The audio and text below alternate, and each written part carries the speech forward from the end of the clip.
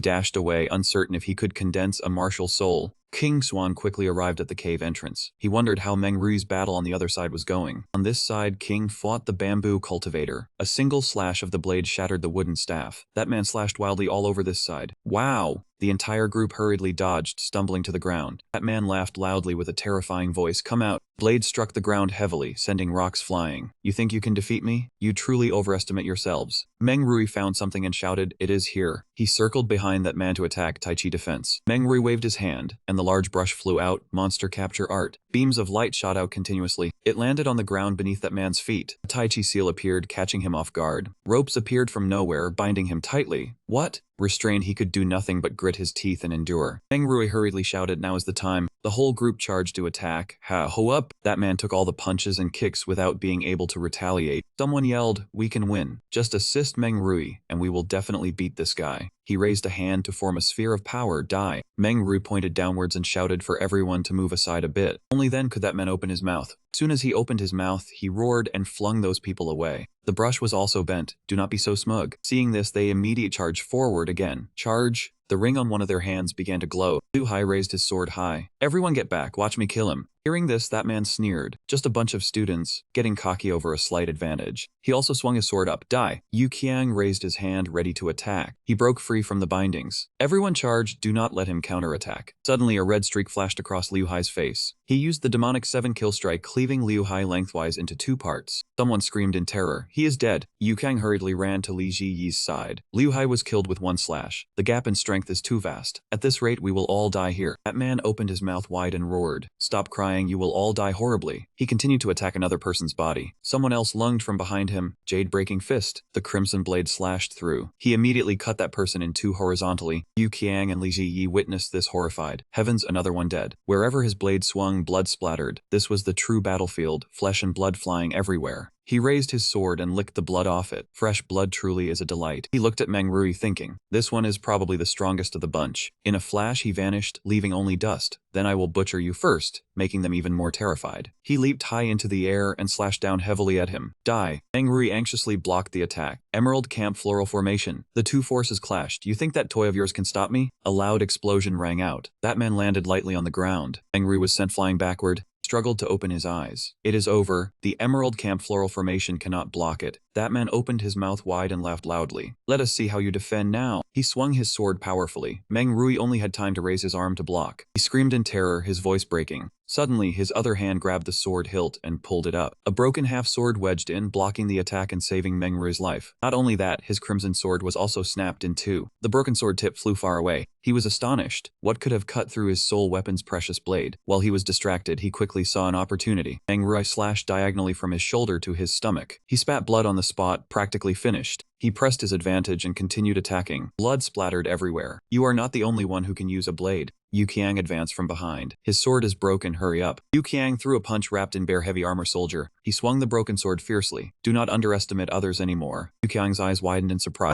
Sword shattered the bare heavy armor soldier, startling Yu Qiang. Li Ziyi rushed over worriedly and asked, are you alright? He quickly turned his sword toward Li Ziyi. Worry about yourself first. Li Ziyi hastily defended with Ocean Moon Block. He lightly stamped his foot on the ground to gain momentum and leaped up. Li Ziyi flipped around and grabbed his arm. Annoying, you troublesome monkey. He yelled anxiously, I have him locked. Now is the time. Black Headband, his forehead streaming with blood, gathered spirit energy into his fist, Fierce Wind Fist. He punched the Straw Hat Man hard in the stomach, making him spit blood. Another man rushed in and kicked him backward with Chasing Cloud Leg. Next, a stream of golden spirit energy shot quickly toward the Straw Hat Man. It was from Yu Qiang, who rammed his elbow hard into the Straw Hat Man's face. Powerful blow smashed that man straight into the ground, cracking the earth. The Straw Hat Man gritted his sharp teeth and cursed, damn it, you bastards. Not stopping, Meng Rui aimed the broken sword at him and shouted, die. With that, he used both hands to thrust the sword down with all his strength. With a slicing sound, the sword pierced through that man's body, blood splattering everywhere. Under the powerful strike, that man caught up a lot of blood. Even so, his hand still gripped the sword tightly, his mouth stammering,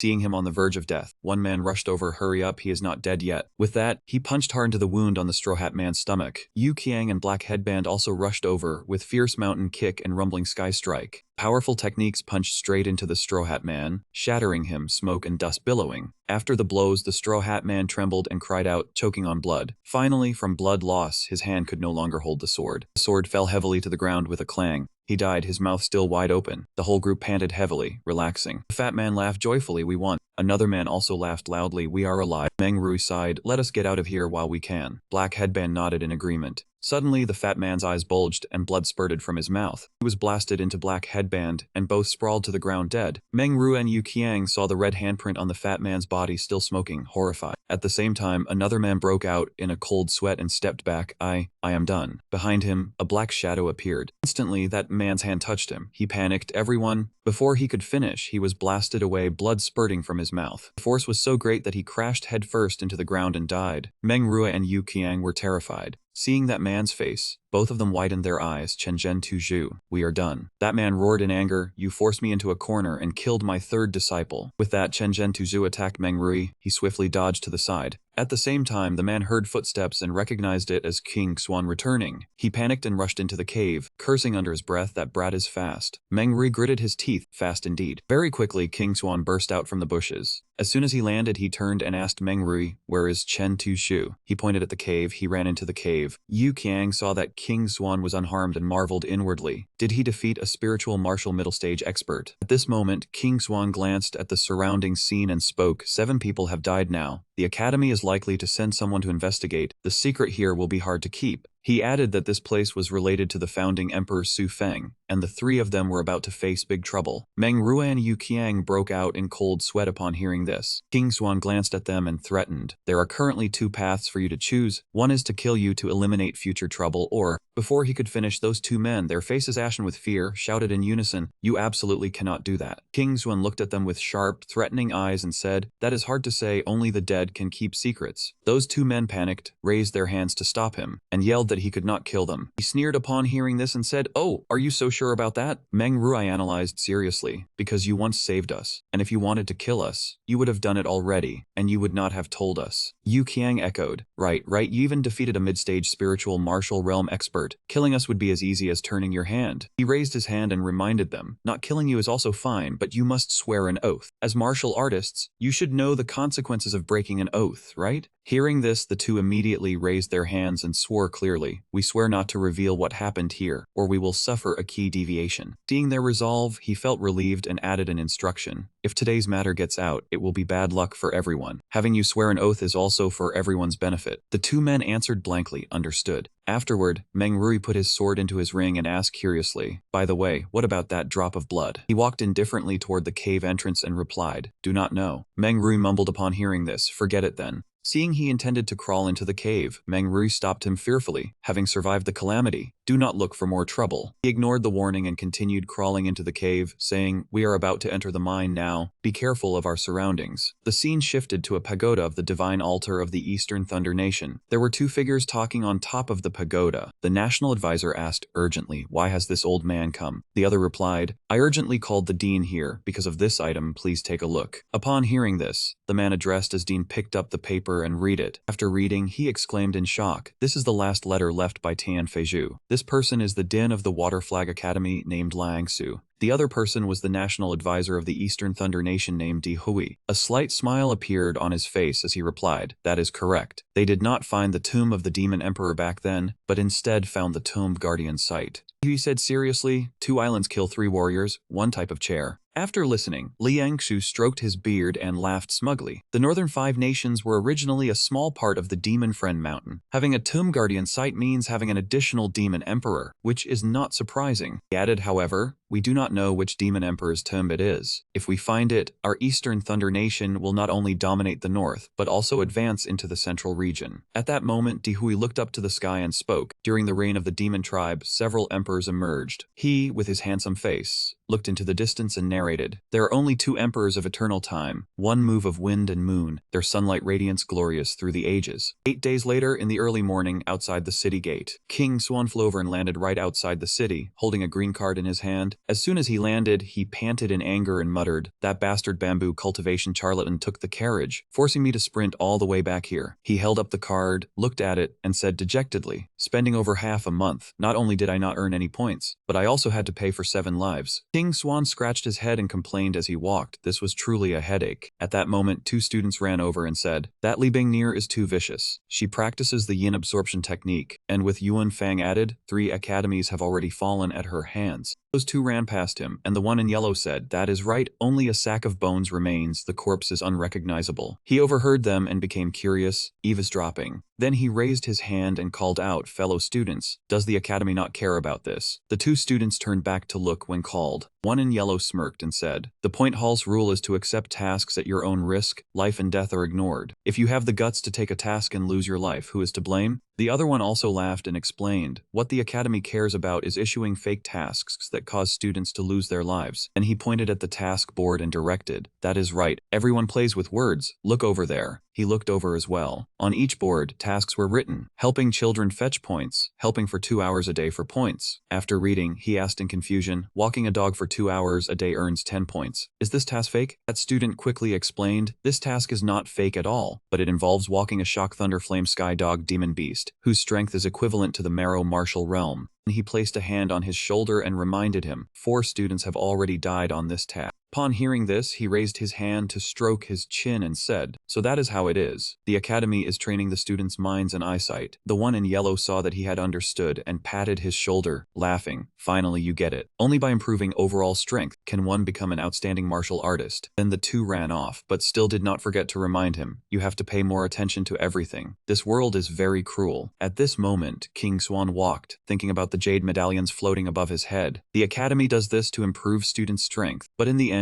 it only becomes a guillotine for poor disciples. Then he recalled the two students from before and thought to himself, nobles lack no resources, so why come here to try their luck? While he was lost in thought, a voice suddenly rang out calling to him, "Fellow student." That voice belonged to a beautiful girl named Wen Wen. She looked at him and asked with a smile, "Do you want to earn some points?" King Swan saw her stunned and asked curiously, "Who are you?" She narrowed her eyes and introduced herself, "I am Wen Wen. I also work to earn points by finding potential targets." Then Wen Wen leaned close to his face and said, "But if you are interested, I can tell you how to earn points." He stepped back and listened without saying anything. Wen Wen walked ahead and expressed, "This place is known as the paradise of the Shainan nation." He still followed silently. After a while, the two arrived at a lake. Wen Wen asked him, "I wonder if you have heard of the underground trading place." Upon hearing this, King Swan crossed his arms curiously. "No, but from the name it must be an underground trading den." Wen Wen nodded and explained, "That is right. Besides trading items of unknown origin, you can also engage in duels." After listening, he swept his eyes and muttered, "Duels." King Swan asked, "How does the duel work? How many points can I earn?" Wen Wen explained, "Very simple. You fight on a stage. Key martial realm earns 50 points, spiritual martial realm earns 100 points. He asked further, "What about the opponent's strength?" After that, Wen Wen sat down on a rock ledge and said, "It is a gamble. Some are strong, some are weak, but there are no cross-realm fights, because cross-realm fights lose the thrill." At that moment, King Swan grinned excitedly. "Opponents are only at the key martial realm. No problem at all. 20 matches and I can earn 1,000 points." Wen Wen saw his expression and spoke, "It looks like you are interested. Let me add a bit more. The underground trading place is not just for earning points. You can also see many interesting things, for example." Saying that, she paused, and he asked curiously, "What for example?" She said confidently that beauties there only needed money, power, or strength to be liked by women. It just depended on whether one could resist temptation. Hearing that, he made a lewd face and teased, "Yun Yun, since you make it sound so good, be my guide so I can experience it soon." Yun Yun retreated in fear, waving her hands to push him away and shouted, "Ah, stay away, you pervert. I've only heard rumors." Because she was sitting on a cliff edge, leaning back too far, she fell with a thud to the ground, while King Swan still stood dumbfounded without catching her. Yun Yun trembled, holding her aching head as she clung to the cliff to stand up, crying inwardly, "It hurts so much. I thought he was harmless. Who knew?" She forced herself up, looked at him, and sighed inwardly. "You really can't judge by appearances." King Swan sneered, "Sister, you don't seem like what you said. Were you lying to me?" Seeing that, Yun Yun stopped hiding, turned to leave, and tossed a token to him, retorting, "If you want to be like me, know your limits." King Swan quickly caught the token. She turned back and instructed, "If you want to earn points, take this token to the Mingyu Mountain Village in the East City and mention my name." After she left, King Swan looked at the wound on his hand and analyzed inwardly. "Yinling Martial Mountain is one realm above me, a girl at the Spirit Martial Realm. It seems Mingyu Mountain Village is no simple place." He watched her retreating figure and wondered, why did she help me? Her gaze didn't match the kind of girl she described. Suddenly, from behind, a hand firmly gripped his shoulder. King Swan quickly raised his hand to counterattack and shouted, "Who?" That person promptly grasped his hand, stopped him, and then spoke, "You rotten brat, I finally found you." Hearing the familiar voice, he widened his eyes in surprise. That person was Jiang Peng. King Swan was stunned. "Elder Lu." Jiang Peng stared at his hand and said, "Let me see what stage you've reached." After checking, he widened his eyes in shock and exclaimed, "Ninth layer of the impure body?" He held his head, panicked. "Why?"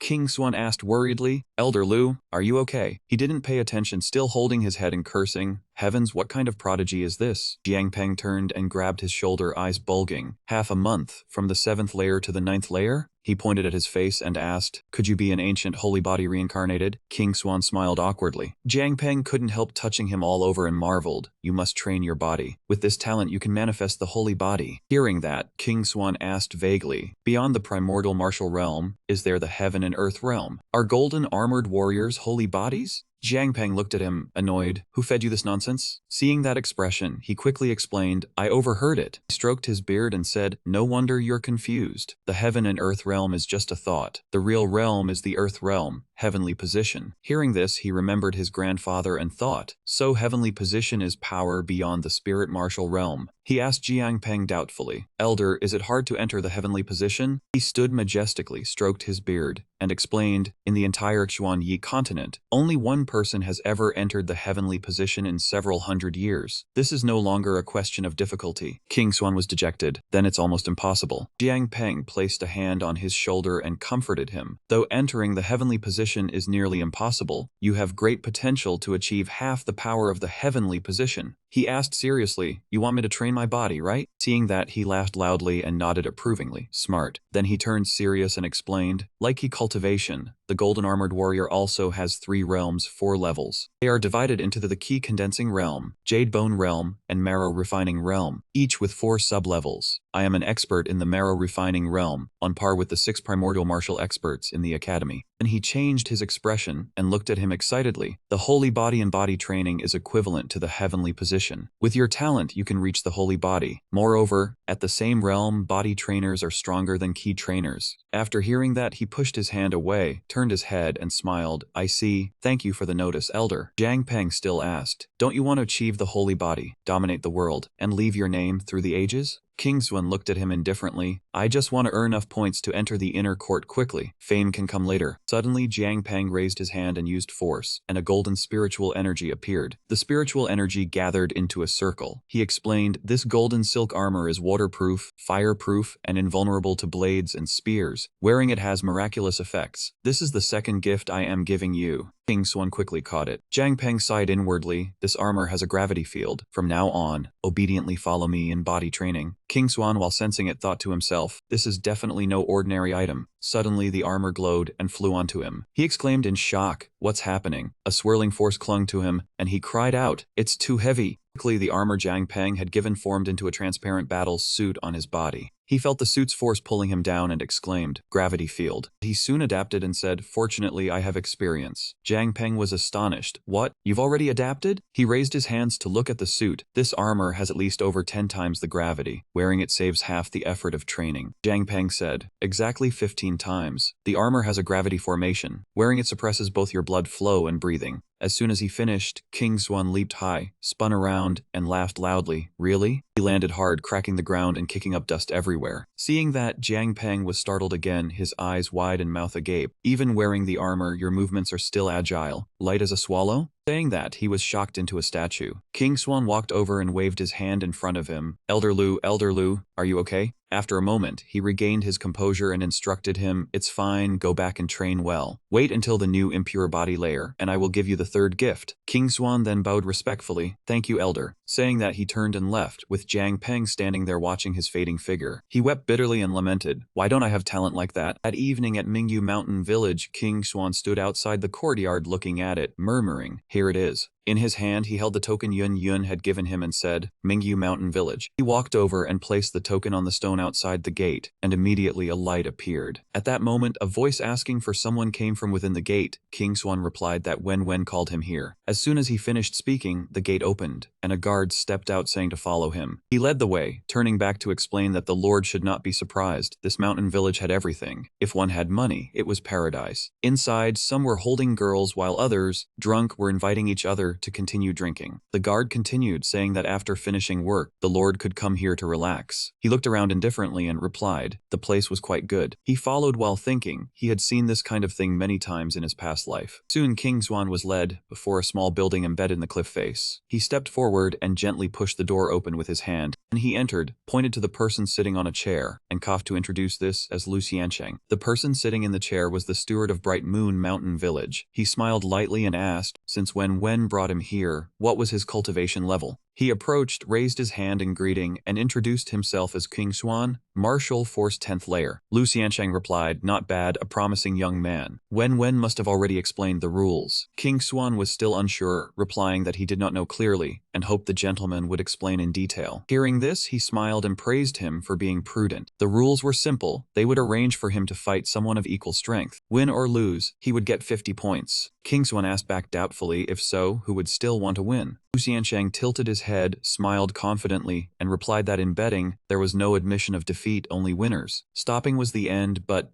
saying this, he raised 5 fingers and seriously said that if the loser was beaten to death, the winner would receive a reward 5 times greater. He widened his eyes in shock and asked, did they want to push participants to their deaths? Lu Xiansheng saw the expression in his eyes, sneered, and said that was correct, as that was what attracted the audience. Bright Moon Mountain Village was a place to burn money, not a charity. But inwardly, he judged that this brat was not simple. Lu Xiansheng continued, no one was forcing him. If he found it too cruel, he could win without killing his opponent. King Xuan stood nearby, clenching his fists in anger. He asked angrily, were all his opponents at the martial force stage? Lu Xiansheng leaned back in his chair and replied, of course. Too big a difference was no good. But if he personally requested someone above his realm, the reward would also increase. However, in all my years managing the mountain village, he smiled and continued, only Fang Zhen and the 4 kings in the top ranks of the hidden dragon list had overcome that challenge. Hearing that, he was shocked and thought to himself, even Master Lu's disciple fought here? Lu Xiansheng explained that a successful cross-realm challenge earned 200 points per match. Killing the opponent multiplied it by 5, meaning 1,000 points. King Xuan clenched his fists and calculated 1,000 points were within reach, but he would have to kill innocent people. Better to fight 5 cross-realm matches. Lu Xiansheng reminded him. He saw that he was not ordinary. But do not be greedy. Start from the martial force stage. The martial artists who came here were not weak. King Xuan asked when he could start. He laughed loudly and replied, any time was fine. The audience loved watching newcomers. He should adjust his state, and he would have someone prepare. Having said that, he clapped his hands and ordered someone to take young Master Yang to the guest room. The guards stepped in upon hearing the order and replied that the servant obeyed. He led the way again, speaking as he walked, saying, the Lord, please come this way. After walking a short distance, he asked, was Wen Wen also an employee here? He replied that she only worked part-time. She was still a student. He gestured with his hand, smiled, and said that Fan was someone she recommended. They calculated her commission as a quarter of the winnings. He opened the room door and further explained the more he earned, the more she earned, unlike them with a fixed salary. He opened a cabinet, took out a glowing stone, and placed it into the lamp, saying that many girls here had used all sorts of tricks to make money. The stone immediately lit up the room like a light bulb. He continued, they even used their own bodies as capital. Hearing this, he thought of Wen Wen and asked hesitantly, was she also? He laughed and explained that Wen Wen was an exception. Many guests wanted to touch her, but all failed, because she paid no attention to anyone. After listening, he raised his hand in greeting and said that was enough. He had to adjust his state. He should go out first. He obeyed, and while walking out, bowed his head and said the Lord should rest well. When the match started, he would come to cheer. When he went out, he looked around the room and muttered, building this money-extracting place right under the noses of the academy and the imperial family, the owner was no small figure. He placed his hand on the bed and said there was no time to research now. He had to seize the time to adjust. He sat in meditation on the bed, thinking that after putting on the golden Dharma robe, even the sound of circulating his energy was somewhat strenuous. A blue light on his neck manifested a dragon. He looked at it and wondered, how many secrets did this hateful marriage stone hold? After a while, outside the room was a cool night, and many stars were twinkling in the sky. When he had been meditating for a while, the guard outside the door shouted, calling the Lord that it was time to go to the arena. Upon hearing this, he asked, that fast? He went out and opened the door, asking what the opponent was like. The guard quickly replied, Lu Xiansheng was afraid the Lord had not yet displayed his full strength, so he arranged for a martial force 9th layer expert. He gave a professional smile and said, however, that expert was not a student. Hearing this, he asked seriously, if he was not a student, he was probably rich in experience and harder to deal with than a martial force 10th layer student. Hearing this, the guard immediately praised, the Lord is truly intelligent. With this strength he will surely win. He raised the green card and shot out 2 gold coins, telling him to lead the way. He caught them, smiled broadly, and replied, please come this way, my lord. Scene shift to the underground fighting ring. The stands were noisy with shouts, great fight. Hit him hard. Keep it up, kid. I bet 500,000 on you. Crowd, having watched the exciting match, shouted loudly, "That is right, just beat him and it is over, what else is there?" A man sitting next to King Xuan pointed and criticized, "That brat was a waste. A mid-stage key martial artist, yet he got split in half by one blade." Another man complained, "It just got exciting and it is already over." The two men beside him complained, "Caused me to lose 300,000. Do not be anxious. There is still the whole night. We will definitely turn it around." Loud voice announced, "Next are two key martial realm fighters, Peng Hai, 38 years old, key martial 9th layer, and King Xuan, 15 years old, key martial 10th layer." Hearing this, the crowd laughed loudly and jeered. "It is that student from Tiangxin Academy again." They shouted, 15 years old and Kei Martial 10th layer. "This is going to be a good show. Go on, Peng Hai, tear that brat in half." King Xuan heard everything, stood up and left. The referee shouted loudly, "Place your bets, the match begins after one incense stick." Behind the stone wall, the figure of Wen appeared. She peeked out and quietly wondered, "Why is it Peng Hai? Just to deal with a newcomer? Why did the mountain villa send that ferocious guy?" Suddenly, a gleeful laugh sounded from behind her, "Because I arranged it." It was Zhirong. He was with two girls, a mocking smile on his face. "Offend me, how can the person you brought possibly win?" Hearing this, she frowned and angrily scolded Zhirong, "You are truly vicious." He gave a sinister smile, his tongue flicking out as he looked at her and said, "If you just serve me, arranging fighters in the future will be much easier." He leaned in close, touched her chin, and lifted it. "If you want that brat to keep his life and earn points, then bathe clean and kneel on my bed waiting." Wen fiercely pushed his hand away, "Dream on. If that King's one dies, he dies. What has that got to do with me?" She turned around and walked away, snorting coldly, "I do need points, it is true, but I am also not lacking them." Irong was displeased and shouted, "That rotten woman, you refuse a toast only to be forced to drink a forfeit, is that it?" He angrily punched a purple-haired girl beside him. A smacking sound rang out, and blood flowed down the back of her head. He roared, "You are making me furious." Still not calmed down, he placed his hand on another girl's head, and with a muffled thud, "In this mountain villa, there is no woman I cannot have." Zhirong had lost all humanity. He threw the girl towards a wooden barrel with a crash. "How dare you look down on me? Do not even think about earning points on the fighting stage anymore." Still not satisfied, he kicked the wooden barrel away and shouted in a rage, "The day will come when I make all of you kneel at my feet and beg." Zhirong gritted his teeth, dragging the two bloodied girls across the floor. He ordered Peng Hai, tear King Xuan apart as an example, so everyone knows if they dare disobey me, they cannot earn points. The trembling subordinate bowed and acknowledged. On King Xuan's side, on the martial stage, a man spread his arms excitedly. "Welcome the two martial artists to the stage." He swept his gaze and thought to himself, "It has finally come to this step, has it?" Two people below the stage pointed, "The kid is scared stiff, he cannot move. I like this tender rookie. Just thinking about his neck being snapped soon gets me excited." King Xuan frowned, noticing the difference. The killing intent is too strong. He looked towards the gate emitting white smoke. A voice rang out, "I get to go on stage and enjoy the pleasure of killing again." A huge foot with a black ring dotted with gold stamped down on the ground with a thud. He laughed arrogantly. "Another newborn calf. The last one died after 3 punches from me." Peng Hai, with bulging muscles, wore red clothes and shoulder armor with sharp yellow spikes. He walked over aggressively, bragging, "I wonder how many blows this one can take from me." A man sitting on a chair observing remarked, "Oh, King Xuan, a student of our academy. Why did he meet Peng Hai? Could it be intentional, to take his life?" "So it was Yu Yi," he softly asked Guangsheng. "Which maidservant again refused that punk's underhanded rules? Got deliberately targeted." Guangsheng replied, "This was arranged by Zhirong." He then recalled a woman Wen. Guangsheng quickly answered, "Correct, exactly as Yu Yi has judged." No wonder Wen is indeed a woman with character. Guangsheng was silent for a bit. "I was planning to let the kid fight a few more rounds to earn points for us." Yu Yi raised his hand to stop. "Let it go this time, but remember to warn that fat pig." Yu Yi tapped his fingers lightly on the armrest. "I do not care about him toying with maidservants, but if he dares to use public office for private revenge." Yu Yi's gaze became sharp. "I will cripple his lifeblood." Guangsheng bowed his head to obey. Yu Yi stood up as fast as the wind, creating a whooshing sound. He took off his outer robe and sighed, "Official business is really a mood killer. Master Kim, come spar with me to hone my martial skills." Yu Yi did not see Guangsheng move, glanced at him paying attention to the stage below, and called out to Master Kim.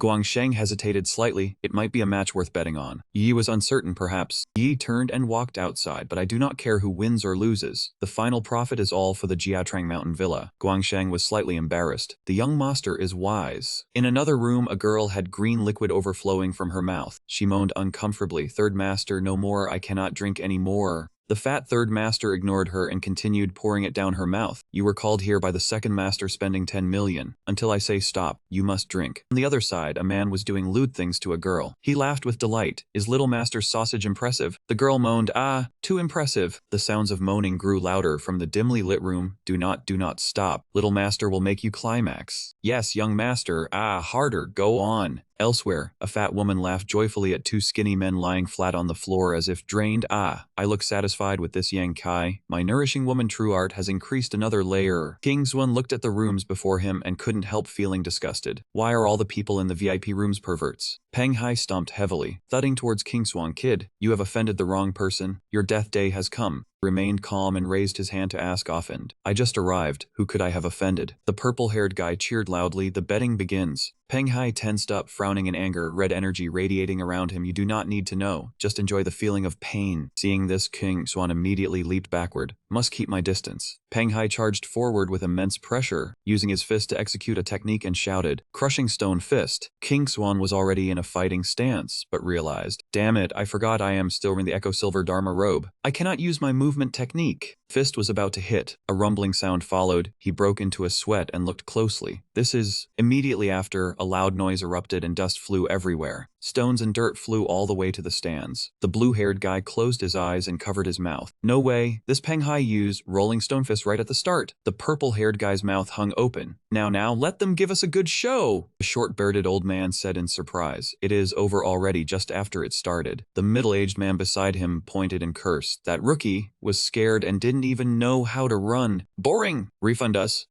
our money. The dust cloud slowly cleared, then suddenly a hand along with a source of blue energy appeared, form intent fist. Blue bear enveloped King Xuan. He used his hand to easily block the man's attack. That man exclaimed in shock, what? Bear armor? The onlookers were startled, pointing at the arena. He could actually block that blow. King Xuan's face showed a clear, provocative smile as he said, if you cannot dodge, then block. Are you who stands at the 9th tier afraid of men? Peng Hai glared at him in anger, daring this brat to mock me. He immediately swung his remaining arm, punching straight at King Xuan with the intent to finish him. But King Xuan did not step back, using one hand to punch back precisely against the oncoming arm. When the two fists collided, the opposing energies created a massive shockwave. The audience clearly felt the pressure and powerful impact force. With overwhelming strength, King Xuan easily knocked back that giant of a man. The entire crowd's jaws dropped upon seeing Peng Hai repelled by a single punch, a first for this arena. Peng Hai slid across the ground before stopping, his face filled with fury. Those who had bet on King Xuan to win cheered, praising his skillful fighting and hoping this match would change their fortunes. A noble woman covered in jewelry, captivated by King Xuan's beauty, pointed and praised him, threatening to kill Peng Hai if he dared to touch her darling. Those who bet on Peng Hai cursed him as useless, unable to defeat a mere brat. On the arena, King Xuan taunted him not to stand there like a fool, but to continue. Peng Hai faced him, then roared, go die. He howled, his energy radiating power, charging forth at a terrifying speed to kill. A massive arm swung before King Xuan's face, carrying the pillar stone fist technique. King Xuan's face darkened as he looked at him with sharp, cold eyes. When the fist came swinging, he also thrust his hand straight into the attack. One of King Xuan's hands deflected the huge arm, causing him to exclaim in shock, how is this possible? He confidently replied, this is using softness to overcome hardness. A flash of blue light passed by. It was the form intent fist. At the same time, he used his fist to deliver a palm strike from below to the chin, causing him to spit blood in pain. Using a fist technique, King Xuan's powerful punch sent him flying into the air, blood spraying from his mouth. He angrily attempted a counterattack, cursing out loud, despicable. But King Xuan did not stop. He chanted a spell to activate a technique striking his stomach, causing him visceral pain, using the bear embrace. A surge of lightning-like blue power shot through, sending Peng Hai flying far away, screaming in agony. He shifted his footwork, using the 8 trigram step. King Xuan looked straight ahead and shouted, form intent fist. He struck powerfully at Peng Hai using the 12 forms of form intent. Hands continuously slapped his face, causing him to spew blood immediately. And Wen stood by watching the match, amazed, because she initially thought he could not last 5 moves. He stomped his foot hard on the ground, unleashing the claw technique of form intent fist. Wherever the attack went, blood splattered the eagle claw. Peng Hai closed his eyes and roared, I your father. He yelled loudly, I will absolutely not forgive you. King Xuan turned his head in worry. What is this eerie aura? Power surged and he quickly leaped high into the air to dodge. King Xuan landed, supporting himself with his hands. Thinking that what just happened was strange, that man seemed to have changed in an instant. Within the thick dust and smoke, Peng Hai's silhouette emerged. Unexpectedly, he was forced to activate his elemental bloodline. A long horn appeared in the dust. He roared, "Brat, you are dead for sure this time. No one has ever beaten me in this state." King Swan worriedly thought, this is... In the training room, one person attacked, the other parried. It was the wild dragon of the Eight Wastes technique. Guangsheng counterattacked with his ultimate move, saying, "Too slow, like that you cannot break my golden seal." Yu Yi punched hard and asked, "What about this?" Guangsheng observed and replied, "No good. Not only are you slow, but you are also weak." He raised his hand high and sent Yu Yi flying. Yu Yi stomped his foot on the ground to steady himself, saying, "Young master is too weak." He wiped blood from his mouth, saying, "The wild dragon of the Eight Wastes is a profound technique of the founding emperor, and with his current cultivation, mastering it is very difficult." Guangsheng shouted, "Do not make excuses for insufficient strength." Suddenly a roar sounded, catching Yu Yi's attention. He speculated inwardly, has Peng Hai transformed? Guangsheng paid no heed, continuing, "Your strength is lacking, and yet you have the mind to care about others." Yu Yi gritted his teeth in anger, saying, "This is a world of the strong eating the weak. If you do not seize the throne, is the young master's status any different from those martial artists on the arena?" He assumed a stance, preparing to use the wild dragon of the Eight Wastes once more. Yu Yi charged towards Guangsheng, the large dragon behind him also lunging forward. Outside, King Xuan looked at Peng Hai and asked, "Can you still hold on?" He gestured in provocation, "If not, then admit defeat." Hearing this, Peng Hai angrily charged forward to attack, falling rock fist. "Wipe that smug look off your face." Dust and sand billowed everywhere. Peng Hai spoke from within the dust cloud, "Brat, wipe that smug look off your face." He had transformed into a different form and declared, "The fun has only just begun."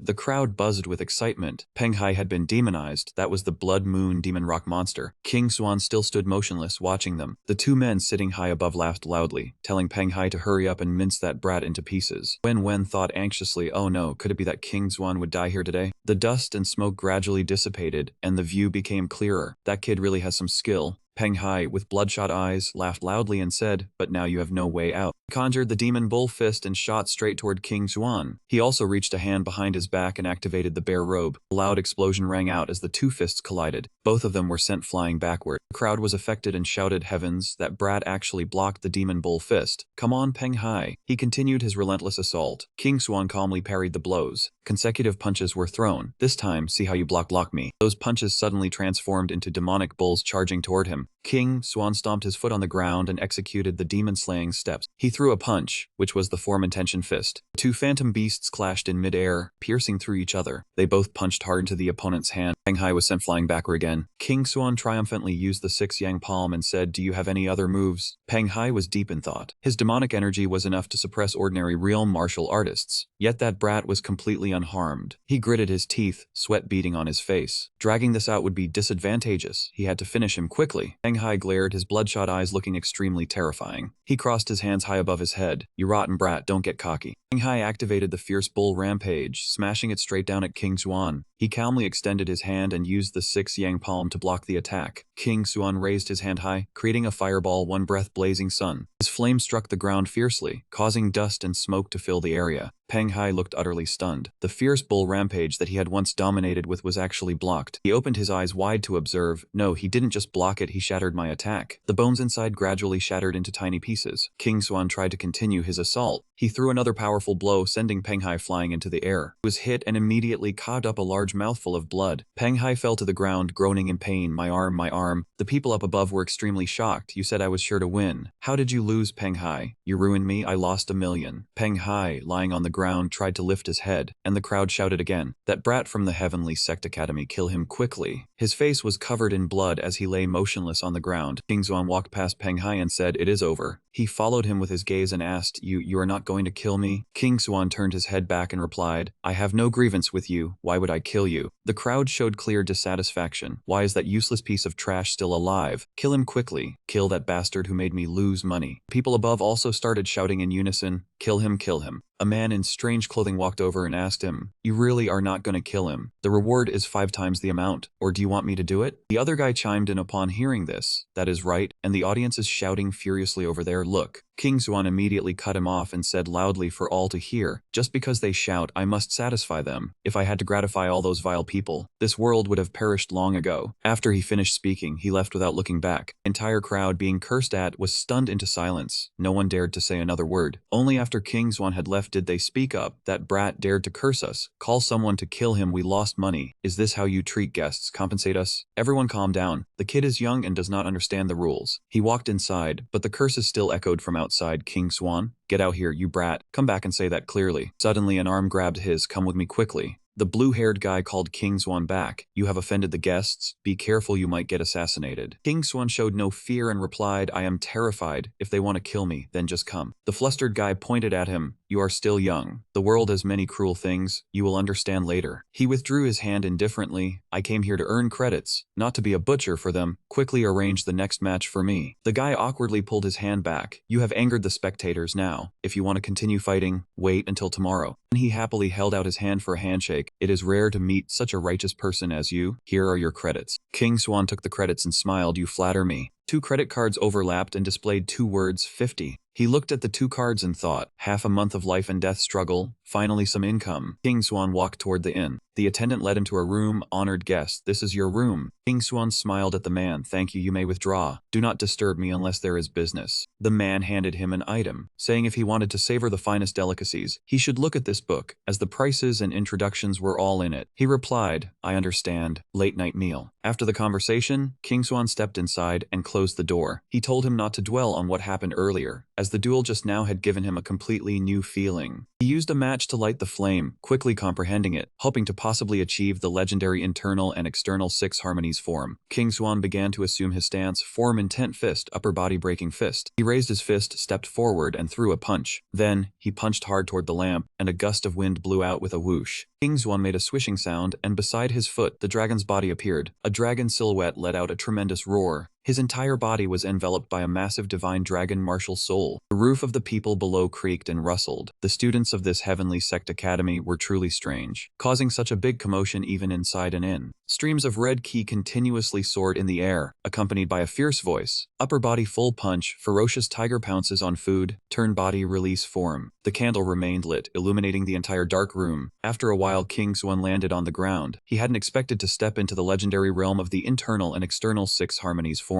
His eyes widened as if sensing something strange. This feeling was truly special. King Xuan reached out and touched the back of his neck. There, streaks of sea blue ki immediately emanated. The dragon's seal had reacted. Instantly, a dragon formed from those ki streams appeared and let out a roar. The blue dragon coiled around King Xuan's body, its movements both swift and graceful, tearing through the air with sounds, and it roared incessantly. King Xuan looked down at his fist, smiling happily as he said, "Dragon Elephant Prina Body Refining 10th Layer. Great perfection." He summoned red spiritual power into his fist, raised it high, and merged it with the blue current behind him, creating a majestic power. If he could break through again, he could become a Golden Bell warrior. King Xuan smugly recalled Elder Lu's words. That was right, he had once promised that upon reaching the 10th layer of body refining, he would give him the 3rd gift. He wondered what that gift was like. He placed his hands on his hips, glanced at the booklet on the table, and felt a little hungry. He slowly picked up the booklet, intending to order something to celebrate for himself. When he opened the booklet, images of 2 beauties in hot attire appeared. The purple-haired woman was called the Seductive Sister, and the pink-haired woman in blue clothes was the Innocent Junior. One night cost 1,000 gold coins. King Xuan broke out in a cold sweat. So, the delicious meal he mentioned was this. It was indeed an inn near Bright Moon Mountain Villa. He pressed his face against the booklet, his face flushing with shyness but still curious. This wasn't bad either, was it? It really was an eye-opener. King Xuan lay sprawled on the bed reading for a while, then sighed. Boring, he had finished reading. Time to continue training. He had to go up on the martial stage tomorrow. Having thought that, he sat up straight, crossed his legs, placed his hands on his knees, closed his eyes, and focused on cultivation. Green ki radiated from the surroundings. Time passed swiftly. The candle had burned out, leaving wisps of white smoke still lingering in the room. A ray of light shone through King Xuan's face, causing him to slowly open his eyes. The morning sunlight shone on the spot where he was sitting. King Xuan looked at the white spirit stone in his palm and muttered, "I didn't expect a single low-grade spirit stone could help me gain so much. No wonder the disciples of noble families train at such a dizzying speed." He stood up and walked outside, planning to find a way to earn spirit stones, after he had gathered enough academy credits. While later at Bright Moon Mountain Villa, under the blazing sunlight with tree leaves gently fluttering in the wind, Lu Xiansheng saw King Xuan and immediately stepped forward, raising his hand to greet him. Classmate King Xuan, you have come at the right time. Otherwise, I wouldn't know how to settle things here. He walked over to Lu Xiansheng, put his hands on his hips, and said with a smile, what, am I that popular? Lu Xiansheng guided the way while explaining, you made such a big scene yesterday. Not only did you cost the villa a lot, but you also offended many people. You won't have an easy time. King Xuan showed no worry, reassuring him, relax, I know my limits. How about you tell me a bit about the match? Lu Xiansheng curled the corner of his mouth and asked him, I wonder if classmate King Xuan is interested in a challenge to fight above your level today? King Xuan feigned surprise. A challenge above my level? This isn't some trick the villa purposely set up to appease the people I offended, is it? Lu Xiansheng hadn't expected him to see through that. A 15-year-old student? He had already figured it out in an instant. His face turned pale, and he stammered, no, of course not. Naturally, the male lead had weathered many storms. His appearance was that of a 15-year-old youth, but his heart was that of a 30-year-old uncle. The two walked to a wooden chair in the room. King Xuan asked doubtfully, is fighting above my level against a spirit martial artist? Lu Xiansheng, wiping his face awkwardly, replied, just an early-stage spirit martial artist. King Xuan suddenly recalled the past. That day, he was at the 8th layer of body refining and still defeated Zhu Xuzhu. Today, having reached the 10th layer, his victory against an early-stage spirit martial artist was extremely certain. Shaking off his thoughts, he made a suggestion. I will fight, but you have to give me 1,000 academy credits. Lu Xiansheng raised 5 fingers, subtly hinting, a challenge above your level is 200 credits per match. If you want 1,000, you have to kill in 5 matches to get enough. King Xuan frowned. I won't kill anyone for no reason. Lu Xiansheng explained from behind, how is it for no reason? If you don't kill, the audience lacks something to watch. How can our villa give you high credits? King Xuan remained firm in his refusal. I am not a beast raised by them. Why must I kill for their entertainment? Lu Xiansheng was left speechless, only stammering, but King Xuan, with one hand on his hip and the other raised, made an offer. No need to say more. 1,000 academy credits plus 100 low-grade spirit stones. Otherwise, just send someone of the same level into the ring. Lu Xiansheng's mouth hung open in disbelief. How did 100 stones come into this? Their value is even higher than 1,000 credits. King Xuan calmly crossed his arms over his chest. When you push people to their deaths, I already dislike it. Adding a little bit of pay isn't a bad thing, is it? Lu Xiansheng scowled. You ask for a foot after being given an inch. He still wouldn't give up. Lu Xiansheng, if you don't agree, I can go elsewhere to earn credits. But if I don't participate, the villa will definitely suffer greatly. Lu Xiansheng felt threatened, dejected, and unable to say a word. King Xuan stretched and continued to state his terms. Alright then, 1,000 credits plus 50 low-grade spirit stones. After all, it's a challenge above my level. If it can't be done, forget it. By then, even if you have money, you won't have a life to enjoy it. Lu Xiansheng stepped back a few paces, looking at the schemer before him, and blurted out, you. Having no other choice, Lu Xiansheng reluctantly agreed. Fine, I agree to your terms. Hearing this, King Xuan quickly raised his hands in a bow and said, then I will go prepare now. Farewell. As he walked out, he whistled and sang loudly, la la la, I am truly a negotiation expert. Just as King Xuan left, a person behind Lu Xiansheng pushed the door open with a creak and spoke, being spun around by a 15-year-old kid like that? Lu Xiansheng hurriedly walked over to that person, having been mocked by the young master. Yu Yi, with a pensive look, asked, who is his opponent today? Lu Xiansheng, who had originally been about to report, hadn't arranged this matter according to the young master's wishes. Yi thought of King Xuan and felt surprised by his ability. This child had an extraordinary talent, relying solely on martial ki power to defeat Peng Hai, who had been demonified.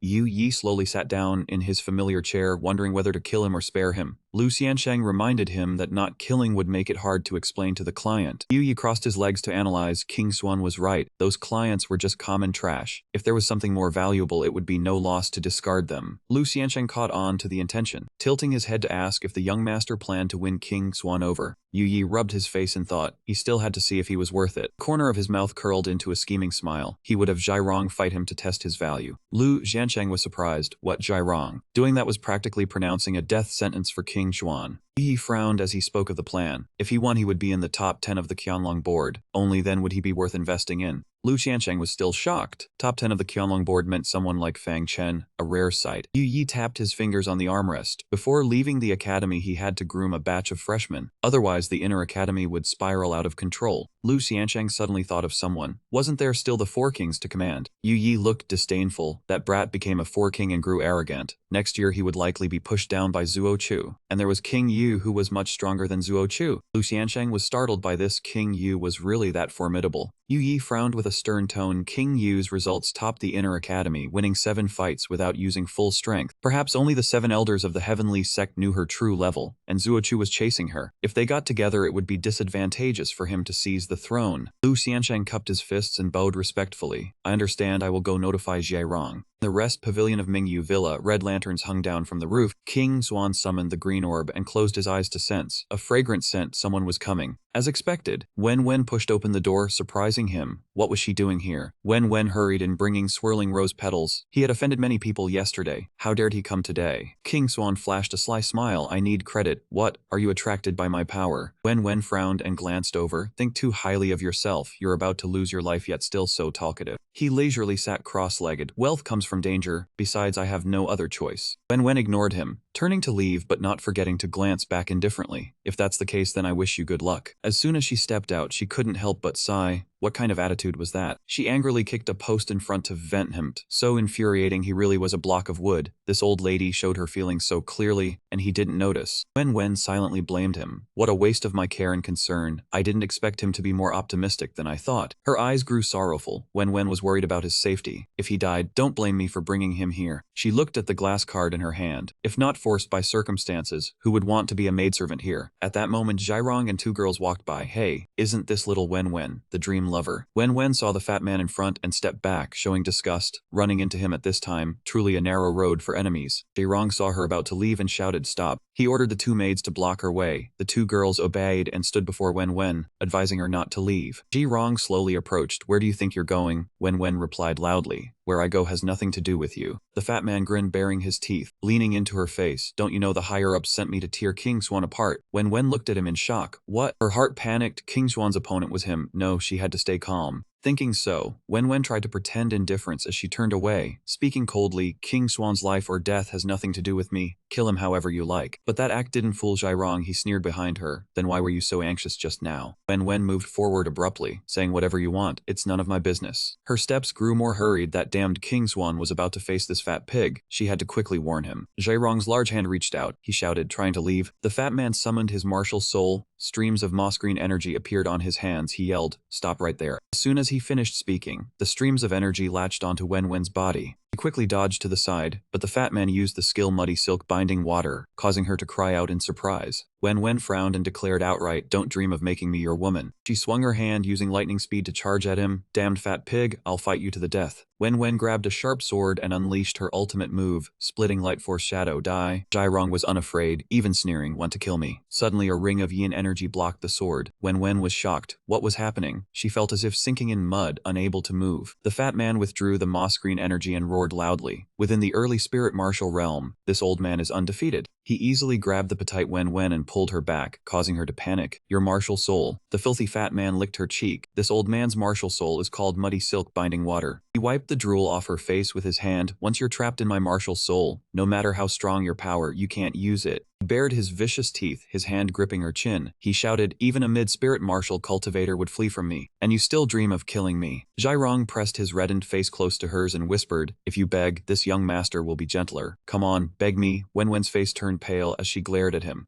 Wen widened her eyes and screamed, you disgusting bastard. Her sword tip directly reached his fat, jiggly neck. Die, pig. How could it be that easy? Zhairong used green energy to block the blade. He raised his hand and used Muddy Silk Binding Water to fling her into the air, roaring, you filthy slut, you refuse a toast only to drink a forfeit. Then he turned his palm and thrust it straight down, causing Wen to be dragged and crash heavily to the ground. Zhairong raised a large foot. He shouted, you've been playing hard to get time and again. He stomped his foot hard on her back, causing Wen to cough up a mouthful of blood in pain. Zhairong gritted his teeth, his voice filled with rage. Do you think you're some pure princess? He changed to a threatening tone. Let me tell you, the woman this old man wants, he will definitely have her one way or another. He yanked Wen's clothes, revealing Zhairong's sinister, grinning face from behind. Didn't you want to act all high and mighty? Then I will kill King Xuan and enjoy you while torturing his corpse. After saying that, he put her down, turned and left, but still ordered, take her to my room, prepare the whip and chilly water. The 2 maidservants obeyed in fear. The two maidservants slowly helped Wen up, and she stammered in pain, "Help, help." Her eyes stared into the void in despair, her heart utterly devoid of hope. She muttered to herself, "No one here will save me." Wen squinted, watching the back of the fat man gradually fading away. Soon after, the gloomy night shrouded the entire place. The next morning, angry shouts rang out from the arena. "King Swan, die. If you don't die, pay double the money. We must kill that brat today." He was not afraid, raising his hand arrogantly. "I can feel your enthusiasm." The referee spoke. "Please invite King Swan and his opponent Jairong to the ring." An old man sneered. "Jairong, King Swan is dead for sure this time. Let him know the consequences of daring to offend us." The person next to him chimed in. "I told you, we are the ones who keep this mountain villa running. They should know to kill King Swan." Crowd kept cheering for the fat man. "Teach that kid a lesson. Jairong, just kill King Swan, and you will be heavily rewarded. He just picked his ear. So noisy." Jairong appeared, glanced at him. "Hey kid, you're about to die and you're still so calm. How irritating." He pursed his lips and sneered. "You must stay calm in a fight, otherwise it will lead to wrong judgments." Jairong spat out a wad of saliva. "I scorn you. Are you lecturing me, the master?" King Swan still put his hand behind his head casually. "We are just exchanging experience. Don't take it too seriously." His tall figure stepped forward. "Exchange experience? I am here to tear you apart." He sneered contemptuously. "I really want to see Wen's expression when she sees your corpse." The fat man provoked. "That filthy woman seems to care a lot about you. She tried to report you and even ambushed me for you. The result?" King Swan frowned and snapped. "What result?" Jairong raised his hand, drool dripping from his mouth. The sound of her bones breaking was so pleasant to hear. "She's probably scared on my bed by now." He roared, spittle flying. "I want to see your high and mighty appearance kneeling and begging for mercy." King Swan pursed his lips, glaring at him with anger. Jairong saw this and taunted. "Oh, are you angry now?" He took a running start, his heavy steps shaking the ground. The referee cowered in fear. "I haven't even said start yet." Jairong stood in front of King Swan and laughed heartily. "I like watching weaklings like you get angry, get scared, and then beg." He raised his huge palm, intending to grab his head. "Go die." He was truly angry now. He raised his fist, blue light surrounding it forming a great force. "In another world I have been through countless battles, but I do not kill indiscriminately." Shouted in anger, "But scum like you is not human at all." He punched straight into his palm with all his might. The two forces met, creating a terrifying pressure. A loud explosion sent everyone flying, and they could not observe anything. What terrifying power! After the explosion, the scene was one of upheaval. Dust and sand flew everywhere, and a voice shouted, as expected of Jairong. One move created a huge shockwave. The people in the stands kept praising. "Jairong is mighty. Good job. Kill him." One man raised his hand high and shouted, "Good job, Jairong. Tear him apart for me." Both of them were sent flying backward. Each of his steps shattered the earth and rocks. He stumbled back heavily, the ground cracking beneath him. He clasped his hands in anger. "I couldn't take him down in one move." He clasped his hands in front of his face, panting heavily. He glared at his hand. "This is humiliating. It makes me so angry." He used all his maximum strength, and his Bahai sword charged forward to attack as he roared, "Die, you Dankon boy." But just as his hand was about to strike, he calmly dodged it with ease. He used his foot to lightly kick him. He jumped up and executed the martial technique, swallow skimming the water. He was kicked in the back, fell forward in pain. "Ouch, my back." Before he could recover, he charged forward and executed eagle strikes the vast sky. He panicked. "Damn it. Over and over again. Isn't it over yet?" He quickly planted both hands on the ground, angrily pounding them as he activated his martial technique. He stood up, raised both hands high and shouted, absorbing the nothingness to raise the waves. Instantly, a torrent of water like a river came crashing down. The powerful current clashed with his force, creating a violent tremor. Unsurprisingly, he was suppressed by his force and countered, forcing him to raise his hand to defend. He was injured, angrily blocking the attack while thinking, "This brat actually broke my technique." Before he could counterattack, he executed Form Intention Fist. A giant lion charged forward from his force. He was surprised. "What is this?" Without hesitation, he punched him straight in the face, the force so strong it twisted his face to one side. At this moment, Yu Yi, sitting and observing from above, said, "This martial skill set of King Zhuan's is interesting. To think it has reached the high yellow grade stage." The subordinate beside him pointed. "He is only at around level 10 of Key Martial. His body shouldn't be able to withstand a high yellow grade martial skill." Yu Yi heard this, his eyes sharp as he said, "If I am not mistaken, he has also trained in body techniques." The subordinate turned happily. "So King Swan will win?" Yu Yi replied, "He will lose." The subordinate asked in confusion, "What?" Yu Yi stood up and walked forward. Greed is insatiable. Choosing dual cultivation of Kai and body, in the end, one cuts off their own path to the peak. He said, "No need to watch anymore. Master Kim, come cultivate with me." Guangsheng asked. Do you really think King Swan will lose? Yi turned his head back. Master Kim thinks that King Swan will win. He continued, dual path cultivation may be powerful, but it will become mixed and impure. He said while thinking, the longer King Swan fights, the more flaws he exposes, coupled with Jaerong's martial soul of mud and water, his loss is certain. Guangsheng said, your analysis is correct, but your vision is still lacking. Until now, I have yet to see any flaw on King Swan. I fear he has already mastered this martial skill set and become one with it. He frowned upon hearing this, tilted his head and asked back, Mr. Kim holds him in such high regard. Guangsheng heard this and replied, this assessment is an understatement, not an overstatement. If the young master had even 1% understanding of the 8 desolate dragon battle, it would already be enough to make him a captain of the Imperial Guard. The subordinate rushed forward to speak, saying, Mr. Kim,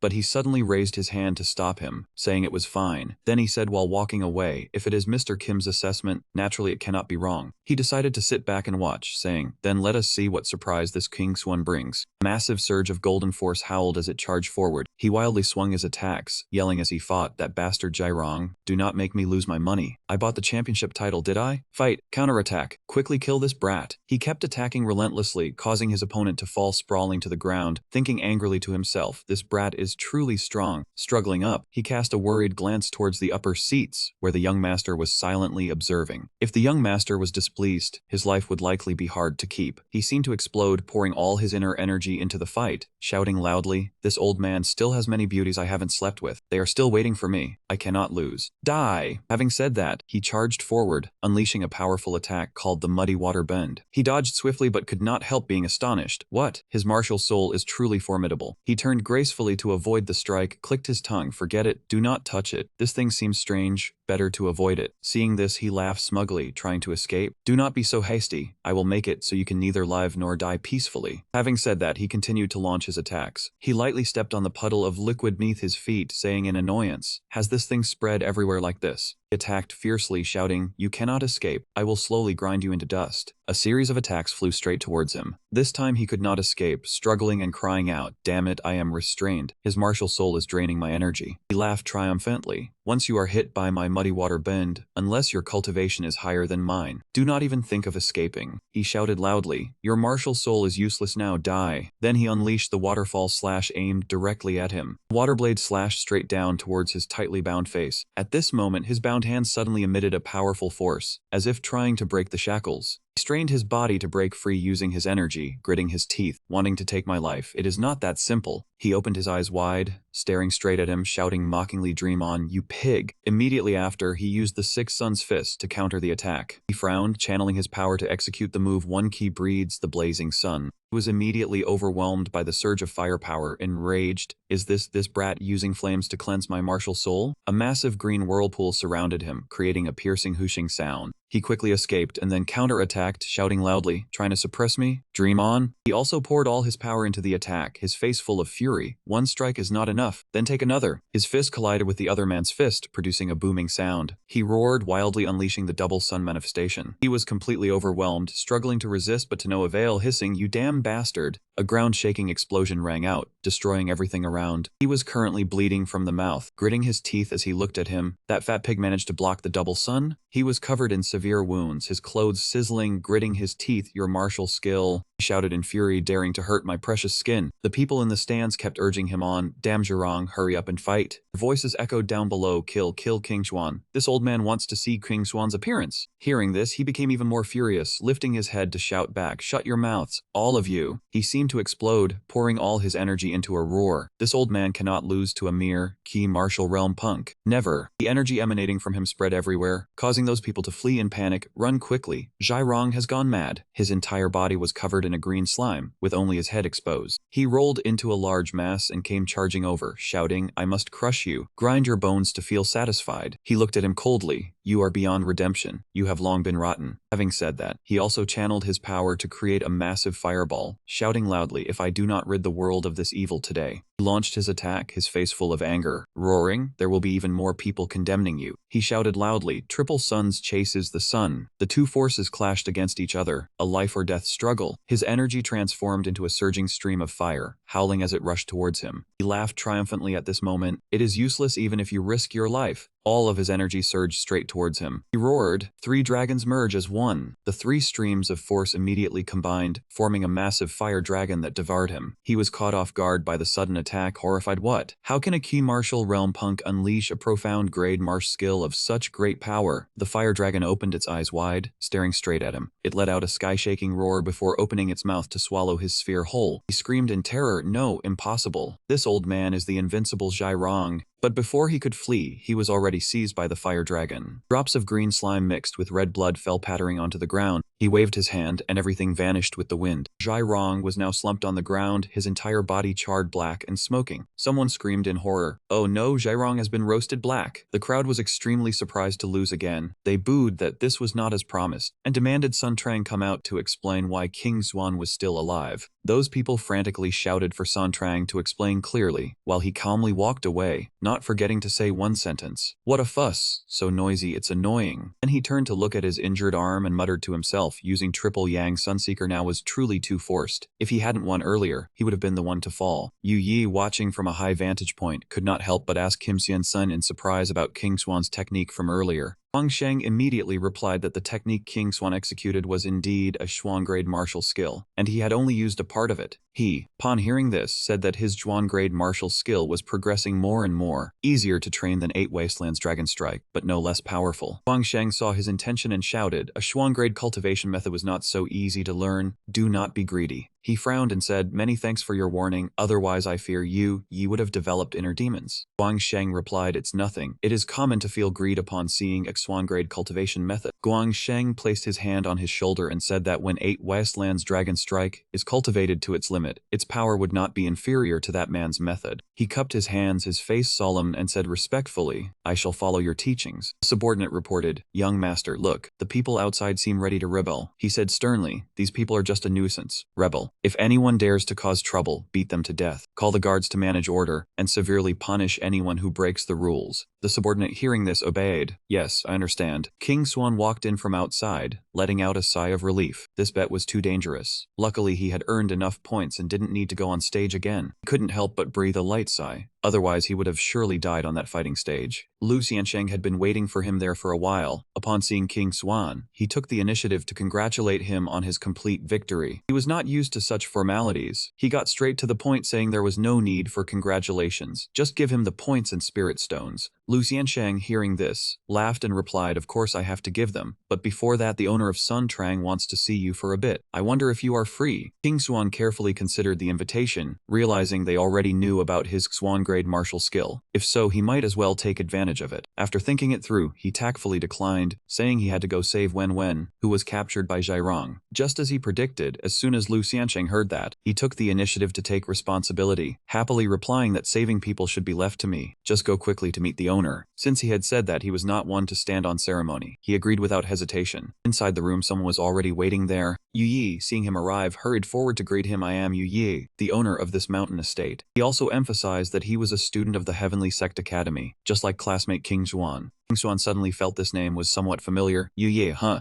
He quickly recognized the identity. Yu Yi was one of the 4 kings on the Academy's hidden dragon list. He humbly replied that it was just an empty reputation, and he did not drag on any further, directly asking if he wanted to earn 1,000 points to enter the inner academy. He hit the mark regarding his goal, handing him the rewards as he spoke. "This is the points and spirit stones you need." King Xuan looked at the items in his hand, couldn't help but wonder if the senior had made a mistake, because the points and spirit stones were 4 times the agreed amount. Turned out this was his intention. "You don't need to worry, consider the extra as a welcome gift." Yi spared no praise, even giving him special treatment, saying that with his strength, entering the inner academy was not a problem, but the forces there were complicated. This card could help him avoid trouble. After talking for a while, he understood his intentions. It turned out he wanted to recruit him into his faction. From his perspective, joining a faction had its benefits, but it was also easy to get dragged into unnecessary conflicts. As he spoke, he used the technique on his ring to return the items to their original owner. Yu Yi, seeing this, suddenly halted. "Classmate, what are you?" That action was the answer. He said, "Senior, I accept your goodwill, but I cannot take this excess." King Xuan also tactfully explained that he only wanted to quickly increase his cultivation now, and did not want to get involved in many disputes. Hearing this, Yu Yi was very pleased with his decision, wishing him great success in his martial arts soon. King Xuan also politely replied, "Thank you, Senior. I will take my leave." Yu Yi watched his retreating figure, unable to help but praise King Xuan for not only having outstanding talent but also being humble and honest. He was a good seed. After saying this, he turned to ask Guangsheng beside him, "Kim Xianxin, what is your assessment of this man?" Like him, Guangsheng also held King Xuan in high regard. His talent was extremely high, he was very intelligent, knew how to calculate, and should not be made an enemy. Hearing this, a meaningful smile slowly appeared on Yu Yi's lips. This was getting more and more interesting. After the meeting with Yu Yi, King Xuan quickly moved to the Spirit Sound Mountain. As soon as he arrived, he heard a loud commotion from beneath the lake surface, which startled him. Whirlpool suddenly grew stronger, forcing King Xuan to use a defensive move, Chariot Form Fist. Looking closely, he realized it was Jiang Peng, the 6th Elder. Upon arriving, he exclaimed in astonishment, "Tempered body, 10th layer, truly a prodigy." The next second, his gaze shifted from surprise to worry when he discovered he was injured. Jiang Peng excitedly grasped his hand, frowning, saying the wounds inside his body were caused by an extremely powerful type of energy. Knowing this, he became extremely angry, directly demanding to know who dared to touch his people on Shangnan territory. It went without saying, he was furious. "I haven't killed anyone in decades." Afraid he might go mad and start beating people randomly, King Xuan quickly explained that he had injured his meridians from training too hastily. He himself was also startled by the strong aura, as his strength was comparable to the prime martial realm. Only after hearing King Xuan say this did Jiang Peng slowly calm down. Without any delay, he immediately transferred his source energy into his body to heal the injuries. He did not forget to act like an elder and advise him. "Being diligent is good, but you must follow the order of things, and not be greedy." After listening, King Xuan obediently replied, "I understand." Saying that, Jiang Peng suddenly became more excited than usual, hastily grabbing his hand to pull him away. "Understanding is good. Come, let's get the third gift I want to give you." Then he endlessly praised King Xuan's talent, saying, "You have not disappointed me. Even though I had high expectations, you still managed to amaze me even more." With that, the two of them from a height used lightness skills to directly jump into the lake. With his and his capabilities, landing safely was far too easy. Jiang Peng quickly got to the main point. The third gift was to use source energy to help him temper his body. As soon as he waved his hand, the area around where the two were sitting was instantly enveloped by a layer of white mist, allowing him to comprehend the power of Death Force, and thereby step into the energy realm. King Xuan finally understood the old man's intention. He wanted to help him break through. That was right, and the only thing he needed to do was close his eyes and enter the holy body to train the first path of body refinement. King Xuan immediately obeyed, gently closing his eyes, and spiritual energy quickly flowed into his body. After a few seconds of spiritual energy crystallizing, he completely forgot his surroundings. Focusing on breaking through his martial power, his body began to feel distinct changes. Was this truly the seed of power? Even without opening his eyes, he could feel a warm power, both nourishing his body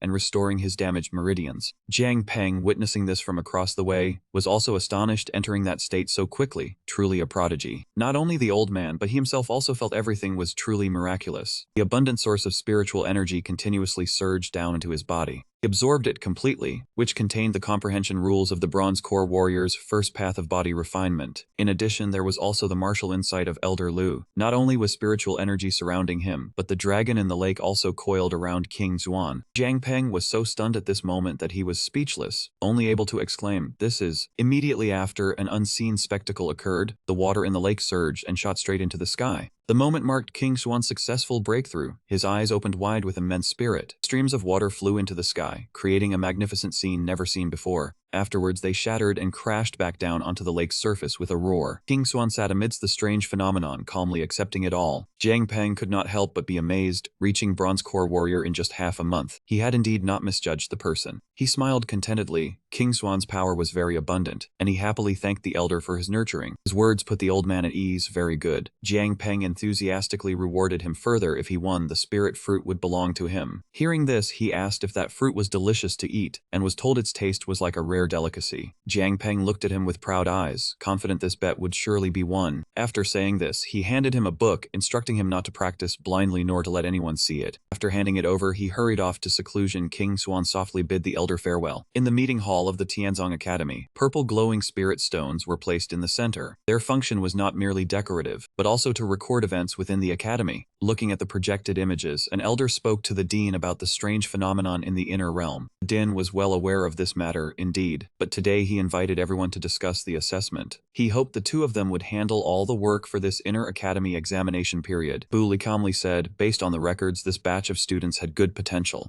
Yin Kun was worried, uncertain whether the strange phenomena in the academy were a blessing or a curse. Bu Li agreed even his moonfinger had been affected and failed for a long time. Wu Hao remembered Yang Zhao's grandson King Xuan was also participating in the examination. Bu Li had already taken note of this matter, knowing Yang Zhao had many secrets but saw no need for excessive worry. Yin Kun replied firmly if the dean had no further instructions. He and Wu Hao said in unison. Then they would return to prepare for the examination. Bu also spoke courteously, thanking them for their trouble. Wu Hao and Yin Kun walked away discussing, wondering how many people they would accept this time. In his opinion, since the dean said many talents, they should take 300 people. Wu Hao had no objection and quickly agreed to take 300 people. Time flew by, and 2 months had already passed. King Xuan arrived at the academy to handle formalities for the upcoming examination. The teacher said he needed to make up his points. For 2 whole months he trained until he forgot about the exam, only managing to master 2 or 3 parts of the finger he brought. As he was thinking, the teacher in front told him to take his jade token and choose a team, though he did not understand the meaning. Seeing him dazed, the teacher explained that during the exam, one could either choose a team with classmates, or let the teacher assign one. After hearing this, King Xuan looked at the crowd behind him. So that was it. No wonder so many students were staring at the screen. In the courtyard, calls to recruit members rang out continuously, prioritizing the spiritual martial realm. King Xuan looked at his own information card, thinking to himself that this exam was truly grand. But upon closer look, there was almost no one left to form a team with anymore. His gaze turned to a large board in the distance, seeing 2 names, Su Ying and Wei Wei, presumably team leaders. Seeing a familiar name, King Xuan's expression instantly stiffened. He had not expected to run into Su Ying. Looking a bit more, he recognized an acquaintance. The gray text likely meant pending review. Suddenly, only the name Wen remained on the screen. At this point, he noticed he had disappeared. After a team filled up, it would vanish. According to the teacher, 5 people were needed to establish a team. Suddenly, a sound whizzed across the screen. Not knowing what to do, he saw another student hold a card toward the screen. Instantly, that student's name appeared. It turned out he could apply to multiple teams at once. And it also made your name disappear from the application lists of other teams. Surprising, isn't it? After saying that, he turned and left. King Xuan could only watch helplessly and reply, truly surprising. Even though he knew beforehand, he still couldn't help but sigh. Because every team needed spirit martial realm cultivators. A key martial realm like me probably can't get into any team. What a coincidence to see King Xuan's name there. Fu Ju was troubled. There were still 5 days until the exam. Should he condense his martial soul first? Feeling dejected, the next day he was astonished to see the words King Xuan and Meng Rai clearly displayed on the screen. Could it be him? A familiar voice sounded beside him, drawing his attention, right when he was feeling down about not finding teammates. Turning around, he recognized Meng Rui, inadvertently saw his name, and thought his eyes were playing tricks on him. He exclaimed in surprise, "Is it really Meng Rui? Oh my god! Meeting an acquaintance." Joy lit up his eyes. Indeed, it's been a long time since the mission assignment. At the same time, someone else called out to him, "Hey, do you still need people?" Yu Qiang walked over with a smile from a distance. Seeing you wanted to form a team, I already disbanded my old team. Meeting both of them here, King Xuan was naturally very happy, not hesitating to praise them. It's been over 2 months. The strength of you two has increased a lot. Meng Rui just chuckled upon hearing this. You're still the same as before, but I think you are even more formidable than before. Yu Qiang agreed. That's right, that kid's expression and cultivation make people easy to deceive. He's strong but always pretends to hide it. He laughed upon hearing this and asked, "Do I really look that easy to bully?" Setting that aside, he wanted to discuss the main matter with them. This matter isn't urgent. Currently we have 3 people but still need 2 to form a team. Yu Qiang enthusiastically suggested upon hearing that. What's the problem with that? I have many friends. Let me go drag 2 over. As soon as he left, someone else came looking for him. Hey King Xuan. Liu Cheng bounced over. I don't know if I can join. King Xuan immediately recognized him as the top student of class 3. Of course you are welcome. Though the 3 of them waited together for Yu Qiang to return. With 1 more person, with our strength, we will definitely make it into the top 10. The thing to do now was just wait and see who else Yu Qiang could find. He was truly efficient the moment we mentioned him. There he is, look, he's back. Yu Qiang rushed over to them in a panic. He awkwardly apologized. Those little bastards have no brotherly loyalty. They didn't believe a profound sound key martial realm could be stronger than me. Hearing that, he and Meng Rui could only chuckle. Your brothers really do judge a book by its cover. Putting aside the matter of finding the last member, he still wanted to ask them something. Oh, right, did any of you find out about the exam content? Unexpectedly, everyone looked blank and answered no. Isn't the exam just about completing missions? Meng Rui patiently explained to Yu Qiang. There's a lot to find out. We need to know the exam categories. They are different each year, but the elimination rate is extremely high. Moreover, the meaning of forming a team is cooperation. The stronger the team, the higher the chance of passing, and teams in the top 10 have the opportunity to become personal disciples of the 7 elders. Hearing that, everyone's eyes lit up, and they excitedly said, once we become personal disciples, isn't that a step up to the clouds? Knowing that, he still had to remind them, don't rejoice too soon. It also depends on each person's strength and talent. Becoming a personal disciple isn't that easy. Because of this, King Xuan took the initiative to suggest, talking about this now is still early. The exam is 5 days away. Everyone should go back and train hard to achieve the best results. See you all back here in 5 days. Before he could even take a step, someone came to cause trouble. Is King Xuan from teacher Qin Zhen's class here? Hearing someone ask for him, he immediately spoke up. It is I. What business do you have with me? Tesuan appeared and immediately began to mock. I don't know what got into young lady King Yu's eyes to be bewitched by you. The more I think about it, the angrier I get. Soon as he spoke, the crowd buzzed with discussion about King Xuan. Has King Yu's lover appeared? Where is King Yu's lover? Yu Qiang also took the chance to tease him. Oh, enemy, no wonder you are my brother, to attract so much attention. But this kind of notorious attention no one wants. Isn't this the grandson of that trash guy? My goddess cannot like a piece of trash. King Xuan replied bitterly. Now I am the enemy of the entire academy. Meng Rui also smelled trouble. It's big, this is a big problem. Is he really King Yu's little lover? Taxuan did not hesitate to put on airs. I, young master Taxuan, am a genius. I condensed my martial soul at 14. Was recruited early into the main bloodline of the Ta family. Ta Heng is my clansman brother. His gaze deepened as he looked at him, speaking coldly. Today I specially brought my brothers and team members here, hoping King Xuan would give us some pointers. Just as Taxuan finished speaking, the person who had just arrived on the other side was causing a commotion. Move aside, don't block the way. Everyone's eyes were drawn to his equipment. Next second, everyone was shocked to recognize him as the top student of Class 7, He Yiding. Every step he took seemed to make the ground tremble. Behind him appeared Sun O. Move aside, trying to take advantage of me, you stinking man. Everyone couldn't help but be disgusted by that appearance and tone. Damn it, this is the freak Sun O.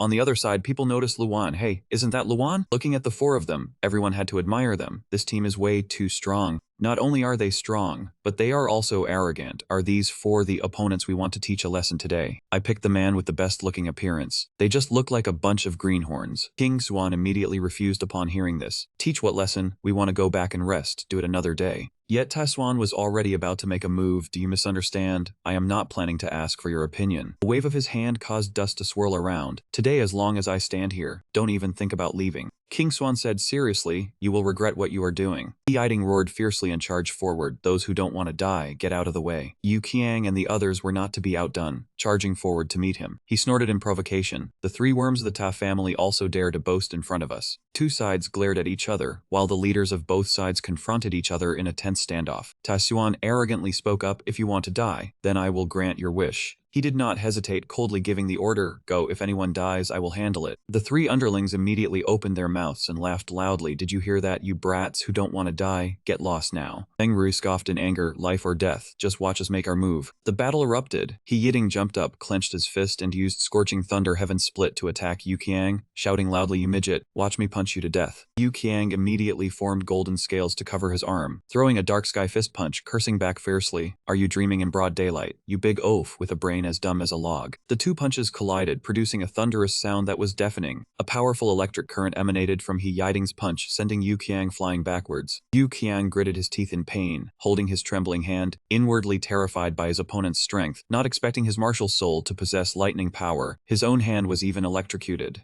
Yiding pressed his advantage, his left hand holding a huge wolf-tooth club. He shouted, just kneel down and get it over with. In an instant, a blinding light flared up along with the piercing sound of a weapon hitting a hard object. He Yiding's fierce eyes widened slightly. He uttered in disbelief, what? At the critical moment, Yu Qiang activated his martial soul, the fierce armored soldier. and golden scales formed a shield before him. He said contemptuously, using the wolf fang staff again, "Is the flesh on you just for decoration?" As soon as he finished speaking, the golden scales on his body seemed to receive an order, immediately detaching and transforming. They covered his entire body, and Yu Qiang clenched his fists and shouted, "My turn." He leaped high into the air, landing consecutive punches on He Yiding's body, producing a booming sound and the crack of breaking bones. The battle became increasingly fierce, both roaring as they charged at each other, fist against fist, the sound of impact ringing without pause. Switching scenes, a hand chopped through the air at a dizzying speed. Meng Ru threw an attack towards Sun Ao, his voice filled with anger. "Take this." Sun Ao hurriedly leaned to dodge, crying out, "Aya, are you trying to ruin this servant's peerless appearance?" He drew his blade, brought a hand to his lips. "Rotten man, you don't know how to cherish flowers and jade."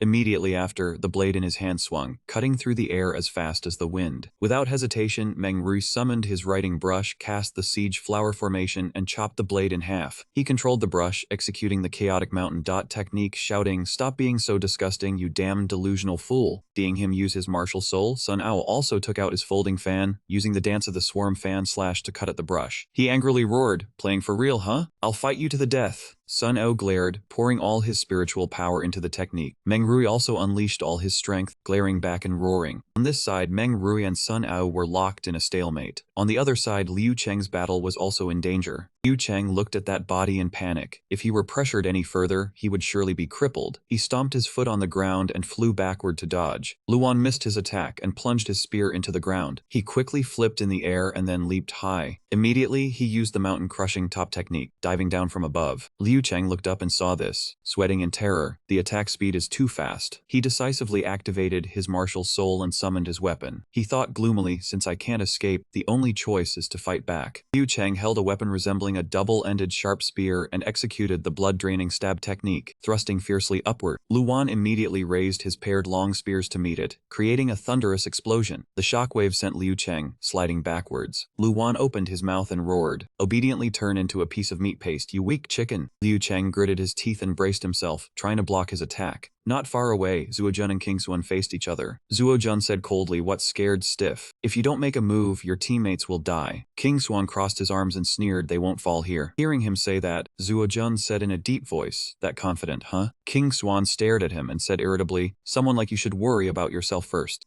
Zuojun sneered, "So arrogant? Hurry up and show everyone your martial soul." As soon as he finished speaking, he burst out laughing. "That's right, you're that trash from the key martial stage who doesn't have a martial soul." King Xuan calmly replied, "It seems a strong martial soul can't compensate for a deficient brain." Hearing himself insulted, Zuojun stopped laughing, killing intent flashing in his eyes as he roared, "You want to die?" At that moment, a pool of constantly bubbling toxic liquid appeared beneath his feet. He stomped his foot and shot towards King Xuan, his voice deep, "Tomorrow will be your death day." Zuojun activated his martial soul, the poison hand sovereign fist, throwing a punch towards King Xuan and screaming, "Accept death." Instantly, King Xuan leaped into the air to dodge the rain of toxic liquid. Looking down, he saw the ground eroding and broke into a sweat, so it's poison, and extremely strong poison at that. Seeing him dodge, Zuojun grew even more smug and shouted loudly, "Trying to run? Too late. No matter how fast you are, you can't escape my poison liquid." Saying that, he picked up a giant hammer, used the ghost sound hammer technique, and smashed it straight down at his position, shouting, "Taste the poison hammer formed by my martial soul." Immediately, two blazing fireballs appeared in Qian's hands, and he roared, "Six Yang Palm." Then he activated the dual Yang return skill, throwing it forward. The fireball turned into a firebird that opened its beak, shrieked, spread its wings, and flew straight towards the poison hammer. A few seconds later, a deafening explosion that shook the sky reached everyone's ears. The explosion created a shockwave that blasted Zuojun away, forcing him to flip several times in the air before landing. Having blocked the attack, King Xuan breathed a sigh of relief. Luckily, the Six Yang Palm had strong flames, perfectly using high temperature to neutralize the poison. Zuojun glared and gritted his teeth in anger, trying to neutralize poison with heat, huh? The crowd buzzed with praise. That kid actually blocked Zuojun's attack. A key martial stage fighting evenly with a spirit martial stage. How absurd. Zuojun gritted his teeth and shouted, "Shut up." Zuojun laughed maniacally as he charged, "You have offended me, Zuo. Today you will definitely die by my hands." He continued using a stronger version of the ghost sound hammer, and the poison liquid transformed into gray-white blades that stabbed at King Xuan from all sides. Seeing the sword tips coming from all directions, his expression became serious. He's going to use the ultimate move. He channeled all his spiritual power into the Six Yang Palm, creating a fireball several times larger. He was determined in his heart. The only choice was to go all out. He slammed his two flaming hands together and shouted, "Triple Yang dispersing slash." A fire dragon opened its huge mouth and charged forward, shattering all the poison liquid sword tips. Not stopping there, it crashed straight into the hammer in Zuo-jun's hands, causing him to scream in shock. How is this possible? King Xuan raised his hands, controlling the fireball, and shouted, "It's not over yet." Immediately, the two fireballs, like two blazing red dragons, roared as they shot forward. They slammed straight into Zuo-jun's body and hit. He screamed in disbelief. It can't be. That attack was too strong, causing Zuo-jun to scream in pain. He charged in to attack with the dual yang return, shouting, "Give up." Zuo-jun, full of fear, screamed. This guy really had a backup move. He immediately forced through fireballs into his body, causing him to writhe in agony. So hot, so hot. He was burned all over, his clothes burned away and smoking. He shouted, "I'm burning to death." On this side, Sun Ao saw the scene and called out worriedly, "Captain."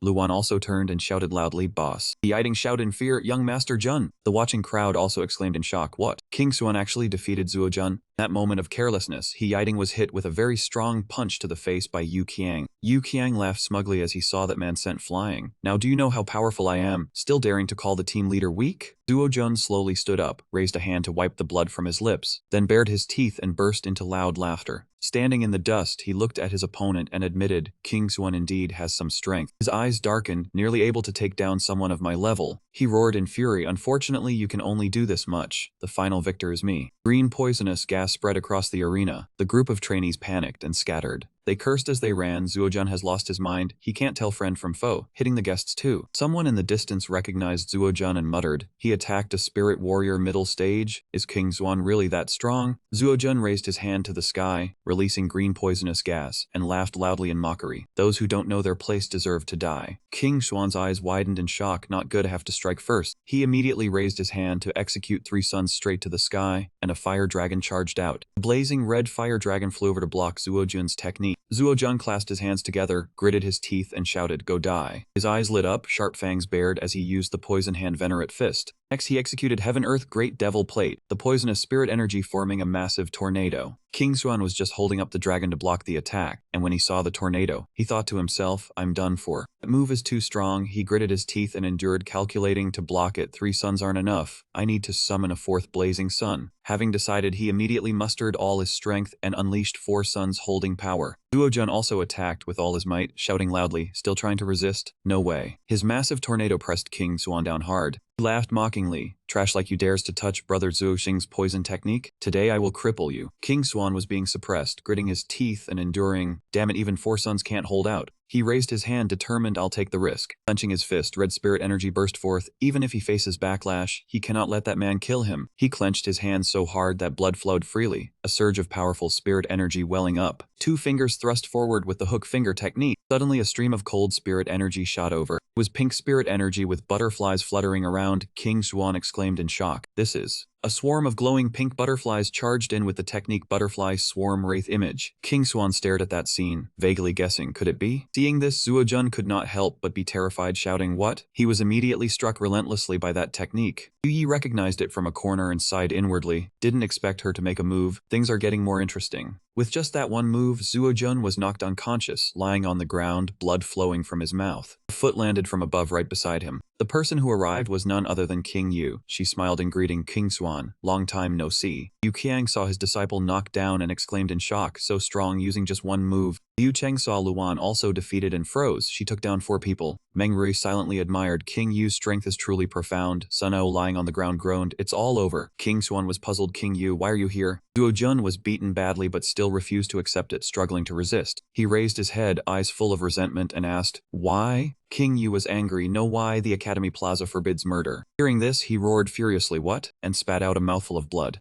In the end, due to exhaustion and severe injury, he fainted on the spot. King Yu turned to look at him and said, "Follow me, I have something to ask." He nodded and answered, "Okay." Before leaving, he turned back and waved to Meng Rui, telling everyone to go train. "See you in 5 days." Meng Rui answered, "Okay." The group of trainees saw him leaving with King Yu and shouted indignantly, "Why is my goddess going with him?" "Zuo Xing, come out and explain." Zuo Chu stood there, frowning angrily, and said, "The Zuo family's affairs are none of your business." He glanced at Zuo-jun, gritted his teeth, and thought, his strength has grown so fast even Zuo-jun can't win. "King Xuan, I remember this debt. Moment later in the academy's rear garden, King Swan followed behind and spoke up to ask, "Miss King, you brought me to this secluded place. Could it be?" He flashed a sly smile and continued, "You have feelings for me?" King Yu's face flushed red. She spun around to retort, "You idiot. Talk nonsense again. Watch your life." Seeing that, he smiled lightly and said, "You're so good to me. It's hard not to think you have intentions." She replied, "Stop deluding yourself. I just wanted to see what stage you've reached. Did you encounter any problems when practicing the pure sun martial scripture?" He raised his hand confidently and said, "This martial scripture is marvelous. It helped me quickly break through to bronze physique. But when I practice, I always feel it has some missing parts incomplete. You wouldn't be hiding the later sections, would you?" Hearing this, she frowned and thought, not expecting a fragmentary scripture to have such power. "I wonder if the place where the guide rests has the later parts." Having thought it through, she said, "I took it from an ancient relic in the family. I gave it all to you. Who knew you would actually practice it?" King Swan's face fell. "Big sister, you need to be a bit more reliable. Giving something like this to someone to practice carelessly could easily cause a death." She asked in surprise, didn't he still want to train the body, not planning to condense the soul through key training? He raised both hands as if indifferent. That familiar martial soul was nothing worth condensing. King Yu approached and suggested, "Later, let me see your martial soul. Many martial souls cannot be examined. The soul light also has a common grade space." He looked at her with a sinister expression. "Ida finds you more and more mysterious. Your understanding of martial souls is even higher than the academy's." Hearing that, she turned away, said over her shoulder, "Knowing me is the greatest honor of your life." He stood watching her leave and asked, "Are you going?" She replied, "Yes." She asked while flying up, "Is Yang Zhao really your father?" He was stunned and answered, "Of course, why do you ask?" After saying that, she flew higher. "Nothing, just asking, see you later." As she flew, she thought, if he is a descendant of the Yang family, the inherited martial soul should appear in him, but that great lord guarding the center of the great world. Thinking of that, she remembered his figure, muttered to herself, "It's a pity he's too weak to talk about the treasure scroll." Scene change at the Great Lake in the divine Yin Mountain, the loud sound of a large waterfall crashing down from above. King Swan flew down from a height, landing on a rock in the middle of the lake. He let out a breath and spoke, "The Green Yang Martial Sutra is truly formidable. Combined with the lake water, it only took a day to heal the wounds from the fight with Zuo Jun." He took out a spirit stone, muttered, "With the lake as the center, 10 kilometers out is the forbidden area of the sixth elder. Few people come and go." Throwing the stone into his mouth, he said, "Practicing Qi and condensing the soul here without fear of disturbance." After swallowing, his hand struck the ground hard, smashing the rock beside him. The rock shattered. He thought to himself, "Now I am a bronze strength warrior." He closed his eyes, raised his hand to practice, aided by the soul condensation pill. It probably wouldn't trigger the invincible world phenomenon. Quickly, a great flame burst from his body. The appearance of soul fire meant the start of key training and soul condensation. King Swan closed his eyes tightly, sweating. As long as the soul fire gathered in the Danshin and merged into his body, it would be success. Suddenly he woke up, opening his eyes wide. He stood in an endless void, shocked, asking himself, "Where is this? I am condensing the martial soul."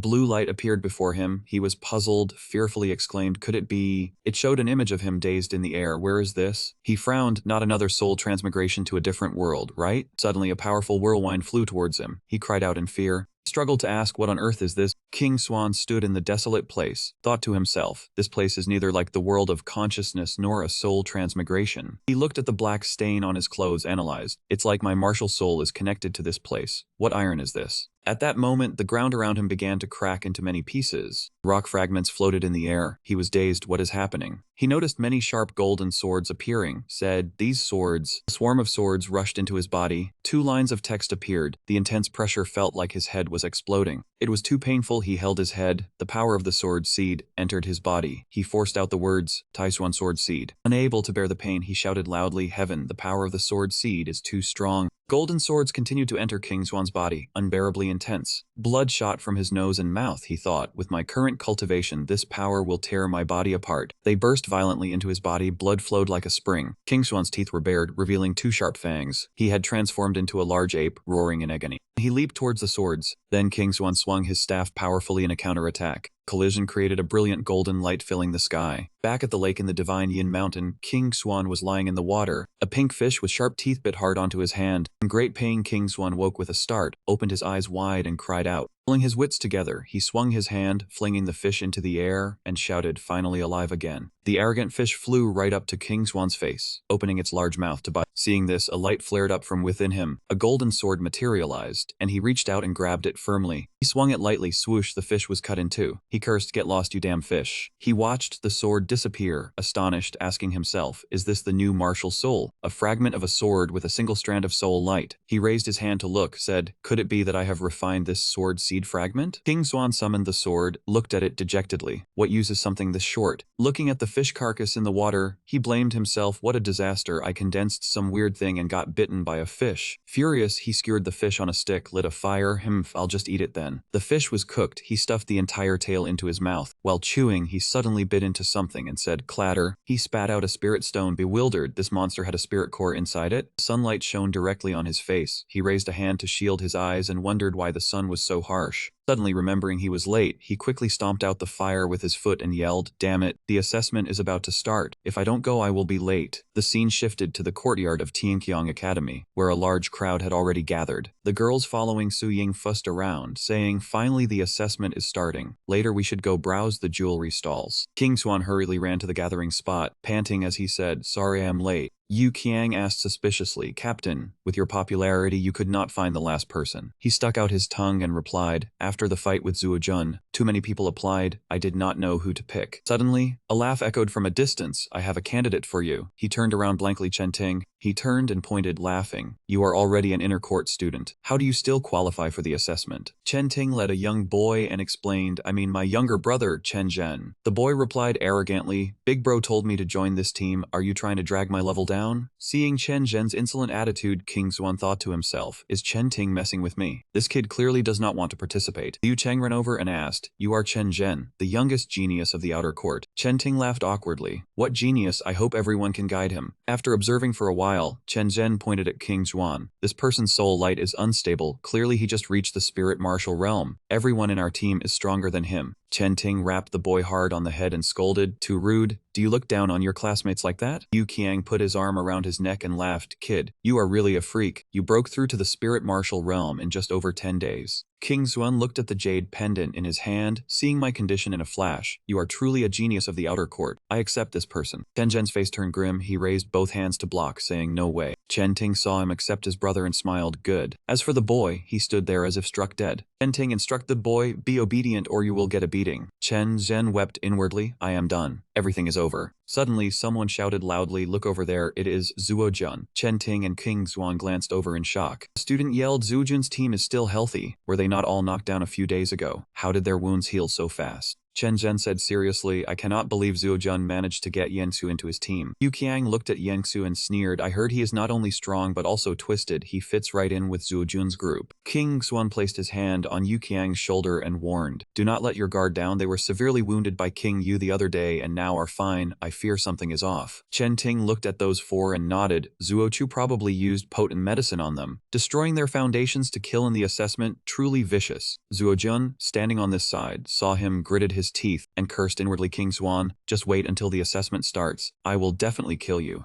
Seeing two streams of red and blue energy floating in the air, the crowd buzzed. "The assessment has started. Look, the elder is here. I wonder who will supervise this year." A pair of white wings with a golden shimmer spread out with a sharp rustling sound. Elder Yin Kun, bearing angel wings, spread his arms wide and announced, "I am Yin Kun, in charge of supervision. 2,078 participants, 300 will be selected." The two people with wings heard this and sighed inwardly, "What is this? Not introducing us. Have they already read the rules?" Two youths in the crowd were excited. "Less than 15% selected. This is a high rate. A few years ago it was only 4%. Elder Yin Kun hovered in the air and spoke, "The content of today's assessment is..." Yin Kun cleared his throat and announced, "Mining ores." Wen, upon hearing this, lowered his head, both surprised and unwilling. "I am not doing that dirty work." Yin Kun stroked his beard and ordered, "The assessment time is 1 month. The standard is the spiritual energy content within the spirit stones." He waved his hand and tossed a spirit mineral compass toward the crowd. "There are no rules, just survive and return to hand in the ore." King Swan held the compass in his hand, examining it, Yin Kun's words still echoing. The team leader must figure out how to use it himself. Yin Kun gave a hint. The guidance jade token has a teleportation function. Crush it, and you will return within an incense stick's time. King Swan was surprised. Yin Kun raised his hand high. This year's top 10 will become personal disciples of an elder, and will be allowed to read one profound realm martial skill manual. The crowd was thrilled. Damn, a profound realm martial skill. I must fight tooth and nail to make the top 10. The small Chen Zhen glanced at Chen Ting and called softly, bro. Chen Ting coldly ordered, shut up. Yin Kun raised a finger to command silence. Profound realm martial skills require talent to learn. You all must do your best. The crowd groaned in unison. That is really demoralizing. Yin Kun immediately created a formation array in the air. The assessment location is the profound Dragon Mountain range. The mountain will be sealed during that time. The youth with wings clasped his hands to summon spiritual energy. Heaven, earth are natural. Within the movement lies profound emptiness. The girl with wings made a similar gesture. Seal. The 5 soldiers grasped the patterns of the sea. As the words fell, Yin Kun's formation array spun mysteriously, emitting a dazzling golden aura. He said, step into the formation and I will teleport you. King Swan gripped the spirit mineral compass tightly in his hand. A surge of blue energy flared around him. He looked up at the formation array and murmured, it is about to start. Not long after, at the profound Dragon Mountain range, a place of treacherous peaks and forests, beams of light flashed repeatedly within the forest. People landed on the ground, creating a harsh noise. One person wondered, have we arrived? Others were astonished. Is this the profound Dragon Mountain range? We are here in the blink of an eye. They discussed the teleportation array uses primal energy as the array's eye, and with 2 true martial realm experts assisting, it is truly too powerful. Meng Rui walked cautiously, saying, the academy probably scattered each team to different places to prevent everyone from starting a fight immediately. Yu Qiang went to King Xuan, clasped his hands respectfully, and said, Captain, quickly find the mineral sources or someone else will take them first. He raised the compass and explained, do not rush. This compass has not moved at all since we were on the mountain. Seeing him fumbling, people crowded around. Let me see. Did someone break it? Is it broken? A bunch of blind fools cannot even use a compass. Meng Rui hesitantly raised his finger. Let me do it. He reached out and gently pressed on the surface of the spirit mineral compass. The compass needle immediately spun around several times. Yu Qiang leaned in to look at the needle that kept spinning and wondered why it was acting that way. Meng Rui tilted his head and explained that it was a spirit or compass. It would guide them along the best route based on the environment. Suddenly the needle stopped and pointed forward. King Xuan and Liu Cheng cheered excitedly, seeing that it had located the position of the spirit ore. Yu Qiang looked in the direction the needle pointed and judged that it seemed to be pointing northwest. Meng Rui also confirmed that the place the compass pointed to was exactly the true dragon's lair, where spirit ore was sure to be found. King Xuan urged everyone to set off immediately. The group quickly advanced into the forest following the compass, the sound of rustling leaves around them. After walking a distance, they saw a ripe red fruit on a tree. Meng Rui explained that it was a spirit formation fruit, which could aid cultivation and heal wounds. Shenzhen mischievously picked the fruit, eating it while praising the mysterious Dragon Mountain range for its many treasures. Yu Qiang reminded her not to act on her own without orders. Chen Zhen stepped back while holding the pile of fruit, asking why they could not take it along, then said the fruit needed to be preserved with the vine of jade reward to keep its spiritual energy. King Xuan told everyone to eat it there, and Yu Qiang joyfully picked the fruit, saying he would not stand on ceremony.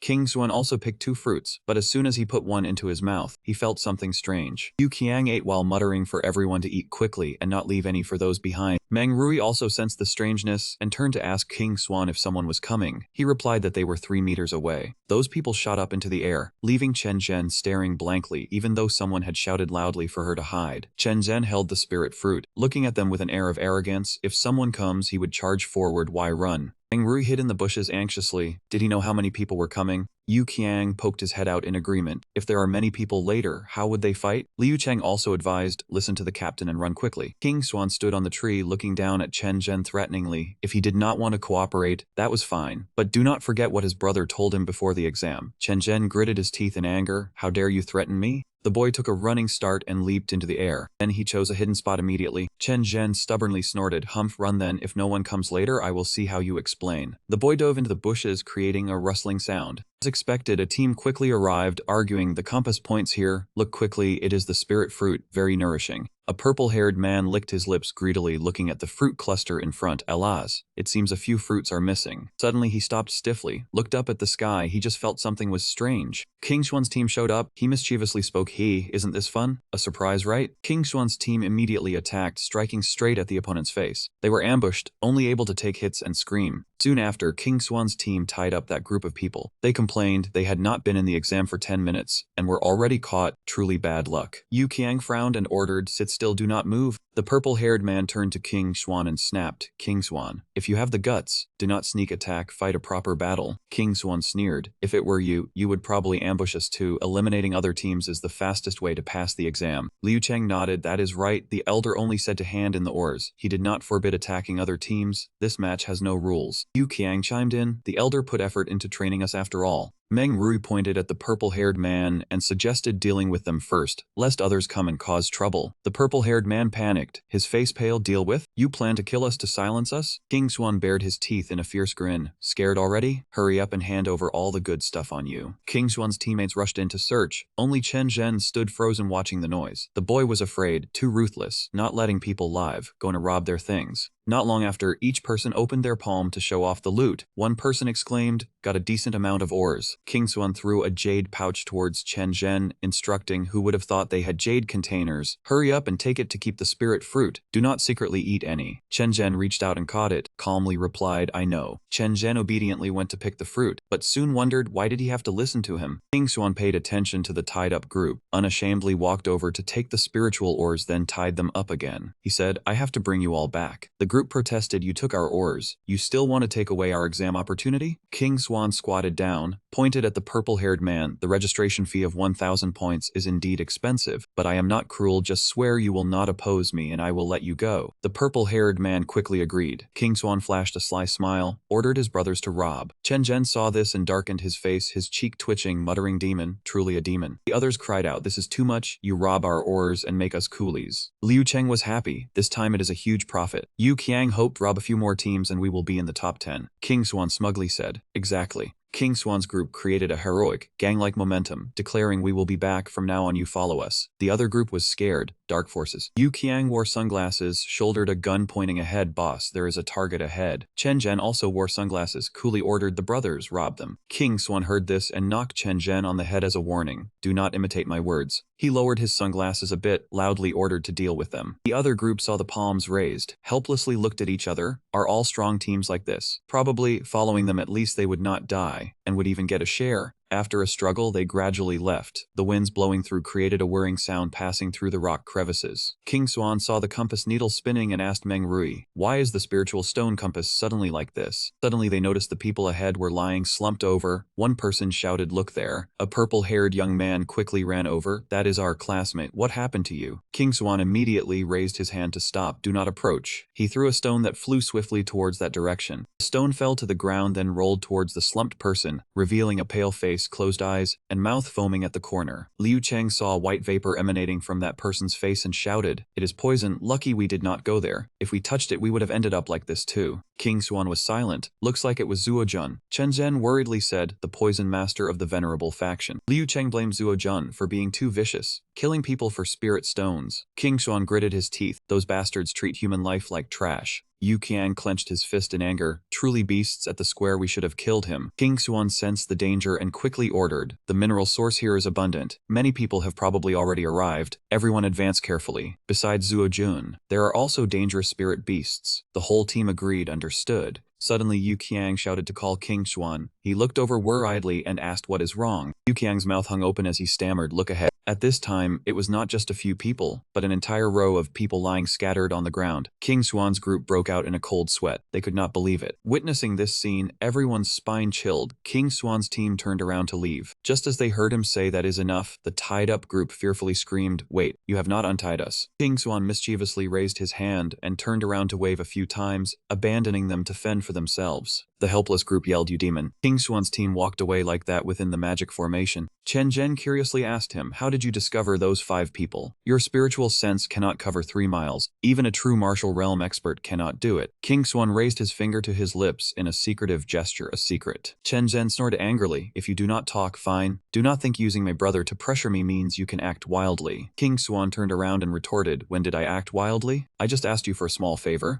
Chen Zhen was bullied and could not take it anymore. He summoned spiritual energy to create a winged Qilin behind him, the martial soul heaven river treading snow. The boy angrily declared war. I am furious. If you are a man, come and settle this. King Xuan laughed leisurely. Sorry, I do not fight children. Chen Zhen grew even angrier. Is it that you do not dare to? Meng Rui suddenly spoke up. Stop arguing. There is movement ahead. Chen Zhen ran over, furtively watching. They seemed to have found the spiritual ores. The boy clenched his fist in a fit of rage. A mere exam has to claim lives. Zuojun is truly vicious. Chen Zhen swore he would seek justice for the brothers who had just sacrificed themselves. He insisted on killing this beast to cleanse the academy. He landed and looked at the wound on the back of a person covered in corpse flies. King Xuan deduced the victim had died not long ago. But why were there so many corpse flies? It seemed it was not caused by humans. His intuition warned him. He turned back to call everyone to be on guard. Be careful, these 15 people seem to have been killed by demonic beasts. Yu Qiang and Meng Ri exclaimed in shock. What? Chen Zhen flew over to question. How could he prove it? Their bodies were swollen exactly like the previous 5 people, clearly poisoned by corpse toxin. He raised his hand to analyze for the boy. The poison they suffered was not the same, unless Zuojun's poison attribute could change. Chen Zhen recalled Zuojun and judged, based on his knowledge, within Zuojun's martial soul was a type of cold yin soul poison, which could not change. King Xuan stood up sharply and affirmed, then that is correct. All their wounds had decayed, clearly corpse toxin, not cold poison. Chen Zhen was astonished. Corpse? Chen Zhen was horrified seeing the wound on a person's face. They were all caused by claws, as if attacked by some kind of fierce beast or demonic beast. Liu Cheng made a new discovery. He called everyone over, pointing at several holes nearby. Quick, look, the soil here has just been disturbed. King Xuan went over and picked up some soil to examine. It was still damp, probably just dug. Chen Zhen crossed his arms and judged. It seemed they were mining here when they were ambushed by a demonic beast. King Xuan poked the soil with his blade and muttered, Not right, there is no mineral ore here. These are not mining pits, and a demonic beast would not wait for them to finish digging before ambushing. He turned to them with suspicion. The important thing was this hole did not look dug, but rather more like... Halfway through his words, King Xuan's face tensed up. This? Meng Rai ran over and asked, What is it? As he reached his hand into the hole, he dug and raised his voice. Something is grabbing my blade. Chen Zhen grimaced in fear. At this time you do not joke around. Yu Qiang placed a hand on the boy's shoulder and sneered. What? Scared? Chen Zhen stammered and pretended. I am not scared. King Xuan stared at the hole in the ground, sensing the imminent danger. It seemed the demonic beast that killed them was underground, at least 3 of them, and one had already grabbed his blade. Yu Qiang clenched his fists to summon his spirit energy, golden streams emanating from his fists. Everyone, quickly channel your energy to prepare. King Xuan was so worried his face was covered in sweat. Meng Rui, Liu Cheng, you 2 guard all directions. The 2 replied, Okay, no problem. He ordered the remaining 2, Chen Zhen and Yu Qiang. He would toss the demonic beast from underground into the air, and they were responsible for a full force attack. Chen Zhen scoffed, Yu Qiang obeyed. King Xuan also instructed the other team members, the rest of you guard the 2 holes. The group nodded dazedly, okay. After everyone entered their fighting stances, King Xuan shouted loudly, Did you hear clearly?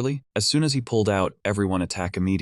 He decisively pulled his hand out of the hole and roared, up. As the sand flew up, a small demon appeared with its pitch-black blade, letting out a few squeaks. King Xuan's group panicked when they saw the small but ferocious-looking demon. What is this? King Xuan regained his senses and ordered, Do not freeze, attack quickly. Yu Qiang followed the order, immediately summoning his golden bell armored soldier, his fists becoming gigantic, wrapped in pieces of golden armor. The pieces of armor wrapped around his body one by one, releasing a tornado golden armor fist punch. The small Chen Zhen summoned his flying Qilin, executing Heaven River Tramples Snow. 2 streams of power concentrated on hitting the demon, the impact so strong it boomed. A second later, boom, a massive explosion occurred, engulfing the entire area in thick dust. King Xuan saw the blade fall to the ground, so he flew into the air to remind them everyone, continue to hold the line, he would go check. This thing was not like a demonic beast but more like a corpse of theirs, likely not easy to kill. Yu Qiang and Chen Zhen advanced towards the demon. Chen Zhen was scared. For real? Yu Qiang stepped forward, acting heroic. You be careful, he and Chen Zhen would back him up. The small Chen Zhen stammered. How is it? Is it alive? King Xuan stared intently at the demon. It seems... Suddenly the demon lifted its head and let out a roar. It leaped and charged towards them. Yu Qiang and Chen Zhen covered their heads, unable to bear it. Damn it. This thing can use sound wave attacks. They could not move their bodies. Chen Zhen felt panicked and scared inside. This time they were finished.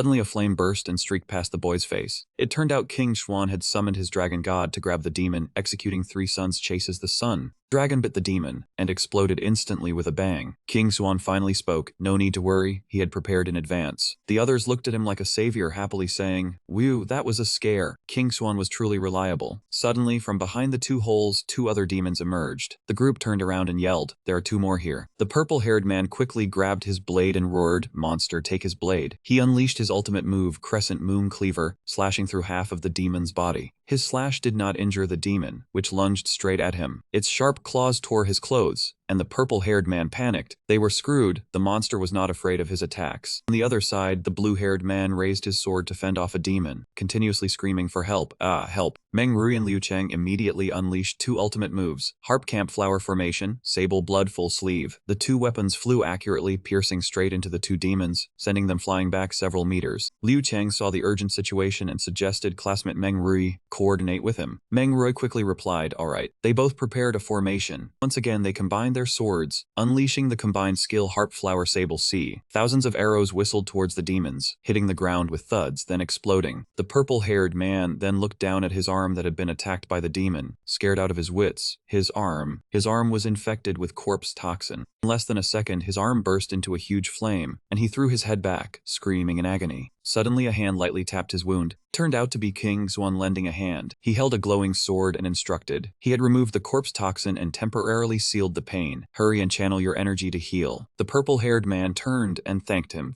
Thank you. Chen Zhen quickly noticed the sword he held, a soul-light short sword. The boy watched him put the sword away, astonished. "You only have a martial soul of this level, yet you can be this powerful." King Swan turned around and smiled, proud of himself. "Brat, watch and learn. You must know the martial soul is not the only standard to judge combat ability." Liu Cheng and Meng Rui slowly examined the corpses of the demons. Were these demonic beasts or corpse puppets after all? Meng Rui stared at the holes in their bodies and deduced. He guessed these three monkey corpses were affected by the dragon vein and turned into corpse puppets. King Swan spoke up from behind. If that was truly the case, there was a high possibility there were not just these three. Meng Rui interjected, "Correct. Although forming a corpse puppet was demanding, it was easy for them to appear over a large area." Liu Cheng pointed to the side and asked, "So do we still continue going deeper in?" King Swan cleared his throat aggressively. "No venture, no gain." Yu Qiang was also brimming with fiery spirit. "What are we hesitating for? The entire King Swan team is determined to eliminate them." That group who had just fought with the demons approached with a frustrated tone. "If you want to go, then go yourselves. We want to live." Yu Qiang in golden armor turned around and cursed. "If you are too scared to face Zuo Jun, then you should be the ones avenging." That man with a pale face replied, "You people are powerful enough to handle him. Us going would be like throwing our lives away." King Swan did not bother to argue, raised his voice saying each person has their own ambitions. "Let us go." Voices echoed along the mountain slope. The entire path was filled with the stench of rotting corpses. Liu Cheng looked at the pits with confusion. "Why are there so many demon beast carcasses here?" Meng Rui looked around and said to everyone, "This place was once the territory of 10,000 Demon Mountain. Having demon beasts is normal." Liu Cheng understood after hearing the explanation. Suddenly a rumbling sound came from above. The cracked rocks from the mountain began to fall. Rocks fell continuously without stopping. King Swan and everyone ran to dodge with all their might. "The mountain is about to collapse. Everyone quickly run out." One of the companions, wearing iron armor, used his hands to shield himself while complaining, "What rotten luck to encounter a landslide." He thought seriously and then affirmed, "It is not a natural disaster. Someone caused this." The rocks fell more and more. With every rumble, everyone had to run faster. A large rock was about to hit their group. Chen Zhen panicked and shouted, "We are done for." The man in armor also lamented the rock was too big. Liu Cheng gaped. Meng Rui said, "This time we are doomed." King Swan turned back with a worried face and yelled loudly, "Quickly tell them to run out. What are they standing there for?" A giant supermassive rock was about to fall. Everyone ran as fast as they could while saying, "We are dead for sure." King Swan suddenly thought of a way and said urgently, "There is no time. Everyone join hands to break this rock." Chen Zhen heard that crazy plan and widened his eyes, saying, "Are you stupid? How can we break such a huge rock?" The rock had arrived. King Swan helplessly prepared to act with everyone, hastily telling Chen Zhen there was no time to explain. "Focus your force on the bottom of the boulder." The boy was confused but was cut off by him, saying, "If you do not want everyone to die, then act now." Everyone jointly used spiritual energy to launch at the giant boulder. King Swan quickly flew up to support it. King Swan unleashed a very strong technique and shouted, "Break for me now." He unleashed his ultimate move, Dragonshine 9 Heavens. A giant jade green dragon appeared from above, emitting a powerful aura. Thanks to the dragon's power, the rock did not hit everyone. King Swan landed on the ground looking tired, with torn clothes. Everyone ran over worriedly to ask. He thought to himself, thanks to the golden Sinooth physique he managed to hold on. On the high mountain, a group of people were observing King Xuan's team. Seihan with a sinister face spoke, "Indeed, King Xuan has skill. It is no wonder King Yu has her eyes on him." King Xuan already knew everything was caused by Seihan. He drank blood to restore his vitality while saying, "Another lovesick fool blinded by emotion." After drinking, his body was as if nothing had happened. Yu Qiang stood behind fuming with anger and cursed that bastard Seihan. "I will destroy you." Chen Zhen angrily stared directly at them, pointed up and asked Qin Feng, "Was it you who threw the rocks? I must repay this debt." Qin Feng stood on the mountain looking down and sneered, saying, "Such a hot temper." Seihan sitting beside him spoke, "Our target is only King Xuan. If you want to blame someone, blame yourselves for following him." Hearing this, Chen Zhen immediately taunted sarcastically, "Could not steal the woman, so you want to kill the man? Speaking so boldly like that is truly shameless." Seihan heard this and glared in anger, speechless. Chen Zhen continued to threaten, "If you dare involve me, do you think the Chen family will let this go?" Seihan gritted his teeth in anger and said, "You will not have the chance to know about this," then signaled his subordinates to charge down and attack. That group of people was flying down to attack. Chen Zhen assumed a ready stance, while unleashing his skill rain river stomping snow, and called for everyone to prepare for battle. Suddenly a hand pulled the boy back, saying, "Listen to me clearly, kid." King Xuan said seriously to Chen Zhen, "The four on the ground are for the four of us. You are responsible for eliminating Qin Feng, who is flying in the sky." Chen Zhen looked at him seriously and listened, nodded and said understood. Qin Feng activated his martial soul Gongbo Chan, laughed provocatively and then ordered to destroy them. King Xuan looked at Chen Zhen with trusting eyes and said, "Go kid." Chen Zhen looked at him and nodded, replying, "Trust me." Chen Zhen flew up on a winged horse he created to fight Qin Feng. King Xuan below looked up and said loudly, "Do not disappoint me, number one of the squad." Chen Zhen stood on the winged horse facing Qin Feng, who was unleashing attacks continuously, his face serious as he said, "It is time to settle the score." The villains charged at Meng Rui. He laughed and said, "Today I nearly died under the mountain once.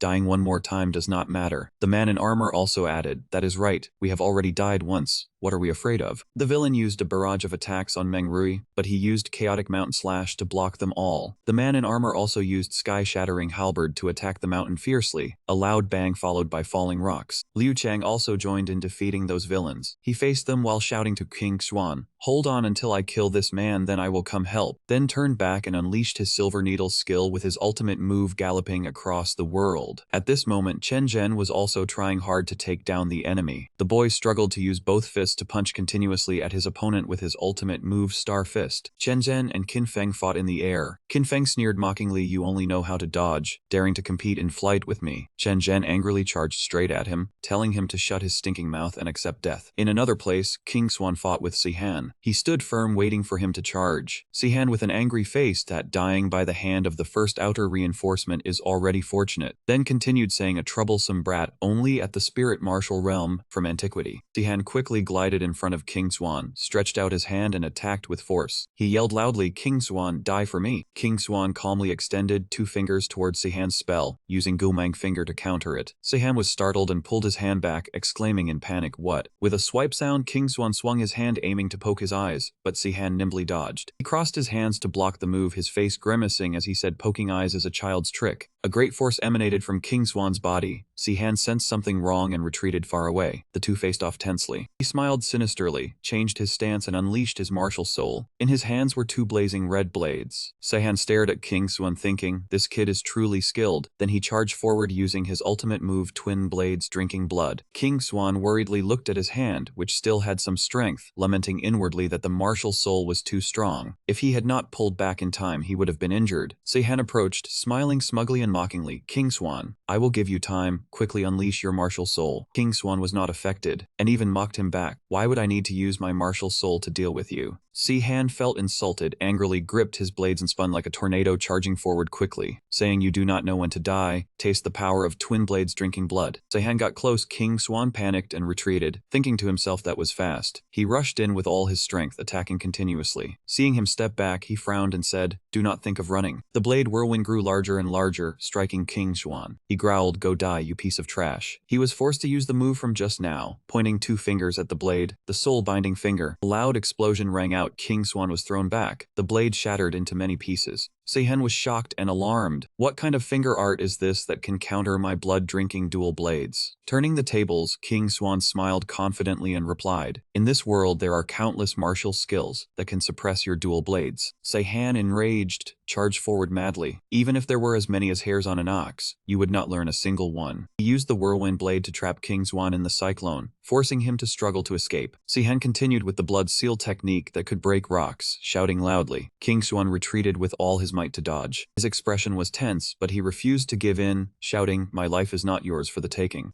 King Swan conjured a sword. It was the demon-subduing sword. Sound of collision rang out. Blazing light flared as the sword and blade clashed. King Swan's hand was wounded and bleeding. He used the broken sword to block the blade. Seihen sneered, "Your martial soul is just a broken sword, truly worthless trash." Despite the mockery, he smiled lightly and replied, "But the one that girl likes is still me, not you." Seihen flew into a rage, channeling all his power into his blade, and shot forward with a boom, cursing, "You and your glib tongue." The blade struck his face, breaking the remaining piece of the sword. He bled and in pain leaned back. Seihen laughed savagely as he charged, spinning his blade as he closed in. Looking excited, "Let us see how long you can hold out." King Swan held the shattered sword, thinking helplessly, "Not good, his cultivation level is higher than mine." A loud explosion rang out. He was knocked flying. The sword in his hand shattered completely. He cried out in pain. King Swan closed his eyes in pain, the sword fragments cutting into him all over. He thought, "If I keep comparing raw power like this, I will lose." In the critical moment, he glanced at the cliff face and had an idea. There is a way. King Swan let out a shout. He burst forth with his internal energy, his skin turning crimson, light swirling around him as he roared, "Sixian Great Cyclone." The opponent quickly used the earthly sound Flame Eater. The two techniques collided, creating a massive explosion. He said smugly that the dual-tone blood howl could break his flames. Each time he blocked, there was an explosion. Until he realized King Swan had vanished, he panicked. Where did he go? He looked up and saw King Swan leaping up onto the cliff face, agile as a squirrel. Furious, he created a cyclone and flew towards him, trying to run. Every movement created a rumbling sound. Two chased each other all along the cliff face, every step sending rocks and dirt flying everywhere. He rushed forward fiercely. "Haha, out of energy are you?" He was arrogantly telling him to obediently accept death when he suddenly looked up in panic. From above, King Swan was riding a massive boulder flying down, making him gape in astonishment. King Swan used his power, his eyes burning bloodshot red, but deep within, dazzling golden light radiated. He rode the boulder, looking majestic, his entire body ablaze with dancing flames. Sixian Field. Red rays shot from his eyes. King Swan roared, "Accept death." The flames transformed into a giant beast that charged forward to devour the enemy. The villain stepped back in fear,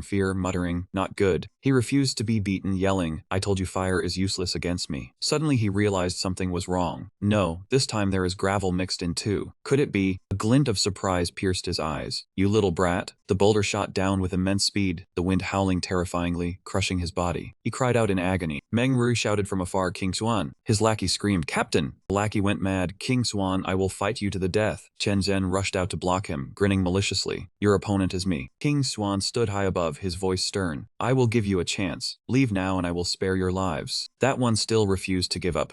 "If we do not fight to the death, we will never admit defeat." Another one also said, "That is right. Today either you die or we die." King Swan said, "I have exhausted all mercy and righteousness." In an instant he leaped up. He coldly unleashed the soul-binding finger, declaring, "Since you do not wish to live, do not blame me." King Swan shot out a blue ray that streaked across his hand, causing him to cry out in pain. In the distance, King Swan's people also swiftly dealt with the group of lackeys. Angry warned, "This is the consequence of messing with us." The group of lackeys all said in unison, "The captain taught us not to surrender. Surrendering is not manly." So both sides charged at each other, rushing forward to avenge their fallen brothers. The two sides began to fight. Clashes happened continuously. At the same time, the mad lackey hid himself, muttering, "Wait until I recover, then I will try again. Let those fools go throw their lives away." Chen Zhen rushed from behind. "Where do you think you are going?" He was caught by Chen Zhen grabbing his leg, and he yelled. Chen Zhen said, "Got him." Chen Zhen's side replied happily, "When it comes to aerial combat, you cannot beat me. Even if we had 10 more fights, I would still defeat you. Chen Zhen, your arrogance is truly immense." Both of them unleashed spectacular aerial attacks. After a bout of fighting, both were exhausted and realized the danger. Their true essence was too depleted to maintain the formless state. The yin spirit energy here was too heavy. They had to end the match quickly. Both decided to pour all their remaining strength into a final killing blow. Now was the time to go all out. That madman thought to himself, "Worthy of being a descendant of the Chen family. Even in aerial combat he has pushed me to this point." As for Chen Zhen, he was utterly determined. If he could just defeat him, he could prove himself to everyone. Before they could even attack, both suddenly coughed up a mouthful of blood. Both grew dizzy, struggling to gulp down air. They had consumed too much Kai. They could no longer suppress the yin spirit energy. Suddenly that man used the heavenly radiance art. Seeing this, Meng Ruai shouted in panic, "You fool! Don't waste any more ki now." Before he could finish, that man's entire body trembled weakly like a flickering lamp on the verge of going out. His eyes grew dim and lost their light, white foam bubbling from the corners of his mouth, and blood dripped drop by drop from his nose. He quickly collapsed to the ground, falling completely into a state of unconsciousness. Chen Zhen was not much better. The boy fell to his knees and gasped, "Damn it, the yin spirit energy has invaded my internal organs." At this moment, Chen Zhen thought regretfully, "Just to prove myself, we both ended up injured in the end." His vision darkened. He could resist no longer. Am I really about to? Chen Zhen was almost completely spent. Was he going to die here? 5 days later, the sky cleared and gentle breezes drifted by. Warm morning sunlight enveloped everything. King Swan's people sat under the waterfall cultivating together. King Swan examined the broken sword, thinking, "This sword," he said, "it seems my hair has grown by half a foot." King Swan wondered, could the martial soul change according to cultivation level? Meng Rui was cultivating intently in the distance when suddenly he let out a shout. Meng Rui's brush had also advanced in rank. Seeing this, Yu Qiang immediately put an arm around Meng Rui's shoulder to congratulate him. 5 days not only healed his injuries but also broke through to mid-spirit martial stage. Meng Rui replied shyly, "It was just luck." King Swan said, "Meng Rui, your martial soul seems to have changed with the advancement of your cultivation." Meng Rui answered, "The state of the martial soul changes according to the elements. The most common change is an increase in power. Moreover, a martial soul is a heritage martial soul." He continued, "My ancestors infused their essence, energy, and spirit into their bloodline and passed it down. I only need to raise my cultivation to activate the inherited elements, gradually returning to the state of my ancestors' martial soul, or even surpassing it." King Swan replied, "So that's how it is." Afterward, the group stood up to leave. King Swan complained, "We need to go find Chen Zhen quickly. It's been 5 days and we haven't seen him." The four of them left together. "Many groups of people have passed through here recently but none have returned. There might be danger. We must find Chen Zhen quickly." Suddenly, a flower behind them floated in the air as if controlled by someone. Two voices sounded, "Just let them go. Just let them be. Now is not the time." Chilling wind continued to rise on this path. Yu Qiang stepped forward and said bluntly, "We keep running into groups trying to steal other people's ores." King Xuan understood clearly. Those groups have strength. Compared to digging themselves, robbing others is faster. This is one way to win the competition. Just these few words made Yu Qiang perk up. He said excitedly, "If what's ahead isn't the dragon lair, then let's start the hunt." Meng Ru thought carefully. Although the compass needle points to the right, the spiritual energy on the left is thick and hazy, vaguely flowing like a dragon vein. There is a high chance it is the dragon lair. Taking a slight detour won't hurt. King Xuan seemed to realize something and said, "This is the place." Yu Qiang was delighted. The spiritual energy here is dense. Finding a spirit vein guarantees a spot in the top 10. Another person replied, "We've hit the jackpot this time." Suddenly, King Xuan pulled Yu Qiang back and said seriously, "Don't celebrate too soon. Even though the spiritual energy here is dense." Looked around. The ground was cold to the touch, but there wasn't even a single insect. It was very strange. "I'm afraid there is danger we haven't discovered yet." Liu Cheng looked around and asked, "Could there be a powerful spirit beast up ahead?" Meng Rui murmured, "A spirit beast?" Suddenly realizing, Meng Rui raised his voice, "No, it's not a spirit beast. It's the spiritual energy in the surroundings." King Swan frowned and asked, "The spiritual energy?" Meng Rui showed everyone a green stone. In just a moment, the spirit stone slowly dissolved into the air. "Do you see that? The spiritual energy within the spirit stone." Meng Rui quickly concluded it was dissolved by the surrounding spiritual energy. King Xuan asked in surprise, "What exactly is going on?" Meng Rui explained with a serious face, "Ordinary spirit stones contain neutral spiritual energy that can be absorbed by martial artists. There are also yin spirit stones and yang spirit stones. Only martial artists cultivating extreme attributes can absorb those." Meng Rui observed, "When neutral spiritual energy comes into contact with these two types, it is immediately dissolved. The spiritual energy here is probably extreme yin energy. Truly, pure yin gives no life, and solitary yang gives no growth." Then he shouted, "We must leave here quickly. Staying too long will allow the yin energy to enter the body and harm it." King Xuan propped his chin and asked, "All things of the yin realm embrace yang. If this place has an extreme yin dragon terrain, then there must be an extreme yang location nearby." Meng Rui agreed, "That's right. Without a suppressing force, this extreme yin terrain would have long since formed a calamity." Liu Cheng asked, "What kind of calamity?" Meng Rui's face darkened as he said, "If this stream of spiritual energy were to spread, the sea of corpses within the Mystic Dragon mountain range would absorb the energy and undergo corpse mutation." Yu Qiang stepped back in shock, his face turning pale as he said, "Then let's get out of here quickly. I don't want to become a monster that is neither human nor ghost." Suddenly a loud voice rang out, "Leaving, are you?" From above, a group of people with fierce expressions appeared. It was the Evil Jun group. "You've entered hell. Do you think you can still leave?" King Xuan propped his hands on his hips and looked at them in in exasperation. In just a few days, they've turned into such ghostly forms. Evil Jun viciously gave the order to kill. Kill them all for me. The group from Evil Jun seemed enchanted, madly rushing toward them. Everyone shouted frantically, kill them all. Yangsu stood beside him and sneered, is a single failure worth going this crazy? All of you can't stand to lose.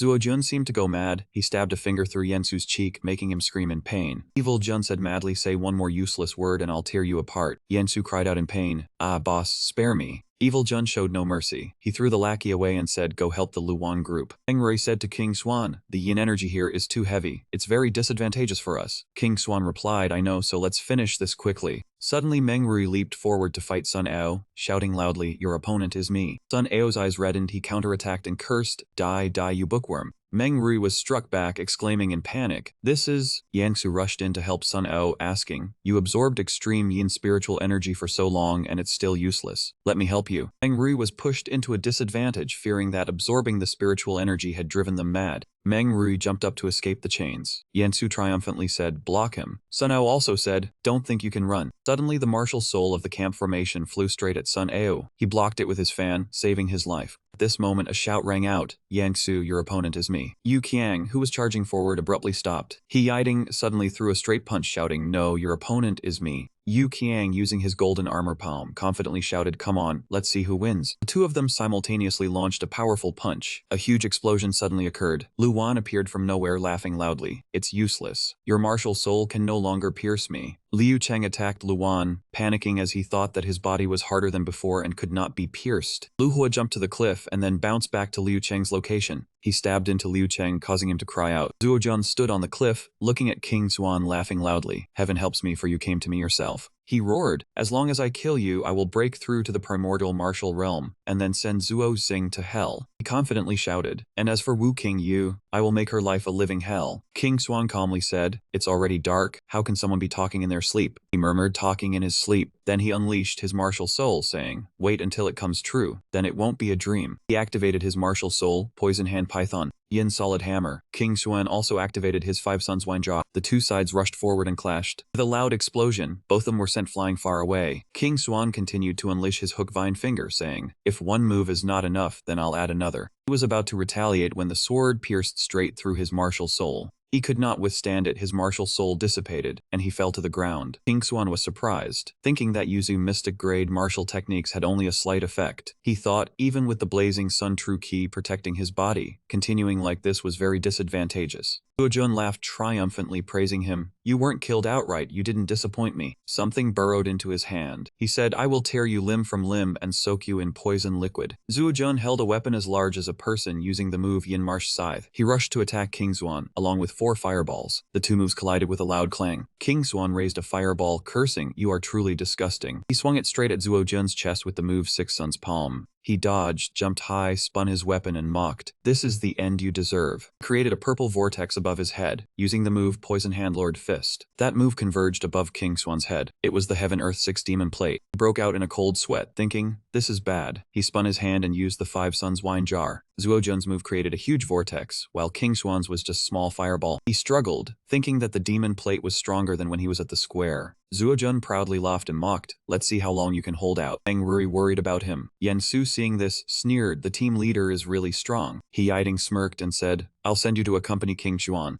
Liu Cheng anxiously shouted, I'll help you. Luwan laughed, worry about yourself first. Two great moves, fire and poisonous gas, clashed, creating a massive shockwave. King Xuan struggled to hold on, thinking that continuing would only waste his true ki. He had to think of a way. Zuo Jun attacked with all his might, asking mockingly, how do you feel? King Xuan gritted his teeth and continued to withstand the blows. Zuo Jun remembered being badly beaten, shouting accusingly, because of you, my path of light and righteousness was ruined. King Xuan sneered, provoking him, saying, that day at the square you were beaten badly. He grew even more enraged. His aura flared up as he attacked, shouting, go die. King Xuan was suppressed by the counterattack, gritting his teeth and enduring, thinking, that's enough. He struck King Xuan, sending him flying to the ground, raising a cloud of dust. King Xuan coughed up blood, thinking that the poisonous gas was damaging his internal organs, but escaping like this was better. Zuo Jun angrily rushed forward, shouting, King Xuan, you still dare to taunt me? If you have the guts, come again. He poured all his strength into the scroll, creating a direct strike down onto King Xuan's body. At this moment, King Xuan raised his hand to summon his demonic sword, quickly raised his sword to block Zuojun's attack. He exerted force while laughing smugly. Your martial soul is just a fragment of a soul light sword. He continued to mock. The grandson of a troublemaker wants to change his lowly fate. He attacked continuously, his mouth never stopping. No matter how you struggle, it is useless. King Xuan could only block and not counterattack. He disdainfully said, heaven has decreed you die like an insect. Zuojun swung his person-sized divine scythe, slashing repeatedly towards him, saying the martial soul is the essence, energy, and spirit of a martial artist. Your soul light sword fragment dissipating means you have lost completely. He was knocked far away, spitting out a mouthful of blood and gasping for breath. He closed his eyes and then suddenly realized the martial soul represents the essence, energy, spirit, and will of a martial artist, with its root born from the heart. He began to feel if this sword is the essence, energy, spirit, and will. He focused and felt the sword. So why is there only a single thread of soul light? At that moment, a bright golden spiritual energy burst forth. Zuojun saw this and could not believe his eyes, shouting, what? He gritted his teeth, raised his sword to feel it. 2 lines of text appeared again. The bright moon and great void shine as one. The surplus of emotion and floating clouds wither into snow. Zuojun exclaimed in shock. What? He looked at the glowing sword in his hand, loudly refusing to believe the soul light is heaven's decree. How can it be changed? He saw him getting stronger, so he summoned the poisonous aura above his head, saying this old man is no longer in the mood to play. Go die. King Xuan raised his sword before him, feeling the famous sword intent. On the sword body appeared the line of text, 1,000 years of wind and clouds all entrusted to a single smile. Ready, he pointed his sword forward, opened his eyes wide and shouted, Zuojun, accept death. As soon as he finished speaking, he used the sword technique demonic judgment extinguisher, a blazing fire flying straight towards Zuojun. Seeing this, he blocked with all his might, cursing, damn it. His strike was too strong, blasting his technique away. The flame like a phoenix pierced through Zuojun's body, causing him to scream in pain. His group and Zuojun's comrades saw this in shock, exclaiming, what? Liu Cheng, who was fighting, sensed his aura, turned to look and marveled, such a strong aura. Yu Qiang in his golden armor also sensed it, immediately rushing over and saying, it seems to be from King Xuan's side. Quickly go over there. After that attack, King Xuan lay among the rubble coughing, not expecting the power of this technique to be so great. At this moment, a voice rang out from within the purple poisonous mist beside him. No, no. It was Zuojun, his entire body beginning to melt. He glared and screamed to the sky. How can this be? No. His entire body deformed and liquefied. He said his body was being dissolved by the martial soul. The martial soul betrayed me. Even the martial soul abandoned me. King Xuan lying there saw his state and said, your heart is not righteous, so evil reaps evil. Do not blame me. He writhed in pain and shouted, recalling a scene from childhood. I am a branch descendant of the Zuo family, always humiliated because of my mother's status, until the martial soul talent appeared. The child named Henger was young Zuo Chu. He looked at Zuojun and said, Uncle, the martial soul light path is decent. Let him join the main branch of the Zuo family. At that time, knave Zuojun walked over and touched Zuo Chu's shoulder, asking, then where is my mother? Zuo Chu angrily shook off his arm and scolded, your mother is just a lowly servant. If not for your martial soul potential, a bastard like you is not worthy of being a Zuo. At the same time, Zuojun's mother cried and grabbed the man's arm, holding a knife and shouting, what do you want to do to my son? Seeing no one would listen, she stabbed herself with the knife and yelled, if you don't let go, don't blame me. He recounted his mother unfortunately died in the conflict. Young Zuojun screamed in terror, calling for his mother. His mother instructed him in her dying moments, try to live on, don't let others bully you anymore. After entering the Zuo family, his status was elevated, but all that remained was hatred and revenge. He grew up arrogant, grabbing the old man by the neck and threatening him.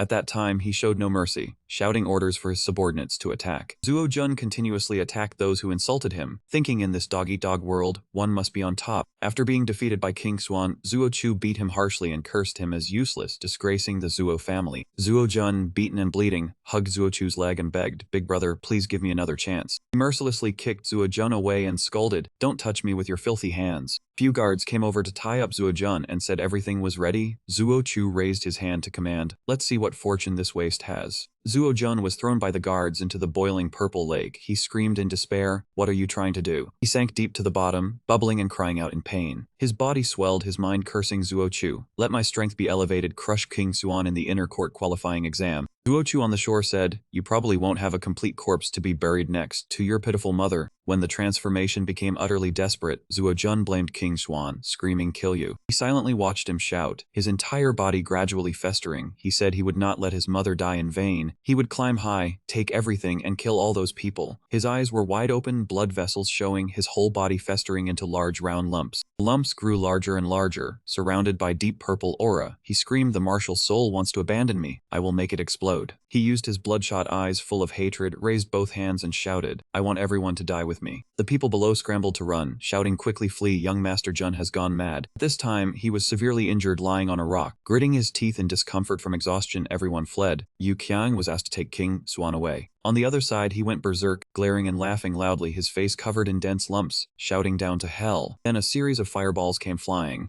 A shout of activating the Spirit Fist Force startled him, making him exclaim, "Spirit Fist Force." At this moment, Chen Zhen held a weapon in one hand, and with the other fist attacked directly towards him, roaring the Spirit Fist of the Chen family. He yelled at the boy with a ferocious face full of murderous intent. That man then said, "On what basis do you dare to compare yourself to me?" King Swan saw the situation was not good and looked at the boy shouting loudly. Chen Zhen quickly dodged. That man laughed madly, then attacked the boy. "It is too late, Chen Zhen. Die in my poisonous gas." All the thick purple poisonous gas surrounded and attacked the boy. But he was not afraid at all. Unleashed the manifest one-star move, pointed his weapon straight at him. "Unfortunately, this poison is useless against me now." That man was slashed vertically across his body by him, exclaimed in shock, How is this possible?" He shouted at him with angry eyes, "Wait until the next life to think about it." After his attack, the poisonous gas gradually disappeared. That man fell into the rocks. His breath also flew out from there. Chen Zhen smiled and said, "Captain, I have completed the mission to eliminate Qinfeng, coming to help you now." He struggled to prop himself up with his hands and said, "You have broken through." He heard this and replied, In the extreme limit, I broke through to the late stage of the spirit martial realm." Yu Qiang stepped forward, laughed loudly, and rubbed his head saying, "Good job, kid. Missing for a few days, not only did you eliminate Qinfeng, but you also improved your cultivation." The boy saw him and immediately asked back, "Where are Yansu and the others?" He rubbed his head and replied, after seeing Zuo Jun like that, they got scared and ran away. Hearing this, he swiftly dashed off saying, "Let me go and deal with them." Seeing this, he tremblingly raised his hand to stop him. "Do not chase after them anymore. We are about to die from exhaustion. Rest a bit first." Hearing this, he summoned a winged Qilin flying over. Said, "The spiritual energy here is strange. Let me take you away from here first." Then helped him onto the Qilin's back and flew up into the sky. Yu Qiang watched and said, "Chen Zhen, your martial soul can carry people too. Take me up as well, I am also injured." He said from the Qilin's back, "You are too heavy. If you climb up it cannot fly." The other chased after and said, "Hey you brat, what are you saying?" The other two also gasped as they chased after, shouting, "Hey, fly slower, we are also injured people, cannot keep up." Now in the forest the sky was dark, birds flew back to their warm nests. He helped him sit down and said, "Captain, the poison on your body?" At this moment his two arms were bruised and emitting black smoke. His face turned pale and he said, "It is fine. The blazing sun true ki I cultivate happens to counter Ian poison, just needs a bit of time." Another person was also poisoned, his body emitting black smoke as he said, "Everyone sees the time to expel the poison." Meng Rui looked at Chen Zhen's teaching staff and spoke, "This silver spear of yours can repel poison miasma and Yin spirit ki, protecting you from all poisons. It must be a primeval artifact, right?" Hearing this, he recalled that difficult time and said, "That is right, I picked it up under the Cloud Sea, but I still do not fully understand its power. When I fought with Qinfeng, cause my true ki was depleted too much, Yin spirit ki invaded my internal organs." He recalled when he was exhausted and had to crawl to reach it. "When I thought I was about to fall down, I discovered the silver spear in a nearby formation array. On the spear there was a surge of power that repelled Yin spirit kai, so I used my last bit of strength to crawl to it." He finally grabbed it with a satisfied expression, used all his strength to lift the silver spear. A powerful stream of ki followed the spear into his body and swept away the Yin spirit kai. Meng Rui tremblingly raised his hand and asked him, "That formation array, do you still remember what its shape was like?" He used the spear to draw the formation array on the ground and looked at him saying, "Roughly like this. What is it? Is there a problem with this formation array?" That man looked at the formation array and his body trembled. Finally he spoke, "This formation array is mysterious and profound.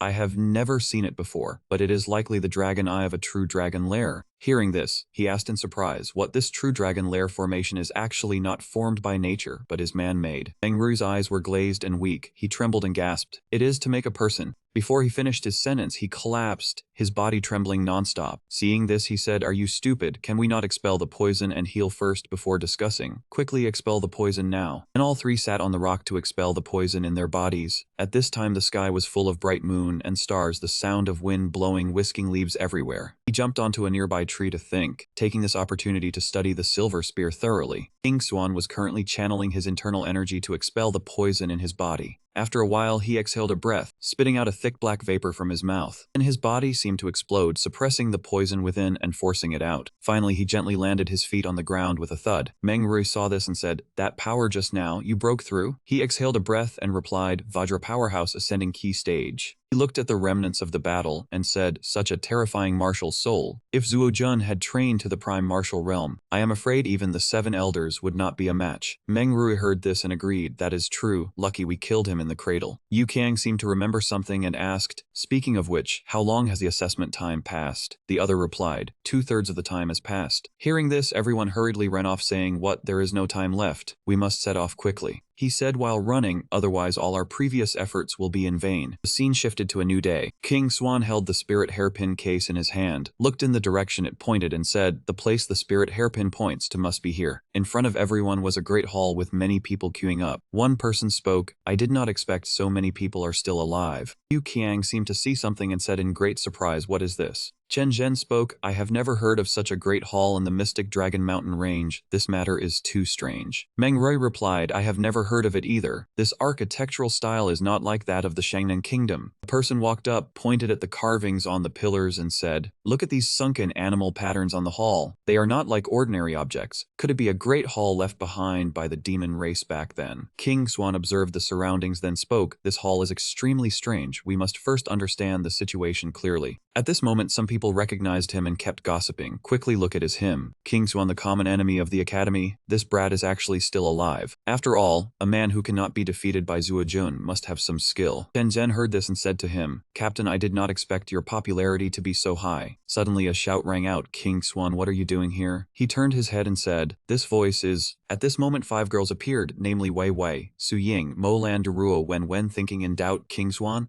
put his hands on his hips, leaned his face close to that person, and said, "Of course I am here for the treasure. Do you think I came for a vacation?" The princess saw this and asked, "Relying on you?" The crowd saw this and buzzed with discussion. "Look everyone, this kid actually has a shady relationship with the princess." King Xuan and the prince heard this and shouted in unison, "So noisy, who has a shady relationship with that person?" As soon as they finished speaking, the two looked at each other without blinking, giving the crowd another thing to argue about. So in sync, clearly King Yu already exists. These two indeed have a shady relationship. King Yu is mine. King Xuan clenched his fist, raised his voice in provocation, "Too noisy. Men should rely on their own strength to get what they like. This is a world that respects the strong. If you want King Yu, if you want to court the princess, then come fight me. Standing there babbling is useless." Suddenly, a few sparks crackled and shot into the air. It pierced straight past him, forcing King Xuan to dodge aside, and he cursed in annoyance. The blue-haired girl withdrew her power, warning him to mind his mouth. The next strike would not be just a single bolt of lightning. Meng Rui then spoke up, asking King Xuan if he had time to hear a new discovery. He casually replied, "Of course." Meng Rui touched the glowing circle, saying this ancient hall was sealed by an extremely powerful barrier. He asked back in surprise. Meng Rui explained it was a profound formation so large in scale that it could be counted on one hand in all of southern country, perhaps set up by the 7 elders of the heavenly sect. Lan Yan and his subordinates walked over to him, laughed a few times, then said he thought otherwise. The princess standing nearby asked Lan Yan what he meant. Lan Yan clasped his hands in salute, replying that this ancient hall only appeared after they entered the mountain range. Lan Yan flicked his fan, calmly stating that while the possibility of the elders watching could not be ruled out, it was low, so he deemed this a surprise. That group agreed, saying it appeared abruptly while mining, and when they looked up, there this great hall was. He snapped his fan shut, furrowed his brow, and announced that they had tried many methods, but none could break it. Blue-haired girl hesitantly asked Lan Yan about his battle soul. Lan Yan helplessly replied that he had already tried. It had no effect. He could not enter. The princess still placed her faith in him, believing that with him here, the chance of breaking the barrier was greater. Lan Yan approached Meng Rui to ask about the matter, seeming to imply that this classmate had researched this formation. Before he could finish speaking, Meng Rui frankly admitted he was a formation master, thinking to himself that this guy seemed to know quite a few secrets. The princess, as if finding a savior, turned to Meng Rui and said he must have a way to break it. Meng Rui cast the Kang Yinghua formation, creating a giant brush that wrote swirling green energy, and said while controlling it that this barrier was purely a type of power. The energy touched the seal. Meng Rui instructed that they just needed to find the thinnest, weakest ring, and everyone could join forces to break it. After a moment, the seal made a gurgling sound. Meng Rui immediately unleashed the Qian Kun fixing brush. He shouted that he found it. This was the weakest point of the power. The princess signaled everyone to listen for the command and attack the green symbol together to obtain the mineral stones. Everyone nodded in agreement. The princess fired an arrow as a signal to attack, and everyone quickly unleashed their battle energy.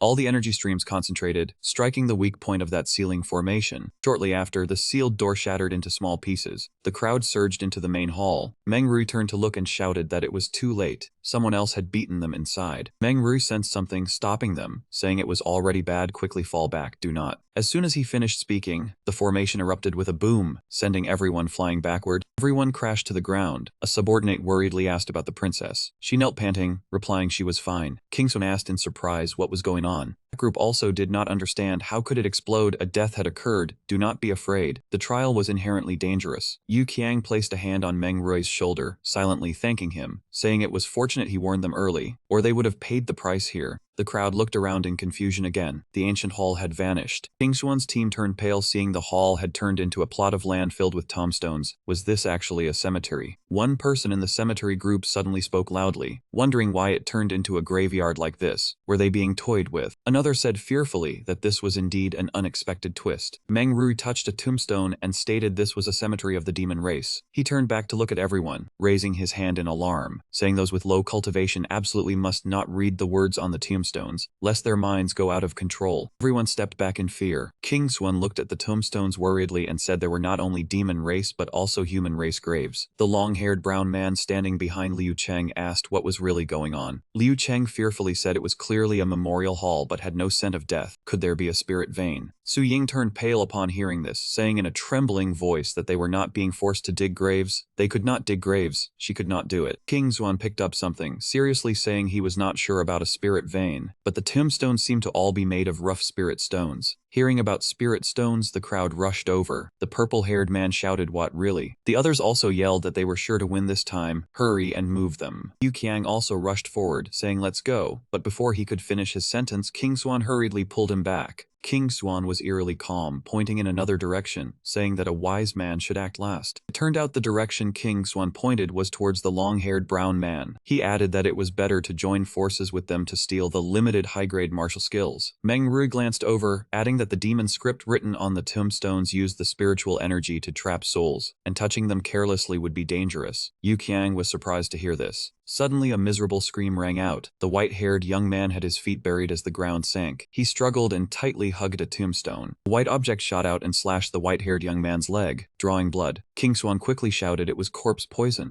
The long-haired brown man's face darkened as he shouted, asking what was happening. Su Ying fearfully said it could not be a trap. The white-haired young man was pulled down into the ground as if by some mysterious force. He waved his arms and screamed to save him. With a bang, he was swallowed by the earth, still screaming before his breath ceased. The surrounding people stood frozen in fear. Rumbling sounds rang out continuously. The ground shook and cracked into many pieces. The fat young man worriedly said the ground seemed about to collapse. Meng Rui witnessed this, cold sweat breaking out on his face. But he still forced calm and said it was bad. The true dragon falling into a cave had become the true dragon spilling blood. This was a killing formation. Suddenly a brown hand shot out from underground, grabbing another person's foot and yanking them down hard. The ground cracked open. The man was pulled underground, screaming that something had a tight hold on his foot. Those around him yelled out, "Captain, Big Brother." Another bang sounded in the distance. The people screamed and ran, shouting that someone had died again. Look, something was emerging from the ground. Countless monsters crawled up from the earth, their eyes blazing red, their mouths sharp and pitch black, letting out squealing cries. Sensing the unstable situation, Su Ying spoke sternly, turning around and ordering her sisters to take their positions and prepare for battle. Seeing everyone running in panic, Duruo immediately shouted that this was a killing round set up by the academy to eliminate some people. A running person heard this and paused to think calmly. A young man turned back, shouting that a true martial artist must go through blood and life and death trials, then materialized a weapon. Another person exclaimed that it was well said, and everyone fought together. Everyone held powerful weapons in their hands, charging into battle against the corpse puppets in an extremely fierce fight. The long brown-haired man, however, remained very calm, summoned his martial soul, and said, "Since you have already started the inspection, I will not disturb you any longer." He flew up and added a flourish to his move, then spoke again, saying that after everyone finished killing the corpse puppets, he would return. After that, the golden petals closed, leaving only the image of glittering golden strokes on the ground, while those others had disappeared. Seeing this, Yu Qiang was furious, glanced around, and said, "Damn it, this brat fled the battlefield." Liu Cheng angrily added that his martial soul's flowering silk technique was best suited for hiding. As soon as Liu Cheng finished speaking, the golden strokes on the ground were slowly fading away, disappearing without leaving a trace. Suddenly, a raven with blood-red eyes appeared, opened its beak wide, and let out a caw. Immediately after, other black ravens rushed to attack everyone, clawing at the faces of those standing nearby. Su Ying, who was watching from the side, was so frightened her face turned pale. She covered her mouth and said those were corpse ravens, the sky had been taken over by them. Seeing Su Ying scared, Duruo quickly rushed over to push her aside and shouted, "Princess, do not be afraid." Then, Duruo's bracelet emitted a strange blue aura, spreading everywhere. It turned out that aura was the Silver Radiance sacred barrier. Duruo used it to protect Su Ying and the others, preventing the corpse puppets and corpse ravens from entering the circle. The monsters did not give up, continuously charging to attack the protective barrier, and some even injured themselves from the force of impact. King Xuan and Chen stood shoulder to shoulder facing the monsters. King Xuan asked what that was, and Chen Zhen replied, "That is the Southern Nation Treasure Spear, the Silver Radiance Aura, one of the 5 top-tier primal tools capable of setting up an almost unbreakable defensive barrier." Chen Zhen charged into the attack with fierce momentum, unafraid, and said that even a primal warrior realm cultivator would find that barrier difficult to break. He thrust his spear directly into the belly of a corpse puppet trying to attack everyone, shouting, "I want in too." He attacked straight at their faces and said, "Does that make us just cleaners? We should run too."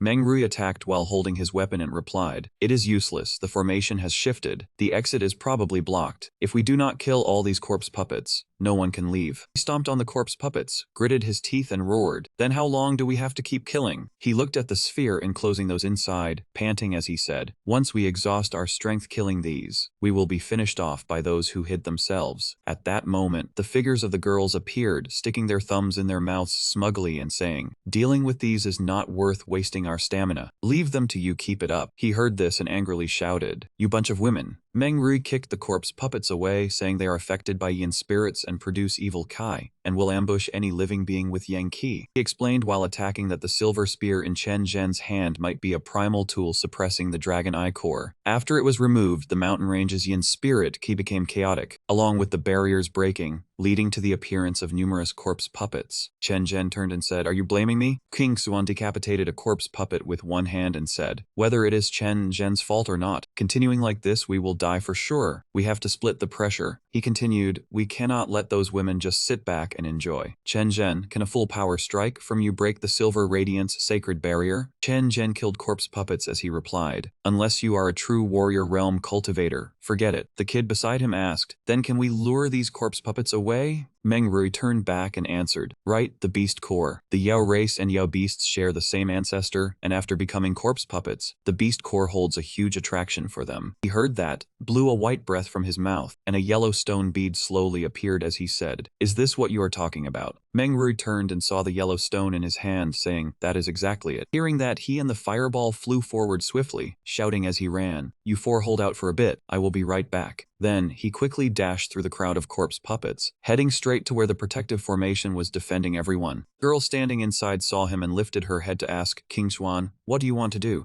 He gently placed his hand down, grinned with his thumb in his mouth and said, "I just want to help Her Highness the Princess get a little exercise." And he immediately pressed hard on the barrier membrane, shattering it. From where he pressed, the barrier membrane broke into a hole. He grinned with satisfaction, his thumb in his mouth, and said, "Just standing like that is no good." After finishing, he somersaulted away in another direction, not forgetting to look at her inside and say, "Farewell." At that moment the gap spread further, and she said fearfully, "King Xuan, are you taking revenge on me for canceling our engagement?" The corpse puppet jumped to the barrier, growling with bloodshot eyes. The girls standing inside screamed in terror. Other corpse puppets crowded around, frantically biting into the barrier layer. She shouted angrily, "King Xuan, I will not forgive you." King Xuan was nonchalant, running while pointing his thumb back at her and shouting loudly, "Everyone, since the terrain has changed and there is no retreat, please do your best to kill the enemy. Look at the princess. As a woman she is luring the corpse puppets for us. It would be an insult to her if we do not kill them all." Everyone successively rushed toward the corpse puppets. He created a fireball while shouting commands. "Everyone charge. We cannot let down the princess's good intentions. Kill all these corpse puppets for the princess." Chen Zhen turned to him and asked, "Are you not worried about the prince's safety?" He replied cheerfully, "Relax, with the prince's strength, nothing will happen to her." Suddenly, a burst of blue light exploded, sending the corpse puppets flying out. Everyone gasped in shock. How is that possible? Is it not that only primal warrior realm cultivators can hover in the sky? At that moment, Duruo appeared, using her lightning-controlling martial soul technique and shouted commands. "You few protect the princess." Then, they obeyed and pulled the princess away. Duruo's heavenly lightning calamity technique ravaged an entire area, lighting up the sky with indescribable destructive power.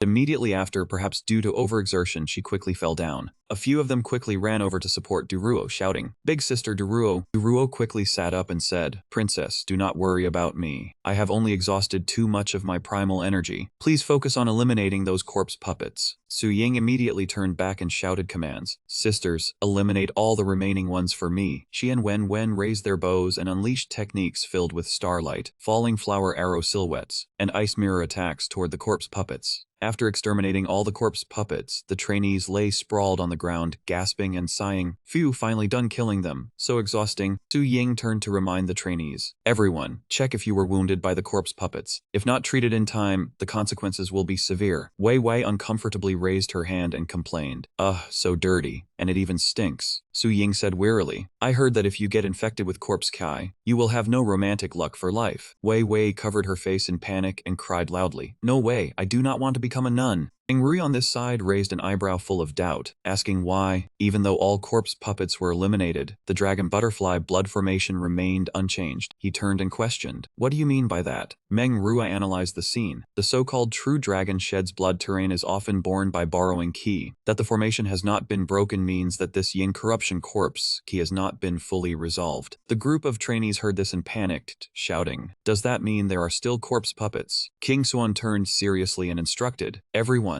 do not lower your guard for now." Suddenly, a blue lightning bolt struck down in front of him, and a voice shouted, "King Swan, time to settle our score from earlier." Seeing this, he quickly raised his hand to block the strike. Duruo still had sparks of lightning in her hand and said furiously, "Profound silk martial technique." He still did not understand what was happening and shouted, "Duruo, what the hell is wrong with you?" Duruo frowned and questioned, "Do you still have the nerve to call me crazy? Who was it that just pushed the princess into danger?" Hearing this, the group of dissatisfied trainees murmured. Some said the princess had taken the initiative to help them attract the corpse fiends, while others nodded in agreement, lamenting that all their effort building an image had gone up in smoke. They followed up, "Wasn't it the princess who risked herself to lure the corpse fiends away? What is this all about?" Seeing everyone say that, Duruo's face darkened as she looked at him. "Do you dare say another word?" Suddenly, the ground heaved violently. Everyone was terrified. What's happening? Could another corpse fiend be crawling up? A corpse fiend corpse shot high into the air. The panicked crowd pointed and shouted, "Look quickly! Someone is coming out of the ground. It's Zhang Liang who was just swallowed." King Swan saw an ancient hall emerge from the earth, breaking into a cold sweat as he thought, "It's that thing again. This ancient hall has surfaced once more." Everyone was astonished by the massive structure. What is this ancient hall? Why did it come out of the ground? Does it have anything to do with the aftershock just now? Meng Rui looked up at the sky, saw a strange aura, and felt a suspicion. This is... He carefully observed the murky white aura and the surrounding scenery, then suddenly realized, so that's it. Chen Zhen destroyed the nexus of the extreme yin burial ground, causing the spiritual energy to go haywire. This dragon eye is formed from the condensed energy of the ancient hall. King Swan scratched his mouth with his hand and mused, "It seems that if we want to leave here safely, we must enter this ancient hall." Su Ying, standing beside them, watched the two men as she silently judged, "So they are discussing strategies on their own, as if our princess doesn't matter at all." The moment she finished that thought, he suddenly turned and asked, "What does the princess think?" Su Ying's face flushed red, and she stammered back, "If this hall is the key, then let's go in and take a look." At that moment, the gate of the ancient hall unexpectedly swung wide open, startling everyone, and all eyes turned towards it. Inside was pitch black and a limping, staggering figure emerged. Su Ying cried out in fear, "Hey, what is this? It looks like someone is walking out from in there." Liu Cheng recognized the person Wang Da. "How is he in there?" Wang Da, half-conscious, muttered, "On the left a dragon is painted. On the right, I draw a rainbow." King Swan saw his expression and shook his head. "Oh dear, it seems he really has gone mad." Immediately after, a large chain suddenly shot out from within the hall, wrapping tightly around him. The chain coiled around Wang Da's neck, then yanked him deep into the darkness of the ancient hall. Bang. Da was dragged away, screaming at the top of his lungs, "I'm about to ascend to heaven." The watching trainees were terrified. What was that just now? Did he get dragged in by a chain for real? Two trembling trainees yelled, "What kind of exam is this? This is way too scary. Quickly, crush the returned jade talisman. I don't want to stay here another second." Immediately, the trainees frantically took out their jade talismans and crushed them. Everyone screamed, "I want to go home." Nothing happened. They panicked. What is this? Has my returned jade talisman stopped working? The trainees fearfully discussed. What's going on? I crushed my jade talisman, so why am I still here? Could this jade talisman have been faulty all along? I want to go home. Manhwa quickly raised his hand to calm them. Everyone, do not panic. This deadly formation has sealed the space, preventing all divine abilities from being used. Suddenly a voice came from underground. That's right, and it's a one-way seal. You can enter but cannot leave. Su Ying was terrified upon hearing this and retreated, calling out, "Duruo!" She reacted quickly, dashing forward to shield Su Ying, her hand already ready to form a lightning bolt for defense. Immediately after, she shot the lightning bolt straight at the source of the voice. At that moment, Lan Yan emerged from the ground and said, "Hey, can't you recognize my voice?" Duruo's hand still crackled with lightning as she sneered, "I heard it. I just thought you wanted to get struck." King Swan approached, looking at the bloodied Lan Yan and his group with confusion. "How did you guys get so covered in blood? Did something happen?" Lan Yan lowered his head, hesitating as he explained, This hall is the underworld. Inside, there's..." Su Ying's group, upon hearing this, immediately huddled together, their faces ashen with fear. Duruo, standing nearby, analyzed skeptically. "In the world of celestial execution, there is only the river of oblivion and the stellar river. All things are born from yin and yang. The dead either enter the reincarnation grounds or enter another state of existence. Where would an underworld come from?" After hearing this, Su Ying immediately summoned a bow and shot an arrow at Lan Yan. "Excellent, daring to scare us." He quickly raised his fan to block the arrow, speaking seriously, "Princess, I am telling the truth. Just now, when the corpse fiend outbreak happened, the 5 of us fell into the earth looking for another exit." Su Ying continued shooting. "You still dare to talk about running away so proudly? Have another arrow for your trouble." Lan Yan easily blocked them all, explaining, "I used Qinchang Tianhua to descend underground and discovered that this entire space has been sealed off." Lan Yan continued, "We descended thousands of feet underground. There, we saw some trainees following a crack to enter the interior of the ancient hall. At that time, he witnessed the trainees being sucked inside, screaming miserably. Furthermore, the ancient hall was even sucking in the corpses." He spread his arms, a look of distress on his face. "I was so scared, I hurriedly left. It wasn't until I got out that I realized I was injured." Mo Lan and Wen panicked upon hearing this. "Just listening to it makes my hair stand on end. What do we do now?" King Swan said seriously, "There are 2 ways. One is to wait for the academy to find something wrong and come to pick us up. The other is to go into this great hall and take a look." As soon as he finished speaking, the panicked trainees proposed, "Forget it, we'll stay and wait." We all agree to stay. The whole group raised both hands to vote. King Swan turned to ask Meng Rui, "Do you think it's safe for us to just wait like this?" Meng Rui observed the sky, frowned, and replied, "As I see it, waiting here is worse than going into the hall to break the formation. Once the celestial true dragon form takes shape, we are all done for." 2 trainees heard this and immediately protested. "Are you trying to trick us into dying?" I object. I absolutely will not go into that ancient hall. At this moment, Meng Rui's face turned stern, his tone threatening. "Spare me the nonsense. If you want to stay, stay. No one is forcing you." Then he turned to Su Ying's group, changing his attitude to ask, "Princess, what do you all think?" Su Ying frowned, looked at Duruo and Wei Wei, and asked Duruo, "Wei Wei, what do you think?" Duruo and Wei Wei looked at her and replied, "It's still a long time until the exam ends. If the deadly formation completes before reinforcements arrive, we will all be dead." Su Ying frowned and turned to King Swan. "Then the only option is to enter the ancient hall. How do you plan on getting in?" He immediately replied, "First, we need to work together." He spoke seriously. "As the initiator, I will take the lead. Duruo and Chen Zhen will support me. Ideally, we need 5 more people with at least mid-martial realm cultivation to guard the rear for them." Meng Rui stepped forward. "How can you break the formation without a formation master?" Wei Wei and Mo Lan also stepped forward. "We're here too." Lan Yan also volunteered, "Count me in." The weaker trainees murmured, "Some people really want to find death, huh?" But there was still one person missing. Su Ying raised her hand to her face, frowning, "I don't have enough strength, I can't help." That moment, Xiao Feng unexpectedly stepped forward and said, "Count me in two." Lan Yen turned to look, recognizing him. "Eldest young master Xiao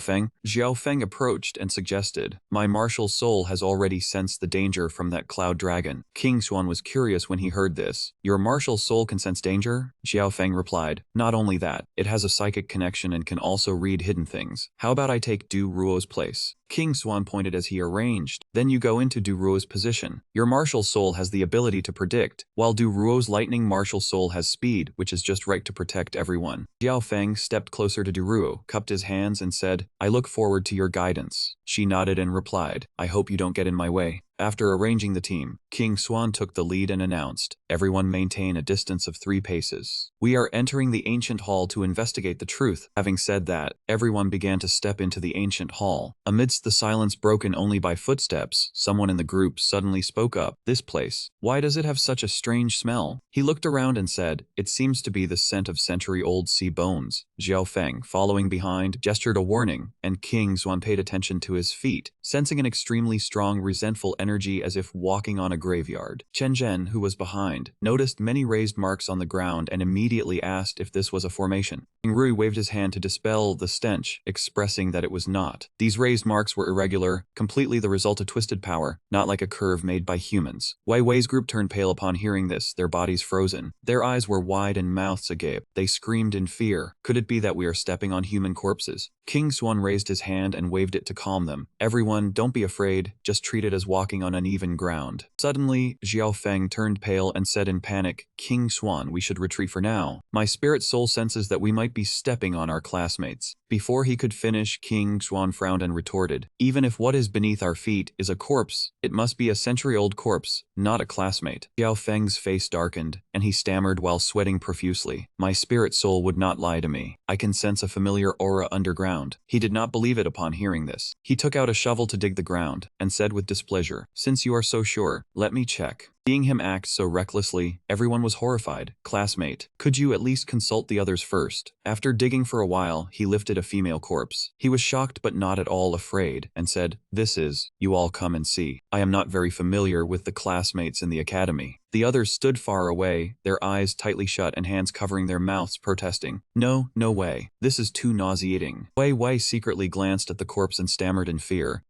Could it be? Wei Wei recognized her and said, "Shen Xiang from class 9. Just a few days ago, she was mining with us. How can she be a century-old corpse now? Could it be that this place makes corpses decay quickly?" Hearing Wei Wei's words, everyone panicked and stepped back. She continued, "I think we should get out first, and then discuss our next move." But when they ran to the door, they were utterly shocked. "How can this be? The door is locked." Xiao Feng quickly approached and reminded him, "King Xuan, you should throw this corpse away." Before he could finish, King Xuan interrupted with a calm face and asked, "Why? Don't we need to study it?" His eyes widened, cold sweat poured out, and he stammered in fear, "My spirit soul senses that she wants us to keep her company. No, all the corpses here want us to stay with them." As soon as he finished speaking, the corpse let out a scream, its eyes gleaming with a fiery red glow. Then it raised its hand, its sharp claws ready to attack King Xuan. But he quickly summoned a short sword, cleaved the corpse in two, and shouted, "Trying to sneak attack me?" At that moment, the sound of clattering from the dead came from deep within the earth. He quickly turned to warn his teammates, "Be careful, a corpse mutation is about to occur." Wei Wei's group looked down in terror, seeing several hands emerging from the ground. They screamed, "They are crawling up from underground." Very quickly, a horde of corpses emerged, their eyes burning red, and their mouths opened wide, laughing maniacally.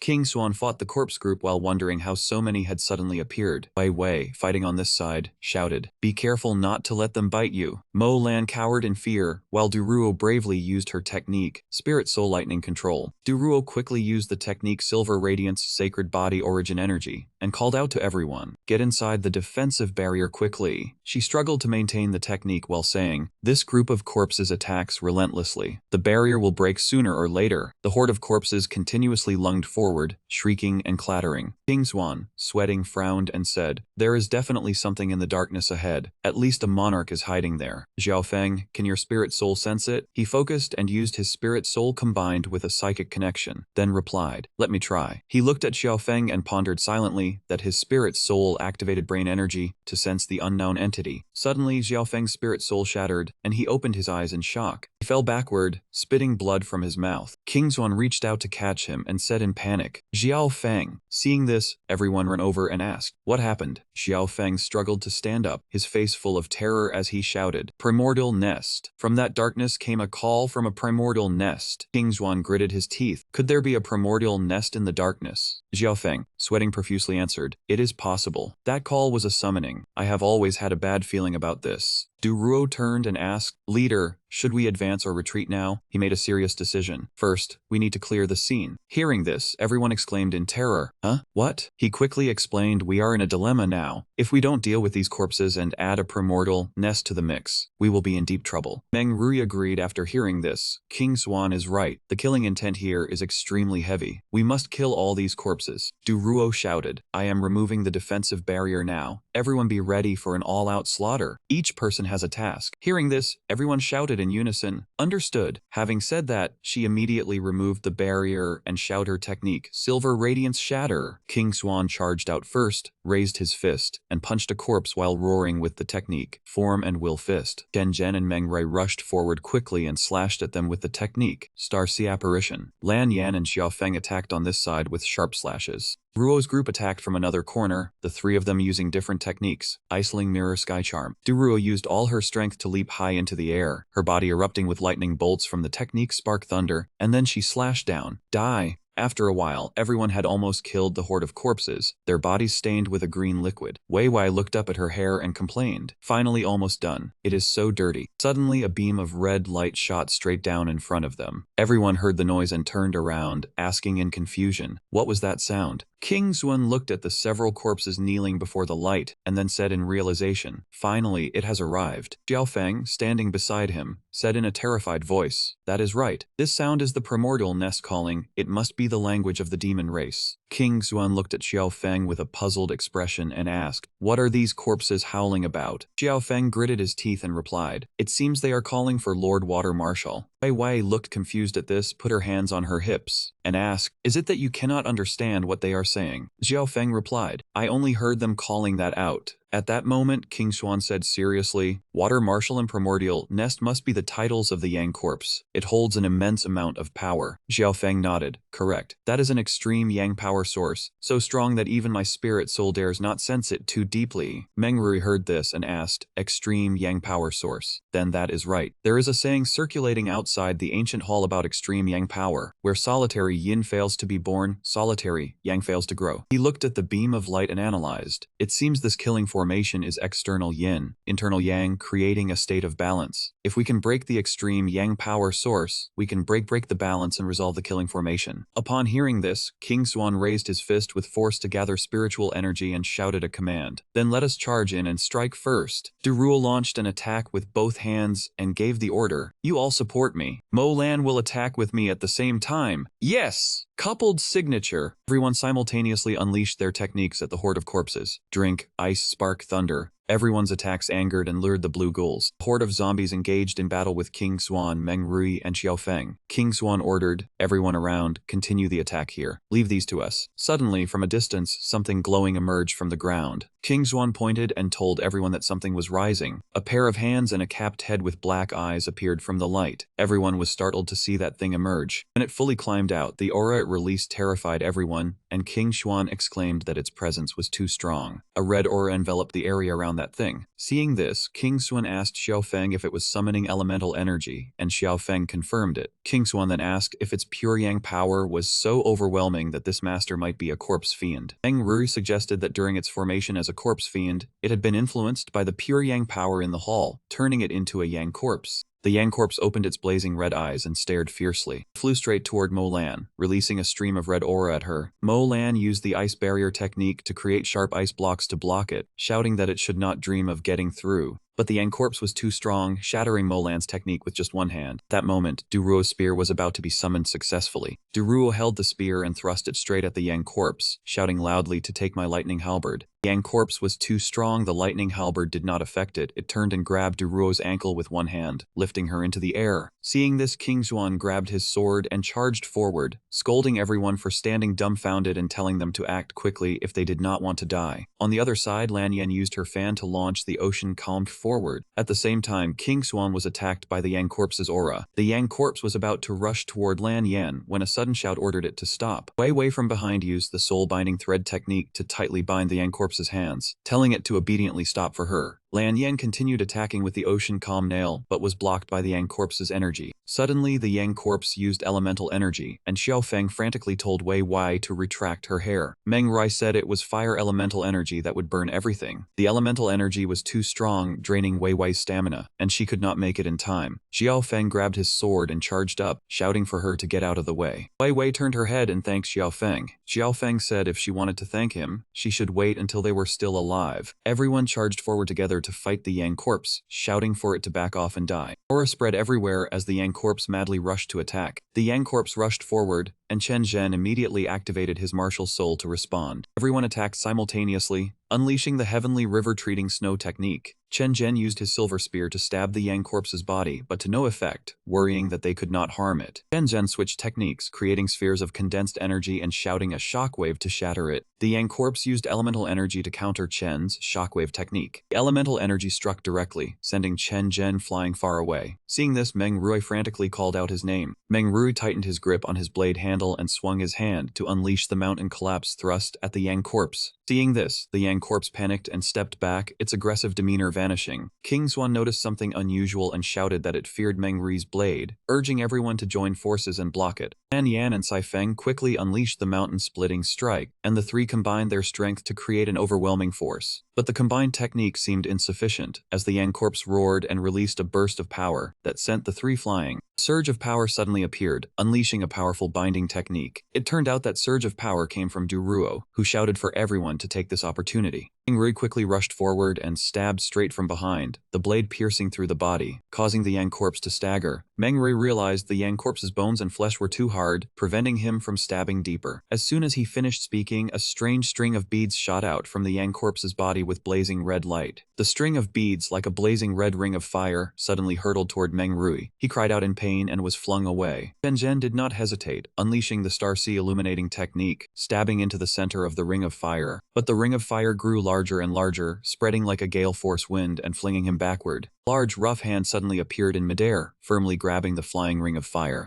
The murderous Yang corpse looked down at the kneeling Meng Rui, and King Xuan worriedly shouted a warning to be careful. Meng Rui struggled to stand up and face the Yang corpse. King Xuan thought this Yang corpse had been targeting him ever since seeing the ring fragment, likely related to the old ape. At this moment, Wei Wei unexpectedly charged forward, and Duruo quickly followed, calling for Molan to cover Wei Wei together. The Yang corpse seemed completely unharmed, its cold blazing red eyes making everyone tremble in fear. Meng Rui showed no fear, gripping his blade tightly, preparing for battle. King Xuan, holding the blazing red blade, approached the Yang corpse and loudly told Meng Rai to move with the ring fragment to attract its attention so the others could attack. As soon as he finished speaking, he quickly stabbed the blade toward the back of the Yang corpse. Just as Wei Wei jumped up and clung tightly to its neck, she raised her sharp claws and shouted, "Die, you ugly beast!" The goat was completely controlled, only struggling in pain. But the Yang corpse demon suddenly unleashed a stronger blow, sending Wei Wei flying away. King Xuan kept hold aid embedded in the demon's back, but the red rays from the bracelet grew hotter, making him uncomfortable. The pure Yang power was too strong, pushing the sword blade outward. The heat grew stronger and stronger, and King Xuan could no longer bear it. At this rate, he would be burned to death by the pure Yang power. People accompanying King Xuan rushed forward together. Meng Rui shouted, "King Xuan, we've come to save you." Xiao Feng also yelled, "Attack now." They all attacked simultaneously, but the heat from the demon made everyone uncomfortable. This power was too strong. Forget attacking, even their lives were hard to protect. Everyone was swept into the power stream, shouting for Duruo to act quickly before they were roasted. Duruo and Molan unleashed their techniques from outside, sending streams of ice toward the demon. Duruo said as she fought, "Hold on a little longer. The situation remained unchanged. Duruo said no good, this Yang corpse has probably reached the primordial martial realm, we can't beat it. Though exhausted, King Xuan did not give up. He shouted angrily, don't say that. If we can't beat it, we'll only die, let's fight it with all we have. King Xuan focused, channeling his soul force into the blade, and immediately it became more powerful than ever. The blazing sword slashed down onto the demon's body, causing it to tremble violently, letting out only a pained scream. Suddenly, the Yang corpse demon's rough hand tightly grasped King Xuan's blazing blade. In that instant, the image of his comrades fighting appeared in his mind. Damn it, at this rate, Meng Rui and the others will be burned dry. King Xuan unleashed his final move, hoping only to let them this place quickly. At this moment, the Yang corpse used its furious gaze to shoot power downward. The fireballs in its hands quickly scattered. They shot toward King Xuan's group, causing them to scream from the heat. Next, the Yang corpse approached King Xuan, using the bids on its hand to cast a binding technique. Meng Rui jumped out and called King Xuan's name. Ruo and Mo Lan combined their attacks to rescue him. King Xuan, dodge quickly. King Xuan replied in pain, unless my arm breaks, I can't dodge. Then a plan struck him. This Yang corpse fights on instinct, without intelligence. If so, then he took a gamble, using the return the enemy's own attack technique for a desperate try. Holding the sword in his right hand, he unleashed a technique with his left. Dragons appeared, flying around the flames. He then executed 5 Yang Shining Void double strike. Zhen shouted in panic, Captain, don't be reckless. The others also cried out in surprise, King Xuan, are you trading your life for theirs? Olan said, everyone get ready. The moment they separate, the Yang corpse will be weakest. Attack together. Chen Zhen worried, when they separate, will the captain be alright? Meng Rui gently reassured him, we have to trust King Xuan. The most important thing now is to survive. Hearing this, Chen Zhen's worry eased, and he regained his confidence. I understand. Inside the flames, King Xuan's body was glowing red. He thought to himself, I can't feel pain. Is it because my consciousness is about to fade? His hand gripped the sword tightly, his will strong. Even a body cultivator could no longer hold on. The Yang corpse, with a ferocious expression, reached its hand toward King Xuan. Everyone dared not look, covering their faces and screaming. Chen Zhen closed his eyes, gritted his teeth, and called for the captain. Duruo spoke in panic. Quick, look, what is that? The Yang corpse was about to grab him, but he managed to hold on just in time. Gritting his teeth, he said angrily, how can I lose to a monster that's neither human nor beast? Immediately after, a massive explosion occurred.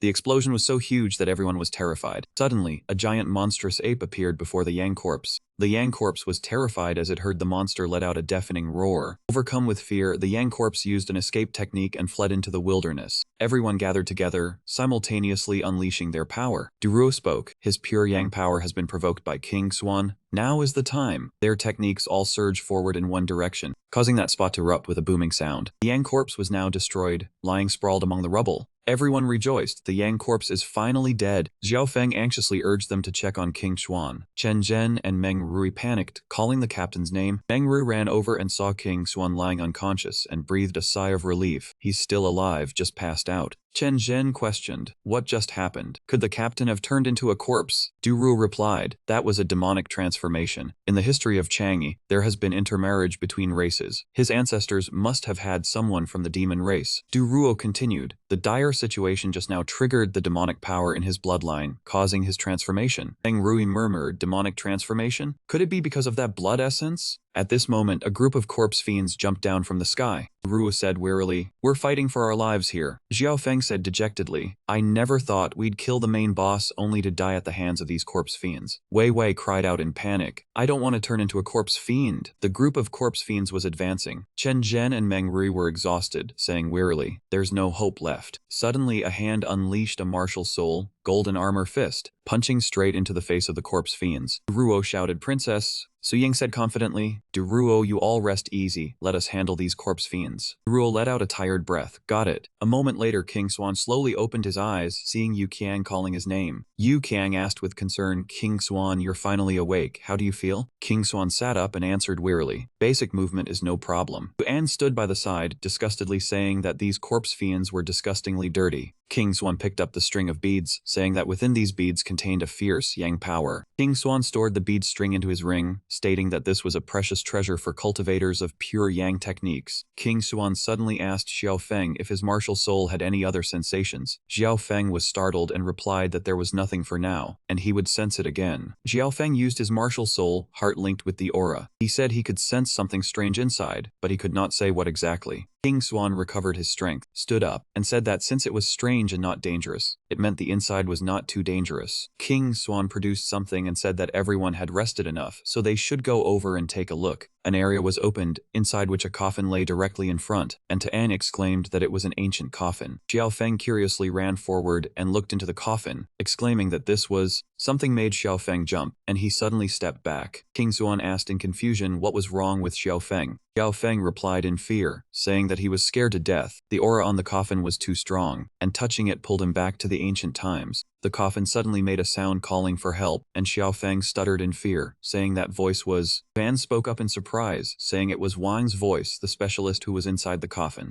Yuan ran to the coffin and shouted into it, telling Wang to come out quickly and asking what he was doing in there. King Xuan ran over to stop Tuan, telling her not to shout, and asking if she had forgotten that he had gone mad. Then Tuan panicked and asked what to do. King Xuan expressed the intention to invite everyone to help examine the coffin. Everyone gathered around lifted the coffin lid and shouted 3, 1, push. After pushing open the coffin lid, everyone was astonished to see that it was a secret passage, terrifyingly deep with no bottom in sight. Everyone looked into the coffin. King Xuan said he had not expected there to be a secret passage inside, and Meng Rua added that the pure yang energy was extremely strong, wondering if the formation eye was inside the passage. Tuan asked curiously what they should do now. King Xuan threw something into Scout, saying not to rush, and to let that scout the path first as there were stairs inside. King Xuan climbed inside, saying that if the Yang corpse is already dead, then there was no danger inside, and he guessed the secret of the hall was in the passage. Tuan was afraid and hesitant, asking if he meant going down there, but it was pitch black down there. King Xuan turned back and taunted her, asking if the princess was scared, causing Tuan to stutter. King Xuan smiled and said he was not forcing anyone, and if anyone was afraid, they could just stay here. Upon hearing that, Tuan immediately jumped in, claiming that this princess was not afraid, and King Xuan laughed, saying she was indeed stubborn, and not to end up sobbing in fear. King Xuan went ahead, telling everyone not to stray far and to stay close for better coordination, and everyone behind responded in unison that they understood. Tuan walked deeper in embarrassment, saying, Hey, wait for me. Yu Qiang called out, saying that with light the princess was not afraid, startling Tuan, who told him not to suddenly speak from behind. Liu Cheng pushed Yu Qiang, urging the idiot to move quickly, startling Yu Qiang, who cursed out in fright. While walking, King Xuan saw someone and immediately called Meng Ri over, saying Wang Da's corpse was here. Chen Zhen said how that was possible, since they had heard his voice before coming down, and wondered if it was still dangerous inside. Meng Ri ran over and said he would look, and King Xuan said the cause of death was related to a formation. Meng Rai said that the Yang aura was abundant here, beneficial for Yang attribute life forms, but Wang Da was invaded by killing intent, a Yin attribute, and absorbing too much would be counterproductive. King Xuan said he had checked this place, and besides Wang Da, there was only a strange stream of water. Tuan from the back said to take them to see it quickly. Meng Rui warily said the Yang energy was too strong, emanating from the water stream, and asked if this was the key to the ancient hall's operation. King Xuan called Xiao Feng to use his martial soul to sense if the water stream was dangerous, and Xiao Feng replied that it had no problem. Xiao Feng said that the eagle did not seem dangerous, and the water stream had extremely strong and pure spiritual energy, feeling as if it was about to become a spirit. The others questioned what becoming a spirit meant, and what water becoming a spirit was. Duruo pointed this way and said, "Everyone look, there are murals here," and King Xuan heard that, and said to go check them out. Duruo said there were 11 murals in total. Tuan ran over and asked where. Liu Cheng said he had not expected that the Yang corpse could also paint murals. Meng Rui hoped for information about the water stream. Tuan observed and wondered, strangely, why these murals gave her a cold and desolate feeling. King Xuan seemed to suddenly remember, and asked if the monkey in the mural was the same as the monkey from the mine earlier. He turned and spoke to Xiao Feng, asking if his martial soul could read the meaning in the murals. Xiao Feng activated his martial soul and said he would take a look. He said that the Celestial River and the River of Oblivion truly existed in this world. Meng Rai said that all things were born from Yin and Yang, and the Celestial River and River of Oblivion were two rivers. Du Ruo said she had heard her junior sister mention it. Xiao Feng confirmed that this river was the Celestial River. Meng Ru panicked and said that could not be, as the Celestial River was pure Yang water. Duruo was bewildered, wondering how someone could live in a place of pure Yang. King Xuan asked if it was a fact or just a speculation that there was no palace in the Celestial River. Meng Rui and Duruo answered in unison that it was a guess. King Xuan said that if they did not know, they should not jump to conclusions, for the world was vast. Duruo disgustedly said that the kid talked like an old man. Meng Rui replied that he was used to it. Xiao Feng continued to read, saying to wait for him to finish before discussing. He then said that in the Celestial River, there was a water god palace, and the ruler of the 800-million-mile Celestial River managed the rivers. 80,000 strong warriors came to pay tribute, called Yuan Shuai. divided into 36 generals based on strength. Xiao Feng continued, saying that at the center of the Celestial River, the ruler had a divine pillar that connected heaven and earth, called the Celestial River Suppressing Divine Pillar, an artifact left by ancient great powers, but it was taken by a monkey. Not stopping there, the Celestial River Lord, knowing the monkey had taken the divine pillar, became furious and led strong warriors towards the 10,000 Demon Mountain. Under the command of the spiritual monkey and the Celestial River Lord, both sides engaged in a fierce struggle. The 10,000 Demon Mountain collapsed, and the demon monkey and water soldiers fell to a foreign continent. Even after falling to the foreign continent, both sides continued their struggle under the leadership of their respective leaders. He continued after a long period of slaughter. They finally ceased their struggle. Each side found a mountain to settle down in, seeking a way to return, but their strength was heavily depleted. The water soldiers, led the Watermaster of the Seven Righteous, Baoling, used the celestial river water to create a yin-yang dual heavenly pit formation, preserving their physical bodies in the hope of returning to the celestial river. A figure standing under the moonlight muttered, "Yuan Shuai, where are you? Lead us back to the celestial river." After reciting this, Xiao Feng said that this was the entire content his martial soul had sensed. King Xuan replied that it turned out the ancient hall had such an origin. The princess spoke up, saying no wonder the murals gave a cold and desolate feeling. A guy behind asked if she also believed it, stating it was definitely fake and he did not believe it. Duruo angrily yelled at him, calling him a frog at the bottom of a well and telling him to watch his language. She continued, "We live under the vast sky, the world is immensely vast. The mysterious night continent is just a small part of the star region, so 10,000 demons mountain coming from another continent is not strange." On this side, Manhwa added analysis. The murals at the newly formed mountain range and mysterious dragon mountain share similarities. The talk about 10,000 demons mountain coming from another continent is completely believable. He asked in confusion, then why can't they go back? Duruo recalled, saying that to return one must break the void force, something unimaginably powerful. Currently, some force is building a super teleportation formation, but the incident with the water soldiers and demon apes happened before that. King Xuan was shocked after hearing this. Could it be that your star feather originates from here? He continued, according to the mural's content, the water in this lake might be water from the galaxy. The others also agreed. That's right, the mural said it clearly. King Xuan cheered excitedly. Now that Yangshi is dead, the yin-yang dual acupoint terrain should gradually be destroyed. How about we take a hot bath? As soon as he finished speaking, he disappeared and jumped into the water with a splash. This scene made the sisters blush. Pervert, why take off your clothes in front of women? How disgusting. Is he the only one allowed to get stronger? The other young men quickly jumped in too. This galaxy water is a top-tier cultivation treasure. Dare to come down, ladies. Duruo was angered by this. A bunch of rotten thugs. Rest easy, princess. Leave it to me. She threatened, this is a lightning wall. This side belongs to women. Anyone who crosses the boundary dies. So the group of women also quickly took off their clothes. Everyone was extremely excited. The water is so warm. Good thing the steam is thick. Otherwise those perverts would see everything. The men were frustrated from peeping and seeing nothing. The steam is too thick. Should we dive over to the other side? Look, a strand of hair floated over. I'll take it as a souvenir. The princess was spied on, showing utter contempt, a bunch of rotten men. Seeing the princess was too terrifying, Mo Lan did something mischievous. So the princess is quite developed. The princess shouted in embarrassment, "What are you doing?" Mo Lan is even more developed. Everyone started getting heavier. Wei Wei's are still the best. Let me see Mo Lan. On this side, the men couldn't take it anymore. My nose is bleeding. This damn steam. I can't take it anymore. My face. Seeing the men all dazed, someone warned, "You fools, quickly calm your minds. Galaxy water is a supreme yang object. Like this you will catch fire and die." Scene shift to outside the ancient hall. One young man wondered, it's been so long, could the princess be dead? Another young man noticed, look quickly, what is that? In the sky at this moment appeared a gigantic elephant dragon. It quickly landed on the ground, causing everything to shake violently. The elephant dragon carried a strange power that flung people away. It seemed to be sucking something. What was going on?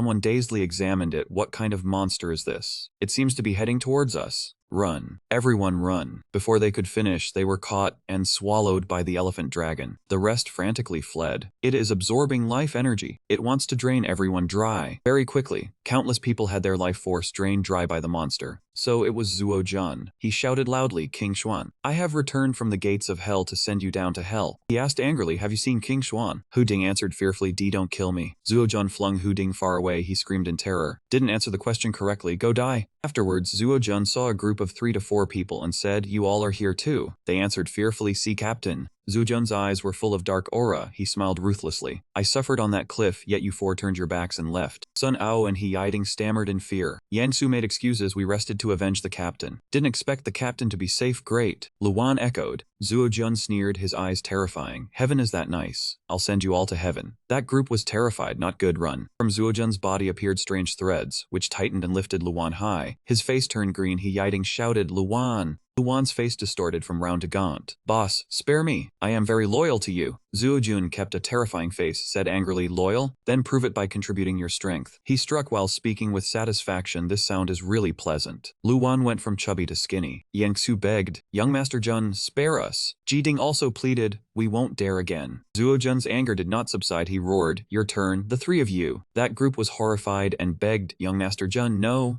Zhuojun seemed to calm down as if he was full. He asked again, where is King Xuan? The man pointed inside the hall, answering, King Xuan is inside. Zhuojun placed his hand with sharp claws on that man's head. So obedient, wouldn't it have been better to do this earlier? I won't kill anymore. That man was terrified. Suddenly, he pressed his terrifying face close and said, you thought I meant that? That man stammered in fear. What? Zhuojun struck unexpectedly. That man shouted, why? He got even angrier. You bastards. When I was suffering in the abyss, what were you doing? The group of people screamed in chaos. Someone shouted, Wang Wan, damn you. Another said for everyone to charge, but it was useless. Zhuojun struck harder. Traitors, all of you must die. The more he spoke, the stronger his power grew. The tentacles from his body secreted poison. No one could survive easily. Everyone grew more panicked. The poison is too strong. Think of a plan quickly. Contrary to the chaos outside, the ancient hall was quiet, with only the beauty of the pink water flow. In the middle of the water flow, Yu Qiang, with his strong body completely naked, was showing off his muscles. He thought to himself, finally broke through to the middle stage of spirit martial. King Xuan suddenly exclaimed happily, congratulations on your breakthrough, Yu Qiang. Yu Qiang turned around happily and asked, did you also break through? The two did a celebratory dance, shouting together, now we are both at the middle stage of spirit martial. Chen Zhen was embarrassed. Don't say you know them when we go out. Yu Yi also added, you don't say it either. On the other side of the river, a group of people were whispering, are King Xuan and Duruo monsters? How can they stay in the galaxy water for so long? Underwater, Wen said worriedly, Duruo, put on your clothes first. Duruo, face full of sweat, body weak, said no, the real monster is only King Xuan. Chen Zhen was worried. The captain has been inside for 4 days now. No matter how good his true energy is, can being in there this long really be okay? Another person's urgently, let me pull him up. Meng Rui stopped him. Xiao Feng discovered with worry, my battle senses many students running in here. It seems something happened up above.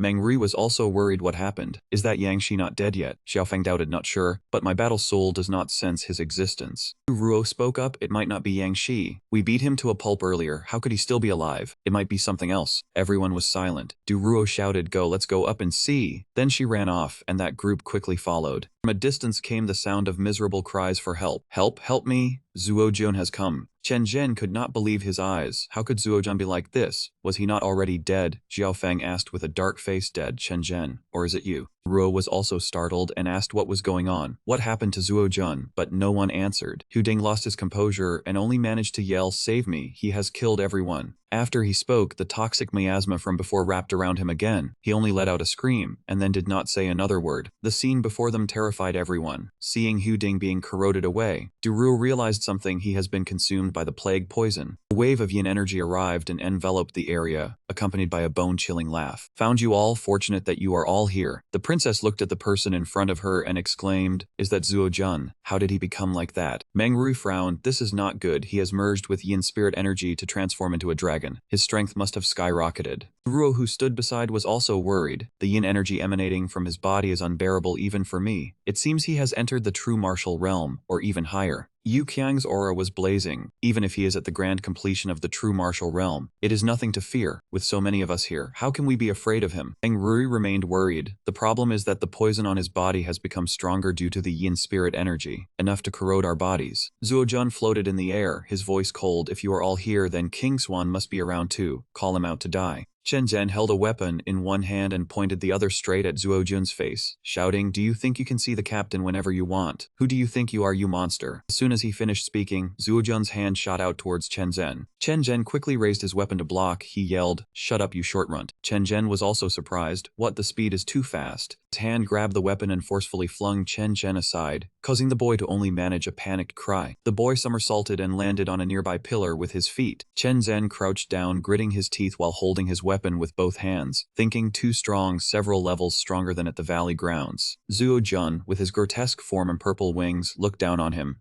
You are only this much, forget it. Once I kill you all, King Swan will come out anyway. Ruo could not hold back and unleashed her ultimate technique, Thunderous Strike, towards him. You brat Zuo Jun, how dare you talk nonsense. But before her lightning bolt even reached him, it was deflected several meters away by his dark energy. The girl was extremely surprised. How is this possible? Seeing him completely unharmed, Duruo wondered, could my martial soul not even damage a single hair on his head? Zuo Jun sneered, is Duruo the only disciple from the Central Earth Grand Palace Cloud Mountain? Zuo Jun swung his elongated arm to control a stream of dark energy flying towards them. I see you are no different from those wastes of the Heavenly Sect Academy. Duruo agilely soared into the air to dodge the attack. She sighed in relief. So fast. Good thing I've bathed in the celestial water. The other person could not dodge in time and was sliced through by the dark energy, letting out a pitiful scream. The stream of dark energy grew longer and swept towards everyone, causing them all to panic and shout. Liu Cheng stammered, can we really win against this guy? Meng Rui held his sword to reassure everyone. The pure yang energy here will neutralize his yin spirit energy. Using it will cause him to be consumed. We have just bathed in the celestial water, so fighting him is not a losing situation. Everyone shouted as they unleashed their ultimate techniques together. We must suppress his plague poison first. Everyone attacked together. Zuo Jun summoned dark energy to block all the attacks, looking down on them a mantis trying to stop a chariot. The purple dark energy grew stronger and surged towards the group. Zuo Jun laughed with delight, wail in my plague poison. Duruo reminded everyone to quickly enter the sacred moon silver radiance, and asked Meng Rui to hold on a little longer. As she spoke, she summoned it, and the sacred moon silver radiance emitted glowing rings. Meng Rui unleashed the familiar formation, the brocade campflower formation, and replied with a heroic spirit. They were immediately protected within a golden liquid barrier. Zuo Jun frowned. I did not expect you still have defensive primal energy. He raised his sharp claws. Unfortunately, it is useless against me. If you do not want to be torn apart, then kneel and beg me. His energy quickly flew towards the liquid barrier and then came crashing down with a bang. The impact worried the princess, but she became more resolute. You want me to beg for mercy? Dream on. Zuo Jun bared his sharp fangs and roared, then die. He summoned a prison of calamity, his dark energy seeming to devour the golden liquid barrier. Duruo sensed the danger and screamed, this is not good. His demonic power exceeds the barrier's tolerance. It is about to be broken. Everyone inside the barrier looked at each other worriedly, but remained brave. Let's abandon the barrier and take the risk against him. Relying on the captain's pure yang technique and support, if we can just hold out until King Swan finishes his comprehension, there is a chance. Duruo agreed with this. Zuo Jun's current strength is not inferior to Yang Shi. Meng Rui nodded. Then we must think of a way to hold on until King Swan arrives. As he finished speaking, the barrier shattered. Everyone joined forces and charged towards Zuo Jun, shouting attack, kill I. Zuo Jun looked with his one eye and roared, overestimating yourselves. He unleashed a tornado of solid yin wine that terrified everyone. Meng Rui warned, be careful, do not get infected by the plague poison. On King Swan's side, he was still immersed in a crimson sea with swirling red vortexes. His entire body was flushed red. King Swan thought to himself, the celestial water is truly a secret treasure for cultivating pure yang. In just a few days I have trained most of the 6 yang pulse and broken, through the middle stage of spirit martial. King Xuan looked at the figure in front of him in confusion. Is this not the phantom I saw earlier using Peerless under heaven? Could the celestial water have conjured it? He looked at the energy around the figure in alarm. The pure yang power is so violent and explosive. It seems he is refining something. The yang energy in the lake has been drained. King Xuan looked at the strange circle on that person's hand in surprise. Is this a replica of a wheel? He closed his eyes to sense the sun and moon wheel of emotion. The power is so warm. Suddenly the ground and rocks rumbled violently. Many large and small boulders shattered and fell into the water. King Xuan looked around and shouted, what is happening? Where is everyone? He quickly put on his clothes and ran. This is bad. This place is about to collapse. The group of people were scattered on the ground, beaten by Zuo Jun's dark energy, all wounded and groaning in pain. Too strong, he is no match for us. Zuo Jun laughed triumphantly. Princess, let us have some fun next. He roughly grabbed the princess's leg, making her scream, you beast. What are you doing? Get away. Zuan pushed her down and licked her slender legs. Rest assured, princess. I will make you feel real good soon. The princess shouted, stop it now. Ruo saw this injustice and roared, let the princess go, Zuo-jun, how dare you. Before she finished speaking, he pushed her to the ground with a thud. Shut up after I have enjoyed the princess. It will be your turn. The princess's eyes shimmered with tears as she called Du Ruo's name. Zuo-jun brought his face close to the princess and licked her cheek with his disgusting tongue. Give up. No one can save you. The princess squeezed her eyes shut and struggled. Get away from me now. He did not relent and held her tightly. Do not waste your strength. Suddenly a shout rang out from the sky. Stop. It turned out Chen Zhen was struggling to stand up. He said in a harsh tone, Zuo-jun, if you dare touch the princess, you are dead. Zuo-jun turned to look at the boy, let out an exclamation, am I dead? I think the one who must die is you. The poison has already seeped into your bones. Chen Zhen, with eyes half closed from pain, still spoke bravely. An evil person like you has not died yet, so I will not fall either. Zuo-jun, provoked, became enraged and shouted, you are on the brink of death but still have a hard mouth, just fall down now. Suddenly, a radiant golden surge lunged at him, accompanied by a voice, the one who must fall is you.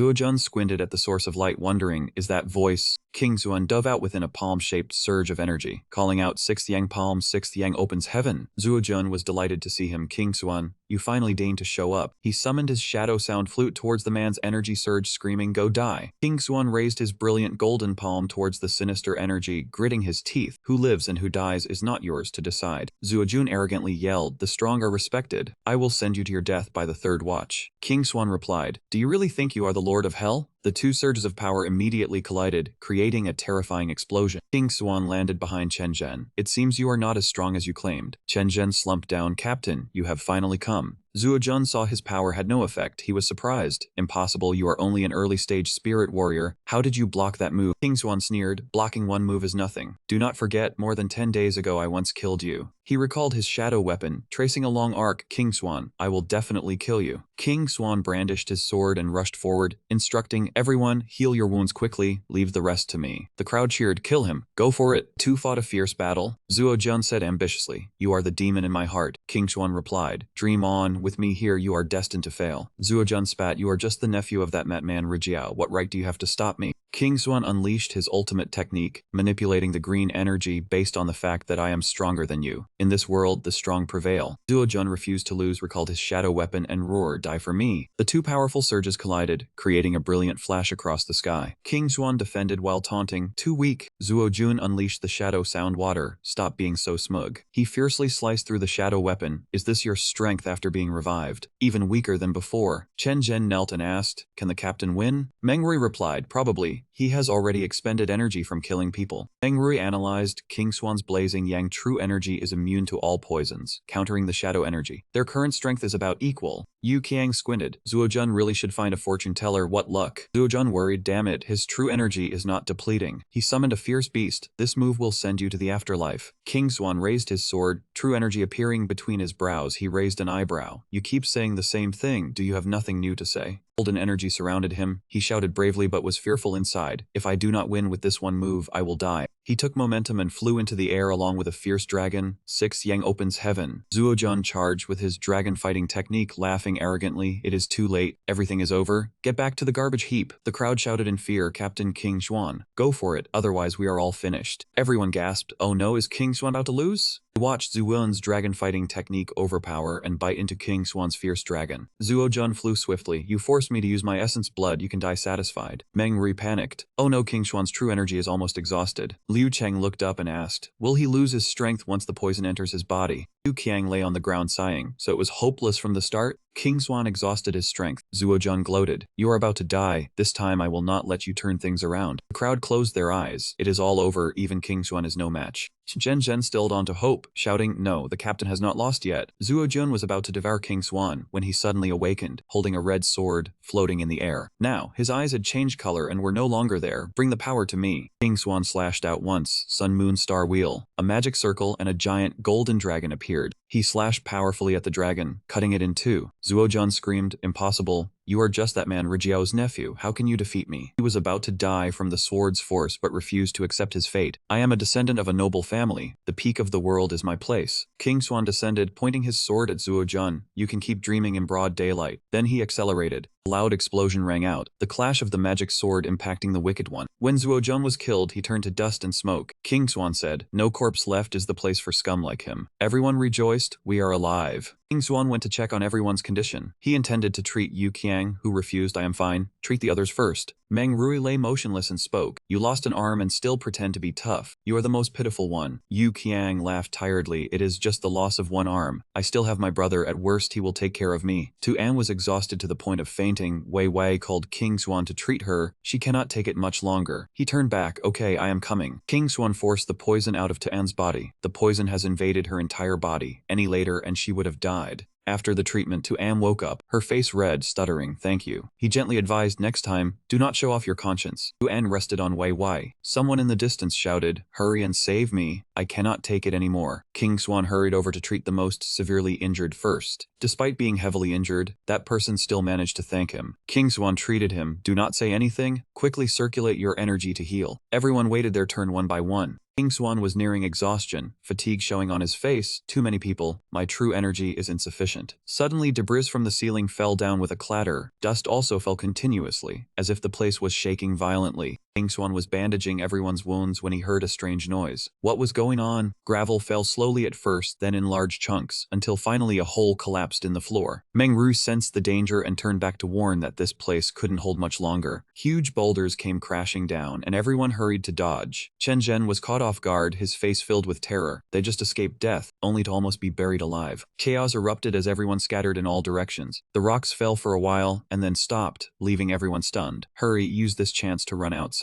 From the hole in the ceiling, another space appeared. Someone stepped out, and no one understood what was happening. Zuo Jun, you have violated the rules. Come out and face your punishment. Two figures slowly revealed themselves, and everyone immediately recognized them as the two elders, Wu Hao and Yin Kun. We are saved. The air grew still as everyone silently watched the two elders. The two of them also stood there awkwardly for a few seconds. They asked each other in confusion what was happening. Wasn't it said that Zuo Jun was slaughtering the students? Never mind that. Save the people first. This place is about to collapse. Elder Yin Kun stepped forward and announced loudly that everyone was heavily poisoned. He would expand the teleportation array to send everyone back to the academy. King Xuan raised his hand to interrupt. Wait, what about the examination then? Yin Kun raised his palm and declared that they had all passed the assessment. The number of Swan grade martial skills would be determined by their achievements in the Void Sky Ancient Path. Wu Hao added, you're entering the Great Hall and surviving was enough to prove a martial artist's courage, strategy, and luck. Hearing this, everyone embraced and celebrated. Finally, I have become an inner court disciple. Mother, I have succeeded. One person stood above, looking down at the scene of everyone cheering in joy. It was Di Hui. He looked at King Xuan thoughtfully. Why did the Sun Moon Star ring appear on this boy? He hadn't found the Demon Emperor's tomb yet, but he had encountered something interesting. He revealed a cryptic smile. The owner of the invincible Under Heaven perception art was truly dead. He mused that great person in the Star Palace must have many problems. Let's leave the invincible Under Heaven perception art with King Xuan. It's a bit wasteful, but forcibly extracting it would destroy the martial soul. This would be an unexpected card to play later. Di Hui planned, once he thoroughly investigated the Demon Emperor's tomb, he would place a forbidden spell on King Xuan to avoid detection by the Heaven and Earth dual rankings. Suddenly, a foot with golden patterns stepped towards the place where he was standing. That person slowly planted his foot down. Di Hui looked at the person before him and quickly asked, have you arrived? Yi Zhong spoke with half a face. The Nation Master has kept you waiting. Di Hui had one hand behind his back and raised the other. 4 years no see. Elder Yi Zhong's cultivation has increased by a level. Soon you will surpass Bu Li to become the strongest of the 7 elders of the heavenly sect. Yi Zhong looked at Di Hui and thought to himself, in these northern 5 kingdoms, he is the one I am most wary of. He replied, the Nation Master's progress is more astonishing. 4 years ago you were still at the true martial realm, and now I cannot even see through your cultivation. Di Hui humbly replied, it is merely that I have practiced the breath concealment technique. Elder Yi Zhong need not pay it any mind. Di Hui clasped his hands in salute. Fortune that you still remember this, junior. Yi Zhong replied, the Nation Master flatters me. He recalled the book from years past. If not for the Nation Master practicing the lesser battle meditation art with me, it would have been difficult for me to break through to the consummate primordial martial realm. Di Hui summoned green spiritual energy along with circular dots and explained, the lesser battle meditation art has 9 layers. Based on your talent with mere cultivation, you would smoothly step into the earthly realm. At that time, Elder Yi Zhang would be the foremost in the Northern Five Kingdoms. He was surprised. Could it be that the nation master is not from the Northern Five Kingdoms? Yi Hui was displeased with the question and only let out a few soft chuckles. He lunged forward, leaning his face close to Yi. Elder, you are asking quite a lot of questions. Yi Zhang was terrified by the killing intent emanating from Di Hui. The pressure is so strong, the feeling of oppression is still the same as 4 years ago. Who in the world is he? He stammered. I truly should not have asked those words. Di Hui withdrew his pressure, closed his eyes, and shook his head. It is nothing. He expressed his gratitude. It is rare for Elder Yi Zhang to remember and agree to help find the Demon Emperor's tomb. Yi Zhang replied, that tomb matter was something I was already interested in. Yi Zhang expressed his feelings, adding the nation master's favor. As long as it remains within this mountain range, I will definitely find it. Di Hui reminisced about the demon beasts. It all depends on fate. After all, this 10,000 Demons Mountain is not that 10,000 Demons Mountain. Yi Zhang did not understand the hidden meaning. What does the nation master mean by saying that? Di Hui replied indifferently, this matter is a long story, but I want to introduce a student from your academy to Elder Yi Zhang. Yi Zhang frowned and uttered an oh, not knowing which student had the honor of catching the nation master's eye. Di Hui raised his hand to introduce. That student's name is King Xuan. Yi Zhang asked in surprise, King Xuan? Yi Zhang thought it over. Di Hui was deeply mysterious, not simply the nation master of Eastern Thunder Kingdom. Behind him must hide something. He quietly judged. King Xuan being noticed by Di Hui must have outstanding qualities. It seems I must pay a bit of attention. Next morning, everyone gathered at the training grounds, buzzing with discussion. Stop dreaming in broad daylight. Wait patiently for the Void Sky Ancient path to open. The one most likely chosen by the elders is King Xuan. At the Heavenly Sect Academy, everyone was excitedly waiting for this day. The final month had finally passed. Today, wearing new clothes, I wonder if I will be chosen by an elder. Meng Ru did not see him and asked. Yu Qiang looked around. Hasn't he arrived yet? I notified him a few days ago. Liu Cheng found it strange. The team leader isn't going to be late, is he? Meng Ru replied, missing the personal disciple recruitment would be a lifelong regret. At that moment, everyone looked up at the platform and shouted in unison, the Academy Master has arrived. The two girls in King Swan's team wondered he still hasn't come. He's probably late. Yin Kun put his hands on his hips and scolded, daring to be late for such an important matter. Academy Master, should we wait? The Academy Master slowly replied. This inner court assessment was turned around thanks to King Xuan. Waiting a bit longer for a promising student is no problem. King Xuan hurriedly ran over, apologizing for being late as he was focused on training. Everyone saw him and happily made way. Team leader, you're finally here. Sihan glared at him and cursed inwardly. This glory should have been mine. It's all your fault. The Academy Master raised his hand and cleared his throat. Everyone, order. Now the elders will begin selecting disciples. The Academy Master turned and asked Yin Kun, what do you think of King Xuan? Yin Kun answered immediately, he is a good seed. King Xuan, you... Before he could finish, Fei Yu of the 7 elders of the Heavenly Sect landed on the ground to stop him. Wait. Everyone was surprised. Elder Fei Yu was elusive like a dragon showing its head but not its tail. Could it be that he wants to accept King Xuan? That is correct. Fei Yu declared he wanted to take him as a disciple. Yin Kun shouted from behind, hey Fei Yu, do you understand the order of precedence? Fei Yu glanced over. This old man has few personal disciples, and today I take one, yet you argue over it? He pointed a finger at his own face and said with a displeased tone, could it be you still hold a grudge over the last incident? Yin Kun pointed a finger at his face and yelled, if so, then follow the Academy's rules. Fei Yu retreated a few steps and assumed a combat stance. Let me see how much progress your purple cloud art has made. Yu Qiang, standing behind King Xuan, nudged his shoulder. Look quickly, the elders are fighting over you. Pick one. King Xuan was still dazed, but he sighed in frustration. He really did not want to be some direct disciple. A voice rang out in the air. Fei Yu, your nourishing water art does not suit him. Yin Kun looked the red and yellow aura retreating quickly before him, loudly asking what that was. So it was the true Kai of the 7th elder of the Heavenly Sect. He spoke cheerfully, but he is suited to learn the sun-chasing art from me. Fei Yu looked at him in exasperation. Why was this old man here too? The crowd was surprised. Was the 5th elder also here for King Xuan? Yin Kun angrily charged at him. Qi Yi, why are you not at the scripture library reading books, coming here to snatch disciples from me? Qi closed his eyes and sighed. Aya, why are you shouting so loudly?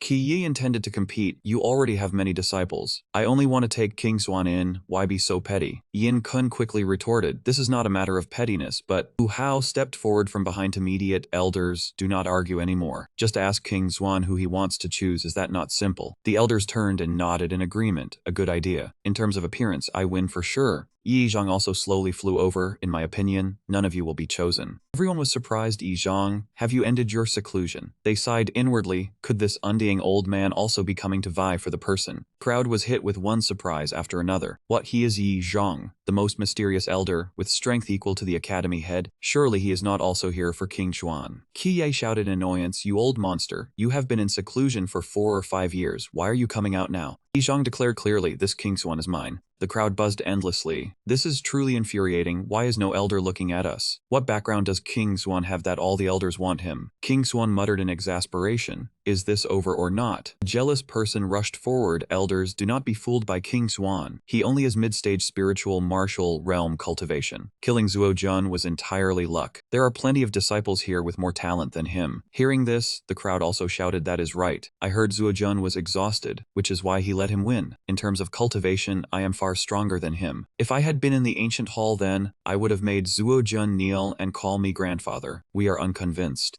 Zihan gritted his teeth in thought. It took great difficulty to get Lan Yan to save me. I cannot let King Xuan be chosen by the elders, otherwise revenge will be hard. King Xuan looked at him and muttered, this guy is still alive. A stream of golden true qi was immediately emitted from Yi Zhang. Zihan, get out of here now. Zihan was struck directly by the stream of Kai, screaming in shock. His entire body was sent flying backward. Yin Kun stepped forward and scolded loudly, Yi Zhang, are you attacking a student? You have no decorum at all. Yi Zhang raised his chin and looked, I indeed have no decorum, so what? If anyone tries to compete with me for King Xuan, be careful or I will smash you to pieces. Yin Kun could not take it and immediately summoned his red true Kai behind him. Violet Cloud Art, he shouted. This is going too far. Fei Yu also summoned his blue true Qi, pointing the nourishing water art at Yi Zhang. Yi Zhang, let us see how you can smash the three of us. Qi Yi immediately summoned a fire phoenix from the sun-chasing art, then loudly reminded, Yi Zhang, do not be so arrogant. Yi Zhang alone unleashed a golden lotus, countering several ultimate moves from the elders. You are just wasting your strength. Seeing the unfamiliar formation, the people could not help but be surprised, shouting in unison, great perfection of the primordial martial realm. Suddenly, a person landed with immense martial force, shouting angrily, damn it, I was in seclusion for a while, and you all have come to snatch my King Xuan. Jiang Peng slowly descended to challenge. Today, whoever dares to compete with me, I will tear them apart. King Xuan was surprised, sixth elder. He raised his hand to cover his face. It is over. This time it is even more chaotic. The crowd was bewildered to see the elders fighting over King Xuan. No way are the 7 elders of the heavenly sect rarely gathering in full just to fight over King Xuan. Seeing the 6th elder approach, the academy head smiled and said, Jiang Peng, have you leveled up? Jiang Peng glanced over and replied leisurely, that is right. I am not only at great perfection of the bone tempering realm, but I am also confident in breaking the shackles of the golden strength warrior to step into a higher level. Jiang Peng continued, by then it will blood transformation and aperture unblocking and forging the heavenly meridians, that is the indestructible golden body. King Xuan suddenly realized, was the 6th elder saying the realm above golden strength warrior is the indestructible golden body? Yi Zhang pointed at him and criticized, Jiang Peng, is there anyone who cuts in front of the line like you? Jiang Peng spat arrogantly. When I met King Xuan, you were still a tadpole. You dare to snatch my person. I think you are itching for a beating. A person in the crowd wondered, this elder is clearly very powerful but has no decorum at all. Yu Qiang put his arm around his shoulder and laughed. Hey team leader, say something. The elders are waiting for your answer. Chen Zhen continued, that is right, all 7 elders of the heavenly sect are here. You cannot go wrong with whoever you choose. King Xuan still looked troubled, only letting out an oh. Sighed one. Then he cupped his hands in a grand salute and announced in a clear voice, King Xuan thanks the elders for their deep affection. However, I still do not intend to take a master. The team was astonished. King Xuan, this is a rare opportunity. What nonsense are you talking? Respected elders, the team leader was muddle-headed from training today. Do not listen to him. Yu Qiang spoke correctly. He still firmly refused amid the shock. Respected sirs, cultivation is about following the Tao heart, being steadfast and stable. Having a master or not is not important. As long as one has the heart to advance, nothing can stop a person. Jiang Peng sighed. I knew it. But if one day you change your mind, you can always take me as your master. King Xuan still stubbornly refused. My Tao heart is that a gentleman is like a dragon advancing without retreat. I do not need to call anyone master. Yi Zhang also spoke up. Your Tao heart is firm, which matches my character. If you agree to join my sect, you can come anytime. I will surely be waiting to welcome you. Jiang Peng glanced and scolded, Yi Zhang, do not dream of competing with me for this person. King Xuan cupped his hands and pleaded for his team team members, respected elders, without the team's help, I alone could not have succeeded. They also have extraordinary innate talents. I hope you will not miss this opportunity. Jiang Peng agreed. King Xuan speaks reasonably. Why do you not think of the others? Stop competing with this old man. Qi Yi quickly took in one person. Xiao Feng, I understand your heart-linked rhino martial soul. Do you agree to be my disciple? Xiao Feng his hands in salute. Disciple agrees. Fei Yu spoke up. Chen Zhen's strength is not bad. I will take him in. Chen Zhen quickly performed the salute. Disciple will certainly work hard. Yi Zhang also took a liking to someone, Du Ruo, but before he could finish his sentence, she gracefully performed a salute and refused. Thank you for the elder's favor, but I am a disciple of the Cloud Qianyuan Palace. I cannot take an external master. Yi Zhang lamented. What a pity. Wu Hao spoke. Princess Su Ying, are you willing to study with this old man? She quickly replied. Disciple agrees. Yin Kun pointed at the person in front of him. Then I will take Si Han. He cupped his hands in salute. Thank you, master. But in his heart, he thought strangely, what was this feeling of being the only one chosen last? The academy head raised both hands and announced, those who were not accepted, do not be discouraged. Know that very few on the Hidden Dragon ranking are direct disciples. They all rely on their own strength. Just as King Swan said, a gentleman is like a dragon, advancing without retreat. That is the spirit of a martial artist. Upon hearing the comforting words, the crowd also shouted in agreement. Among the 4 kings of the Hidden Dragon ranking, none are direct disciples. Relying on my own talent, I can also achieve success through self-cultivation. The academy head flew into the air, pulling a stream of red true Kai. Since disciples have been chosen, let us join hands to open the ancient path of the void sky. Except for Jiang Peng and Yi Zhang who will guard the formation. The other elders, help me open the ancient path of the void sky. The elders immediately flew up together, chanting in unison, respect the Dharma instructions. Golden scriptures curled and twisted across the sky. The elders exerted their full power to suppress. The academy head ordered, everyone quickly activate the Dharma art. The 7th elder of the heavenly sect, Tui Yi, reminded Yin Kun not to cause obstruction. Wu Hao beside him shouted loudly, this is not the time for a verbal fight. King Xuan raised his head to look at the sky, wondering inwardly, are these demonic scriptures? No, they are somewhat similar but not. Jiang Peng slowly stroked his beard, his gaze focused. This is the vast void wilderness heaven art used to activate the ancient path of the void sky. Looking at the ancient scriptures, he calmly explained, this Dharma art is miraculous but very difficult to understand. The hidden symbols do not belong to any script of the current world. They are secret texts from the Middle Ages, and no one knows their origin. Meng Rui was astonished upon hearing this and blurted out, Middle Age secret texts, those who grasp them have long ceased to exist. I did not expect the academy to preserve this Dharma art. It is truly astonishing. Yang Peng stroked his beard, his expression a mix of pride and regret. The academy is the premier one on the profound Night continent, its history longer than even the southern Shang kingdom. Later, for some reason it moved from the central region to the northern territory. Though it has weathered many vicissitudes, by our generation, no one understands the meaning within this art. At this moment the ancient scriptures in the sky began to converge, forming a dazzling point of light. A mighty wind arose, roaring as if to sweep everything away. Those standing below were terrified and quickly dodged. The wind pressure is so strong, what is happening?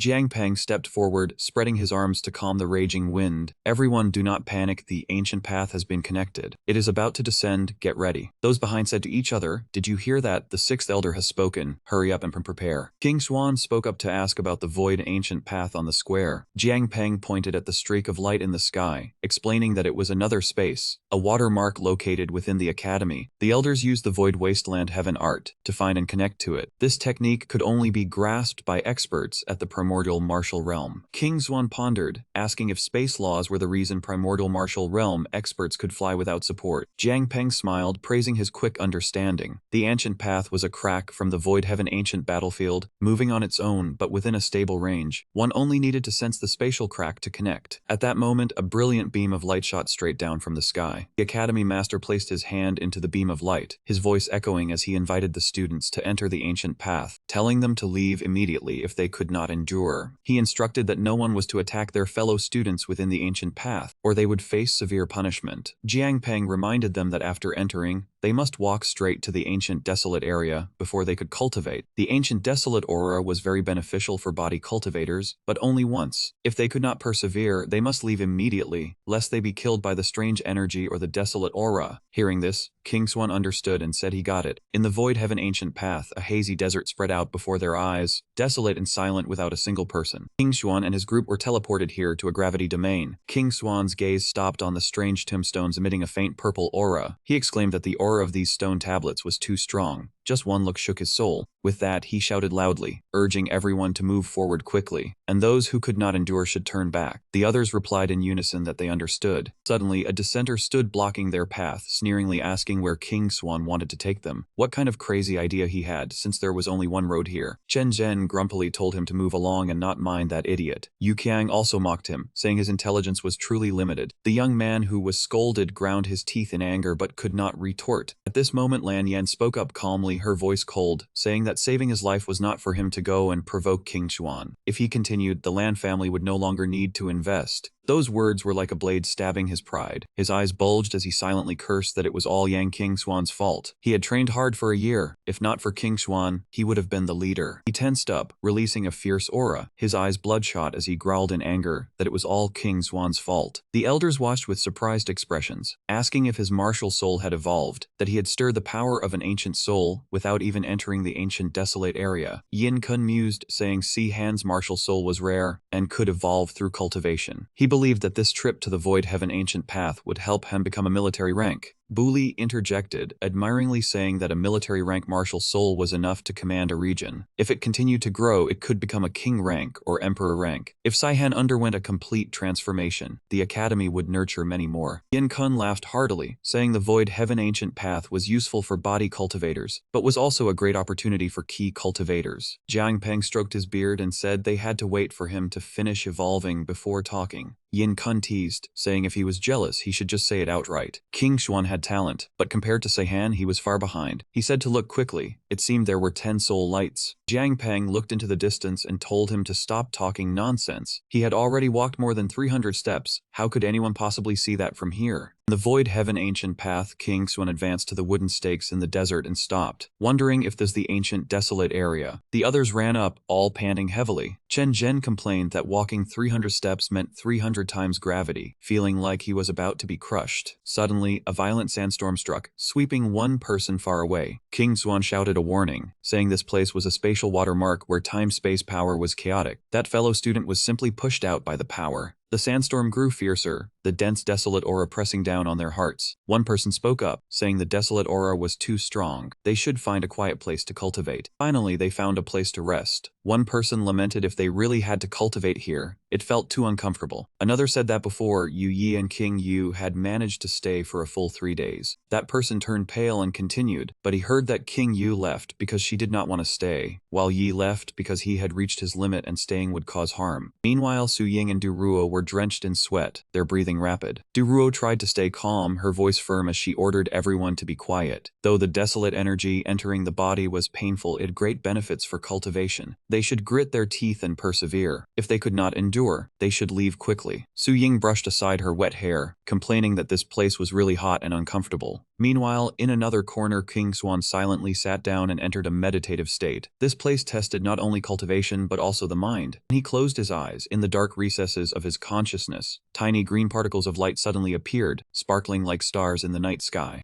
King Xuan snapped his eyes open, wondering how strange this place was. He stood up, surprised to see around him a vast desert stretching endlessly without a single person. He asked where everyone had gone. Could this be his own sea of consciousness? Suddenly, a fierce roar sounded from behind him, and a huge monster entirely purple appeared. Before he could collect himself, a series of monsters appeared around him. King Xuan prepared to attack, wondering why such strange things were in his sea of consciousness, and there were more and more of them. With that, he used the sun-splitting heaven art. The technique directly attacked the horde of monsters. Strangely, they were unharmed, only roaring more wildly. King Xuan panicked, wondering why his strongest move had no effect. The monsters pressed in on King Xuan's forehead. A sword-shaped mark suddenly appeared. He gritted his teeth, nearly roaring that he was about to be devoured by them. Grasping the sword firmly, he swung it fiercely, flinging the monsters away, shouting "Scatter to hell," telling those damn bugs to get lost. Then he thrust the sword hard into the ground, a blinding light radiating out that made the monsters roar. The ground shook, and thousands of swords suddenly shot up from beneath the desert, piercing straight into the monsters. They vanished, and King Xuan also returned, finally waking from his sea of consciousness.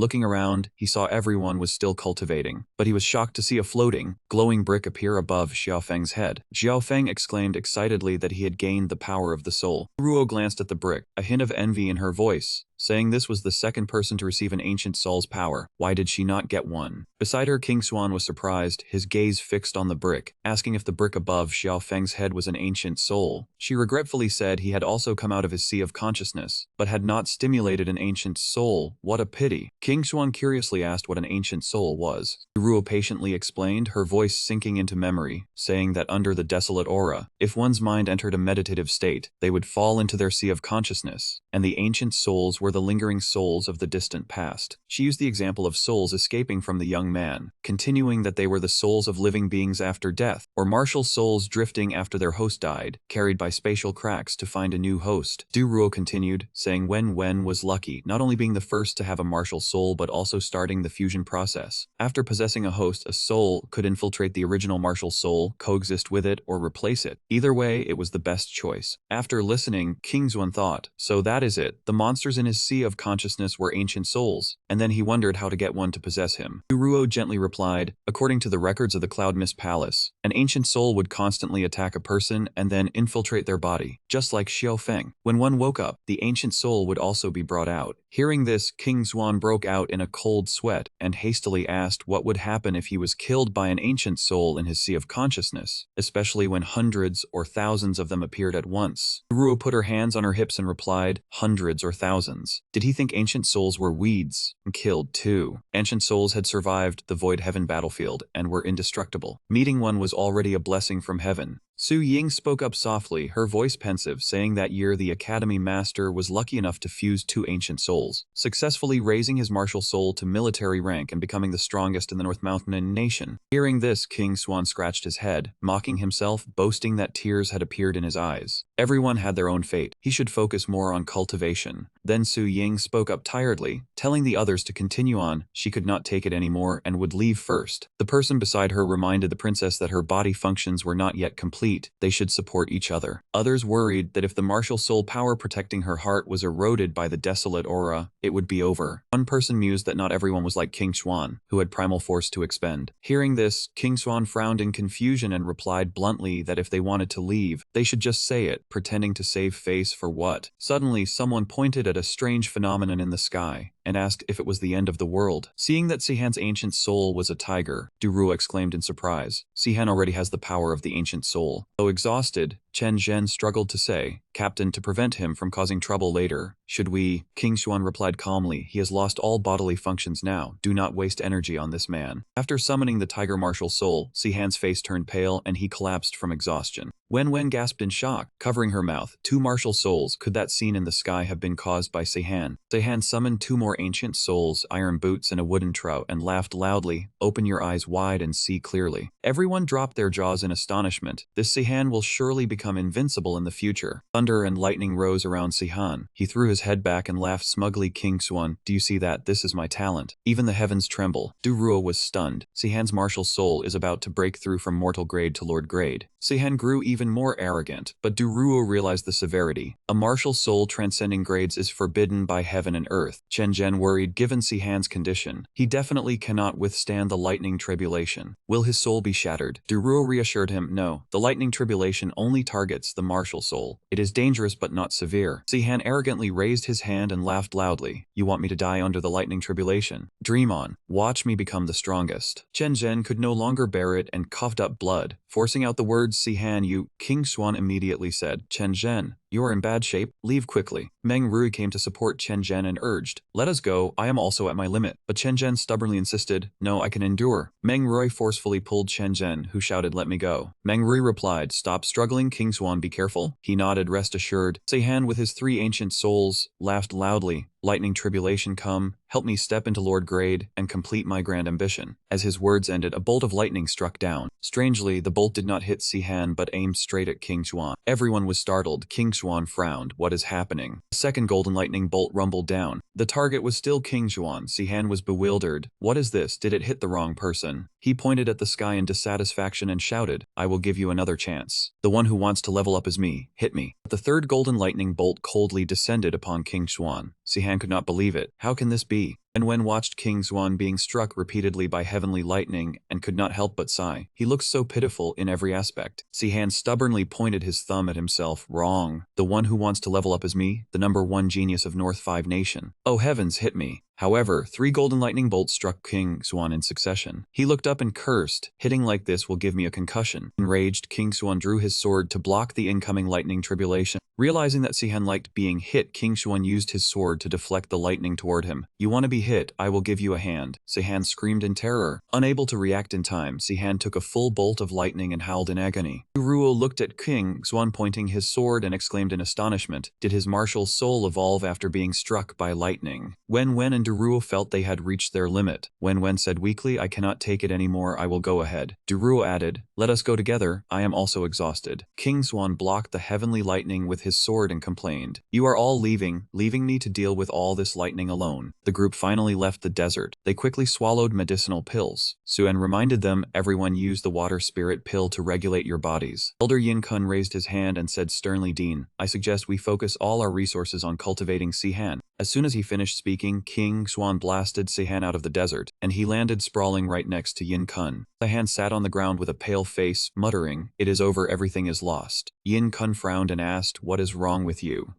And said respectfully, Senior Yin Kun, Sihan only wanted to be struck by lightning while King Xuan was undergoing his tribulation, and that is what happened. Yin Kun retorted angrily, do you think this elder is foolish? Who would willingly want to be struck by lightning? Jiang Peng was shocked. You said King Xuan is undergoing the lightning tribulation. Ru replied, that is correct. King Xuan has not activated his ancient soul but can use his own strength to upgrade his martial soul to Lord grade, attracting heavenly lightning. Jiang Peng laughed joyfully. Good, Dean, I suggest we focus all our resources on cultivating Yang King Xuan. Qi Yi spoke up worriedly, Jiang Peng, do not rejoice too soon. It has been 2 days and King Xuan has not come out yet. I am a little concerned. Jiang Peng said confidently, what is there to fear? He just underwent his tribulation, he needs more time. King Yu stayed in there for 3 days, he will have no problem. 3 days later, a beam of light shone down inside the Kingzong Academy. Suen asked worriedly, King Xuan still has not come out. The person beside him replied, he has already exceeded the time of Yu Yi and King Yu. Bu Li spoke up, Jiang Peng, given that brat's cultivation level, perhaps he has already. Jiang Peng retorted, impossible. Just wait a while longer. Meng Rui looked at Xiaofeng and asked, your heart link resonance. He shook his head helplessly, I have tried, it is a different space. I cannot sense him. The 7th elder of the heavenly sect, Fei Yu, raised his hand and a ring of light appeared. The 7 of us can only maintain the void ancient path for 7 days. Everyone exclaimed in unison, how can that be? The sky darkened and the entire academy buzzed with discussion. A freshman has broken Yu Yi's time record in the void ancient path and has yet to come out. Many curious people flocked to see. Climbing a tree, that person saw a huge crowd waiting. Even Yu Yi and King Yu had arrived. 6 days passed and the beam of light still shone down, showing no signs of fading. Hu Zhuo asked, it has been so long, that boy King Xuan is probably dead. Lu Yifan said calmly, do not speak nonsense before you see the truth. Fu Zhuo refused to yield. Given his spirit martial realm cultivation, Lu Yifan interrupted him. Random speculation is what fools do. King Yu remembered those blue eyes and thought to herself, King Xuan should be able to compete for a win on the hidden dragon list this time. King Yu thought about King Xuan and his sword. His martial soul is indeed the Tai Xuan sword. It is a pity he has not unleashed its true power. Let me see how far your cultivation has progressed. King Yu activated her clear eyes, and her eyes immediately turned blue. The moment she saw the unexpected sight, her face flushed red and she blurted out, you pervert. Fu Zhuo asked curiously, boss, what is wrong? Lu Yifan said, speak, what did you see? King Yu covered her face and stammered, no, I cannot say. Through the cracks of her hands covering her face, King Yu peeked again and saw an even more embarrassing scene. King Xuan sat meditating with a naked body, and behind him appeared a blue dragon. She saw secret script in the dragon vein martial scripture and murmured quietly, so the key to the green yang fist is in the martial scripture. Her face was still red as she covered her mouth with her hand and muttered, the secret script on the blue dragon is not clear. How annoying. Should I look or not? Fu Zhuo heard her voice and asked, what is King Yu muttering about? 7 days had passed since the ancient soul search in the desert took place at the Kingzong Academy. Dean placed his hand into the light stream to check, but he feared that King Xuan could no longer return. The old man stroked his beard and replied sternly, Jiang Peng should understand that King Xuan's cultivation could not withstand the the wasteland aura for 7 days. He clasped his hands together and asked loudly, everyone, dispel the formation. Jiang Peng said, injecting true essence into the light stream only wastes true essence. If you all refuse, let me do it alone. A sudden red light shot out from the old man's hands. Jiang Peng, full of determination to risk his old life to maintain the rift for one more day. Then he continued, today this old man will make a gamble. Yin Kun verbally tried to dissuade him but secretly executed a technique. This is not a gamble but recklessness.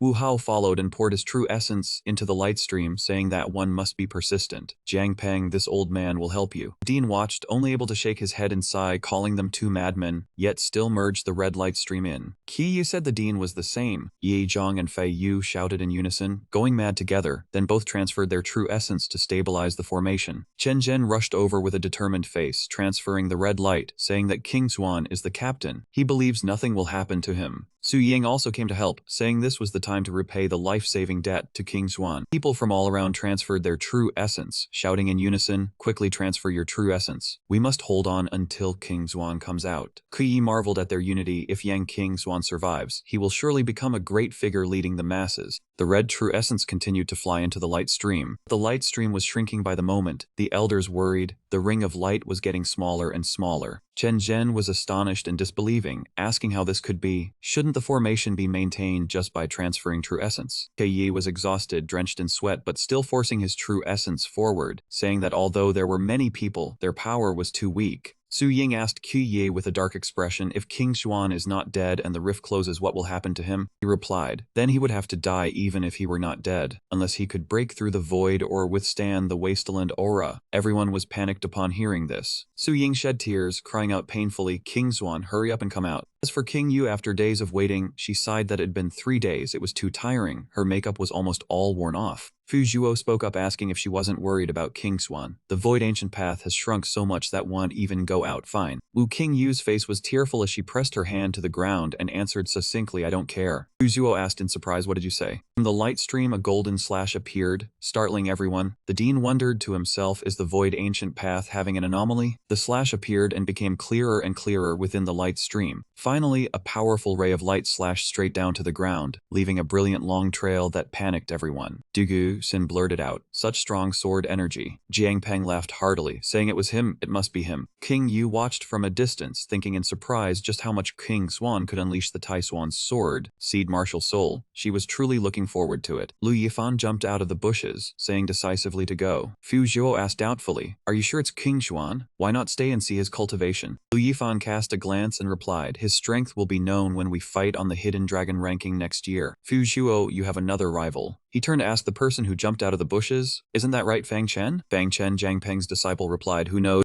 At the same time, King Xuan appeared from the light stream, his face relaxed as he exhaled, finally out. King Xuan saw everyone gathered here and wondered, what's wrong with you all? You look like you've seen a ghost. Everyone was overjoyed to see him and rushed over. Chen Zhen was about to hug him. The captain's finally back. Meng Rui said happily, we thought you died in there. The Dean praised him, 8 days inside, and you're still full of vigor, opening a passage to come out. With this talent, Jiang Peng stroked his beard proudly and said the academy should use its resources to nurture him. The Dean asked King Xuan if he had undergone a tribulation in there. Is your martial soul now Lord grade? He held the purple sword and replied, are you talking about this purple soul light? The Dean smiled with satisfaction. Indeed, a Lord grade martial soul. In the past few hundred years in Shangnan Kingdom, they could be counted on one hand. With your talent and mindset, you will surely make her yourself in the future. King Xuan gently declined the good intentions of the Dean and the sixth elder, saying there was no need. Clasped his hands and said, resources are important, but the most important thing for a martial artist is to maintain one's heart. Seeking methods outside the heart are all evil methods. Jiang Peng agreed, everything depends on you. Your heart is lofty. No one here can be your master. An elder followed, no matter what problems you encounter, you can come ask me. The Dean announced the end of the training, praising everyone for their good performance. In 10 days, everyone will go to the library pavilion to view the profound grade martial technique. Meanwhile, at Divine Sound Mountain, 2 figures jumped down from a high cliff. Below was a river. They were Jiang Peng and King Xuan. Jiang Peng laughed boisterously, chasing me here and your aura is still abundant. It seems you have reached the great perfection of the Dan Qi realm. King Xuan replied, sixth elder, you called me here not just to test my strength but to talk about the bet, right? Jiang Peng said, talking to you is really really comfortable. There are only 2 months left for the bet. Based on the current situation, I should teach you the essence of the spiral python finger to help you when you view the profound grade martial technique in 10 days. He continued, come,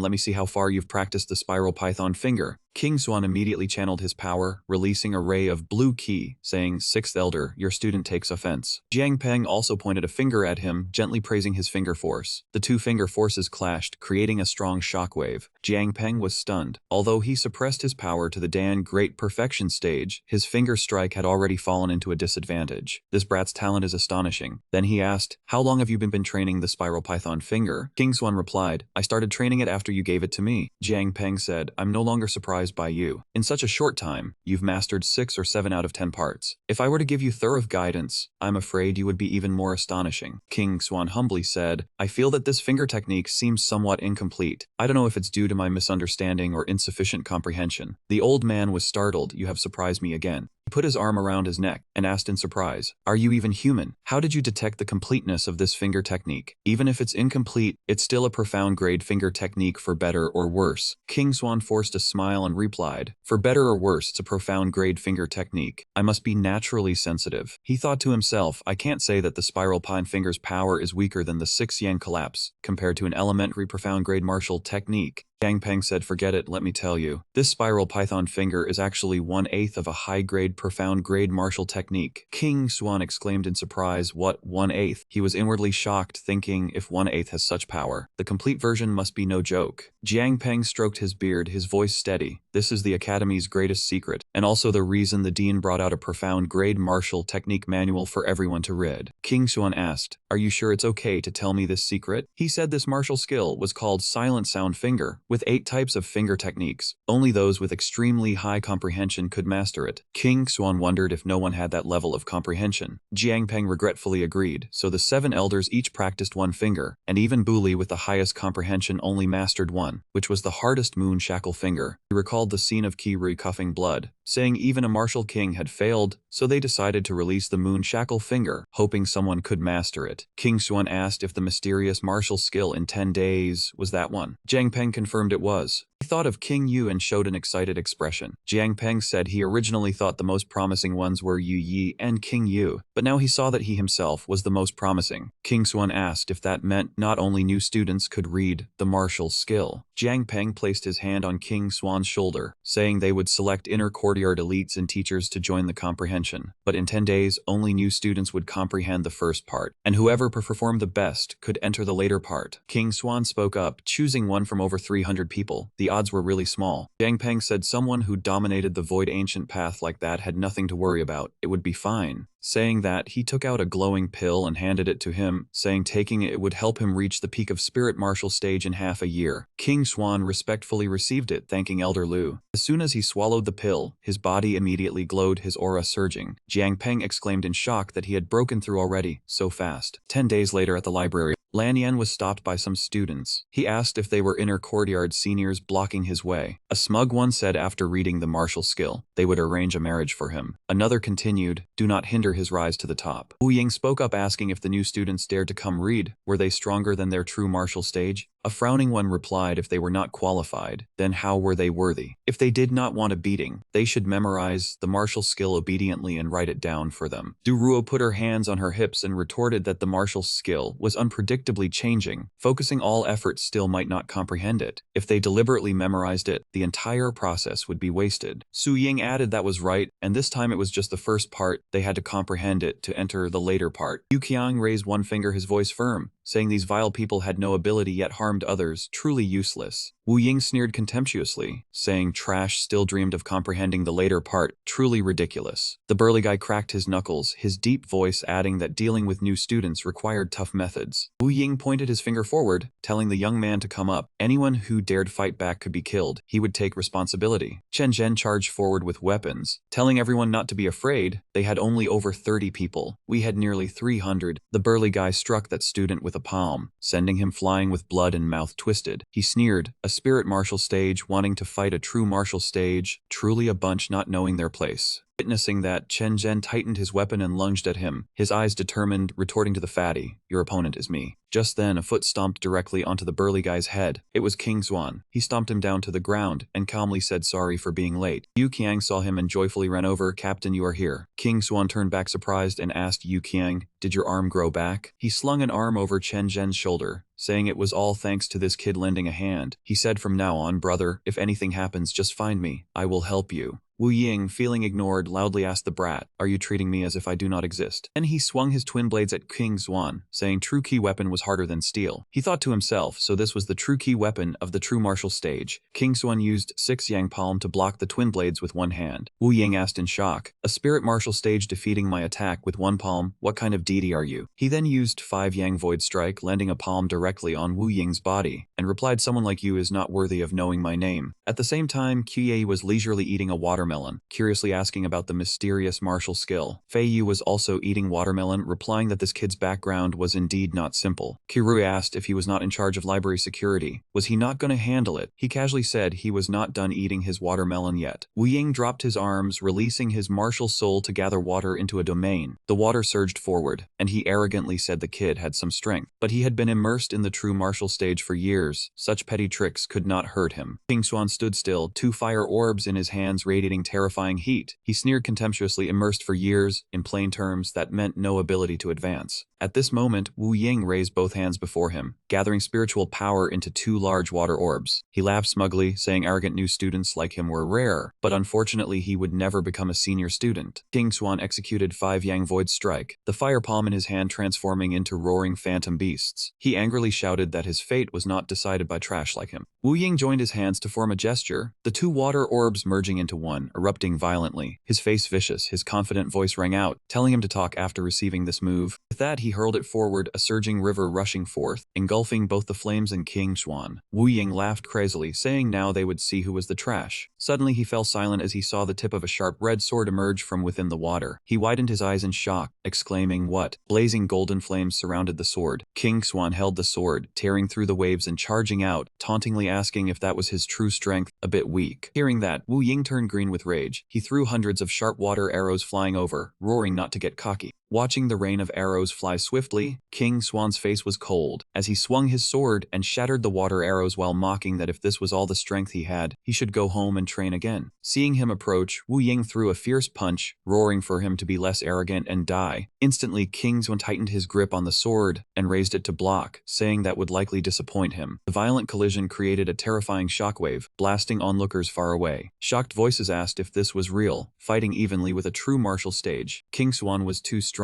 Su Ying and Duruo were knocked down to the ground, their faces terrified as they looked at the battle. Duruo shakily asked if this was a genius. Lan Yan stumbled as he sat up, saying he could actually contend with a true martial stage. Was King Xuan really just spirit martial stage? The fight continued for a while without a clear victor. Wu Ying saw he was still energetic, worrying his true ki was about to run out. He had to decide the outcome in this one move. He concentrated all his power to unleash his ultimate technique, the water domain transforming into a giant water dragon, with a maw full of sharp teeth charging forward. He roared for the kid to take his ultimate move. In an instant, the dragon's maw clamped down on him. Seeing that, Wu Ying burst into smug laughter, saying being hit by this was like suffering 10,000 arrows piercing the heart. He continued laughing viciously. Such a miserable death truly deserved it. As soon as he finished speaking, he felt a wave of heat radiating from the water dragon's head. Startled, he thought, what was his water dragon evaporating? Could it be? He foresaw trouble, his face drained of all color as he screamed a pitiful plea for help from Elder Qi Yi. Hearing the cry, Elder Qi Yi slowly stood up, tossed away the watermelon rind, and casually praised its flavor. Elder Fei Yu looked up and reminded him not to litter. Meanwhile, King Xuan used Green Sun Heaven Opening to pierce the water dragon's head, then consecutively slashed fireballs at Wu Ying, causing him to howl in pain like a stuck pig. Wu Ying cried out a few more times before collapsing to the ground with a thud. The Academy Master and Elder Wu Hao flew over, saw the match had ended, and gently asked King Xuan what he was doing. He turned his head and replied solemnly, "We are cleaning up, Academy Master." The two looked at Wu Ying and the group of upperclassmen lying battered and bruised on the floor, couldn't help but sigh, saying they were another batch of worthless ones. He urged King Xuan to finish cleaning quickly, then turned his back, reminding him they still had to read the profound rank martial skill. He obediently acknowledged. Immediately, he turned around and loudly called everyone, saying it was time to let the seniors feel the concern of their juniors. The moment he finished, all the students rushed forward in unison, raised their fists, and beat beat the upperclassmen relentlessly, causing them to weep and beg for mercy pitifully. Elder Fei Yu touched the wall, and a golden circle spread out. He hesitantly said he remembered the password. Kuai Yi instructed everyone that they would soon be teleported to the training room. A blinding golden pillar of light shot straight up from the formation, appearing on the ground. Meng Rui exclaimed in surprise that this was a short-distance teleportation array. The male students eagerly stepped into the doorway, cheerfully telling each other to hurry in. They were about to learn a profound rank martial skill. King Swan's group lightly stepped into the center of the formation. A flash of lightning struck, and everyone vanished without a trace. In the blink of an eye, King Swan was inside a large room with everyone present. The Academy Master spoke words of encouragement, saying they had displayed outstanding talent. He held a thick book, glanced at everyone, and lowered his voice to remind them that this session of reading the martial skill had a few points needing attention. He cautioned them seriously. First, this martial skill is extremely mutable, so this time you may only read the first part. Anyone who comprehends 70 to 80% will have a chance to read the later part. King Swan's group listened attentively.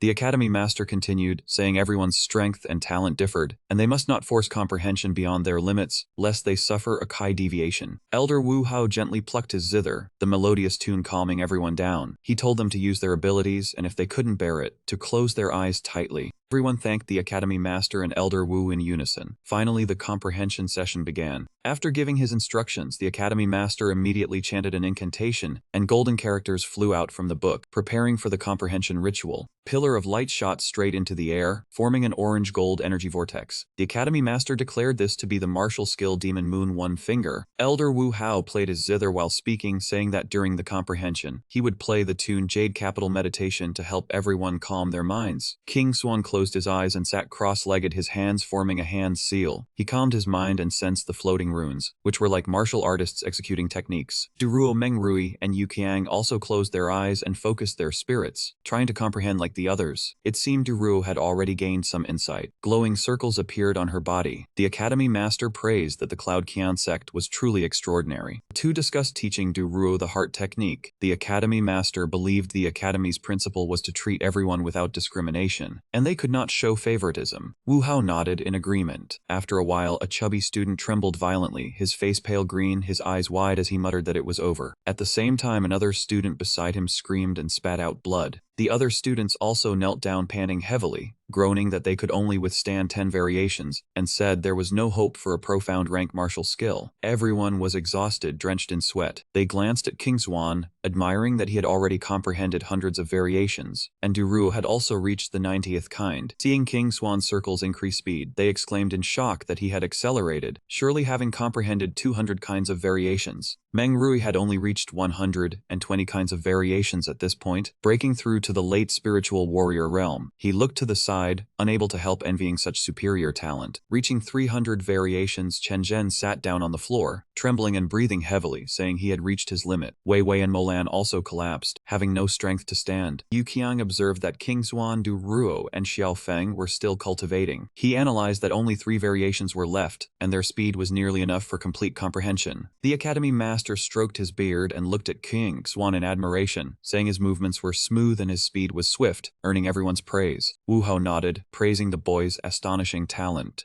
After a moment, Xiao Feng panted tiredly, saying he had reached his limit, but comprehending 300 variations was enough to benefit him for a lifetime. King Xuan was still immersed in comprehension. Elder Wu Hao was stunned and exclaimed, 360. Could he have already comprehended the entire skill? The Academy Master stroked his beard and gently explained, not necessarily. It seemed he was stuck on the final variation. A few students saw that Duruo had successfully cultivated and cheered, not expecting her to be the first to comprehend all 360 variations. They felt sorry for King Juan for being stuck at the last gate. Despite her body being tired, Duruo was secretly pleased. She smiled confidently, saying that she had finally beaten King Xuan once. In an instant, King Xuan opened his eyes wide. His face was dotted with sweat. He slowly raised his hand high and shouted loudly. From his fingertips, a brilliant golden light burst forth. The golden light transformed into a white beam shooting straight into the sky, creating a large, rippling white circle. The Academy Master and Wu Hao exclaimed in shock, "Is this Demon Moon One Finger?" The Academy Master frantically executed a technique to stop it, shouting that it was over. The spreading energy would affect the other students, and the void remained. The space in the air contracted, swallowing the energy beam. Everyone witnessed his power, gasping in awe, admiring the Academy Master's ability to compress space itself. Knowing he had nearly caused a disaster, King Xuan turned and clasped his hands, awkwardly admitting his fault, saying he couldn't control himself and begging the Academy Master to punish him. The Academy Master calmly walked closer and gently asked King Swan if he had also cultivated the Gaomang finger. He nodded seriously and replied that prior to the inner court exam, Elder Lu had taught him the Gaomang finger. He clasped his hands behind his back, stroked his beard, and said thoughtfully, "No wonder. Having cultivated the Gaomang finger and still comprehending the Demon Moon one finger to this degree was truly astonishing." Ruo couldn't help but feel dissatisfied, saying it was just comprehending 360 variations, which she could also do. The Academy Master patiently explained that her talent was very different, but King Xuan's one finger included an additional 42 variations from the later part. Hearing this, Duruo's face darkened, so he had stopped at the last variation to continue deducing. She had lost completely. The Academy Master looked at the young faces, encouraging them, saying they had surprised him. Even if they stopped at the first part, they should go back and deeply understand what they had comprehended. After that, Elder Wu Hao spoke, asking King Xuan, Duruo, and Xiaofeng to stay. The others were to follow him and leave. The Academy Master looked at the three with a serious expression, saying it was truly gratifying that 3 people were qualified to read the later part. The later part had 720 variations, and how far they could go was up to them. All 3 showed shocked expressions, exclaiming 720 variations. The Academy Master waved his hand, and glowing streams of energy flew around the room. He announced resonantly that they would meet in this same place in 5 days to open the later part. Looking at the streams of energy, King Xuan felt a bit puzzled, wondering what this was. At this moment, Duruo's clear voice rang out, shrinking the earth into an inch, moving the stars and shifting the constellations. She said in astonishment she hadn't expected the Martial King to grasp the rules of space so proficiently, likely not far from the Earth realm. The Academy Master laughed, saying it was just a small trick, and reaching the Earth realm was hopeless. The library had 7 floors. From now on, the top 4 floors would be open to the 3 of them, and they should go register. A person saw King Xuan intently looking at a book and shouted for everyone to look. There was someone reading the Wind Thunder 3 forms. They buzzed with discussion, saying this newcomer did not know that the martial art no one had ever mastered was just an incomplete version. King Xuan was still immersed in the book. The techniques were not bad, but missing the 3rd move, their power was greatly reduced. King Xuan placed the book on the counter. "Practice this. Based on my martial experience, I can deduce the 3rd move from the first 2. He looked at the deducted academic points and was momentarily surprised. A total of 7,000 points lost, 1,000 per hour. It was too expensive. He turned around abruptly, muttering to himself as he walked, originally just wanting to go to the 4th floor to practice a high-level sword technique. Who would have thought he would owe such a huge debt? Even with a 1-year deadline, he could not repay it, so forget it. After the fight with Zuo Xing, he would leave the academy to find Jia Jia. He did not believe they could chase him down for the debt. Time flew by and it was now 5 days later. A person holding a notebook lightly tapped him on the back of the head. Qi Yi was behind him, his voice somewhat angry. "What are you doing, kid? Making everyone wait so long?" King Xuan, holding his sword, asked dazedly. "What are you waiting for me for?" Qi Yi cleared his throat and scolded. "To receive academic points, of course. How could you forget such an important matter?" Only then did he remember, scratching his head shyly and saying softly, "Sorry, I was too focused on practicing." The 2 quickly arrived at the training room. King Xuan hurriedly walked in and opened his mouth. "Sorry, my apologies for keeping everyone waiting." The tall and sturdy teacher Qin Zhen stood before him. "King Xuan, you finally came." He gave an awkward laugh. "I was a bit too absorbed in training." "Teacher Qin Zhen, you also came to comprehend the technique?" A girl with azure hair and extremely large chest gently asked. "Are you King Xuan?" Seeing the unfamiliar girl before him, he was stunned. "Who are you?" The crowd, seeing this, buzzed again. "Hey, what is wrong with this kid? He does not even know one of the 4 great beauties along with King Yu and Su Ying." This beautiful girl was AY. She introduced herself. "You can call me AY. I have heard of your matter long ago." The fatty approached with a grimacing face, looking at him. "Hey, we came here to read. This kid has already wasted no small amount of time, and you are still talking." King Xuan scratched his head and answered shyly. "Sorry about that." This fatty was Wen Zicheng. He frowned and scolded. "Can a single apology make up for our loss of time? Do you know how precious time is?" Lu Yifan approached from behind to rescue him. All right,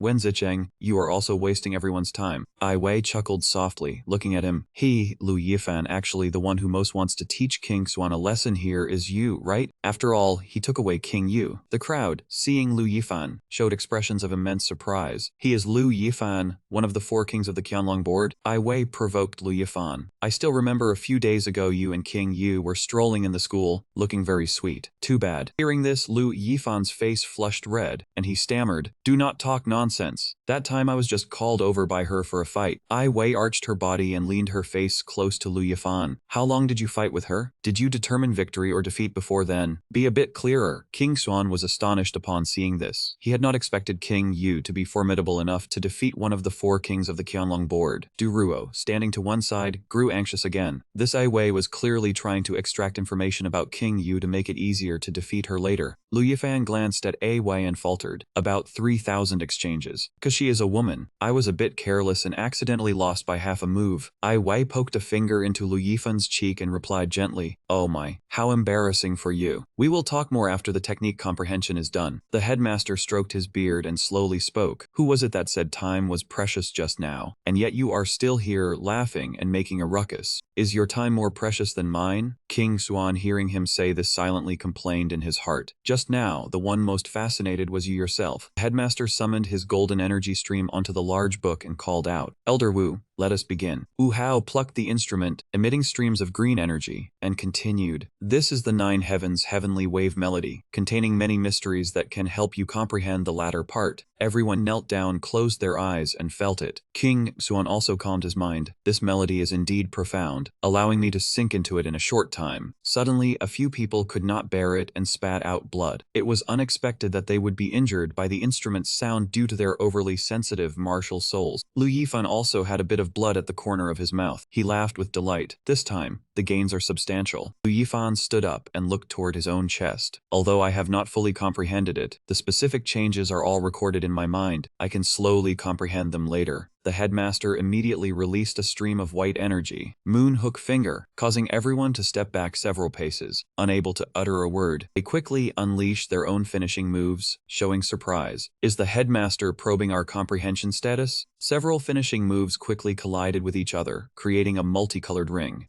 Zen, holding his arm, cried out, "Cannot control them all." Lu Yifan similarly exclaimed, "The power is too strong." King Xuan instead charged toward the headmaster with his own energy stream, surprising him. "In such a short time, you can grasp the moon hook finger completely?" He pointed at King Xuan's energy and clicked his tongue. "Not retreating but advancing. Quite interesting." King Xuan shouted, "It is not over yet," and unleashed his blue energy stream. Curtain hook finger. The headmaster leaned back slightly in surprise. Curtain hook finger. 2 types of finger techniques. Able to switch between them so proficiently, the headmaster immediately summoned his green butterflies. Drifting ribbon finger, and then laughed loudly. "Not bad, not bad. You can force me to switch finger techniques." Wu Hao, watching the two battle, muttered to himself, "This single-finger martial intent of King Xuan is no less than a martial king." The others took the opportunity to rush toward the headmaster. "Please instruct us." "Headmaster?" Kuiye quickly flew toward him. "Well done, kid. Since the headmaster is busy, let me train with you. Taste my cold blade finger." King Xuan, seeing the ice bolts, had to retreat a few steps. The cold intent is too strong. It quickly circled around his body, astonishing King Xuan. This finger technique can actually change direction? Wu Hao stomped hard on the ground, creating lightning bolts. Then he swung his hand, unleashing Moonhook Finger, causing King Xuan's power stream to shatter Qi Yi's cold intent. Qi Yi still fired the cold blade finger, his face contorted as he called out, "Kid, over here!" King Xuan flew over, unleashing 2 finishing moves with both hands, Moonhook Finger and Curtain Hook Finger, causing Qi Yi to shout in surprise. "What?" he thought silently in his mind. This kid can actually perform 2 finger techniques simultaneously? King Xuan somersaulted in the air after the explosive collision between those energy sources. Wu Hao, seeing him easily avoid his formation, raised his voice. "My shadowless finger comes and goes without a trace. How did you catch my finger technique?" King Xuan grew a bit anxious. Damn it, this finger technique is as dense as rain. He tilted his head and twisted to dodge the lightning bolts anxiously, completely unable to find an opening to counterattack. Ai Wei stood to one side, hands on her hips, admiring. This King Xuan truly has skill. No wonder King Yu likes him. Wen Zicheng, standing nearby, still refused to acknowledge his strength.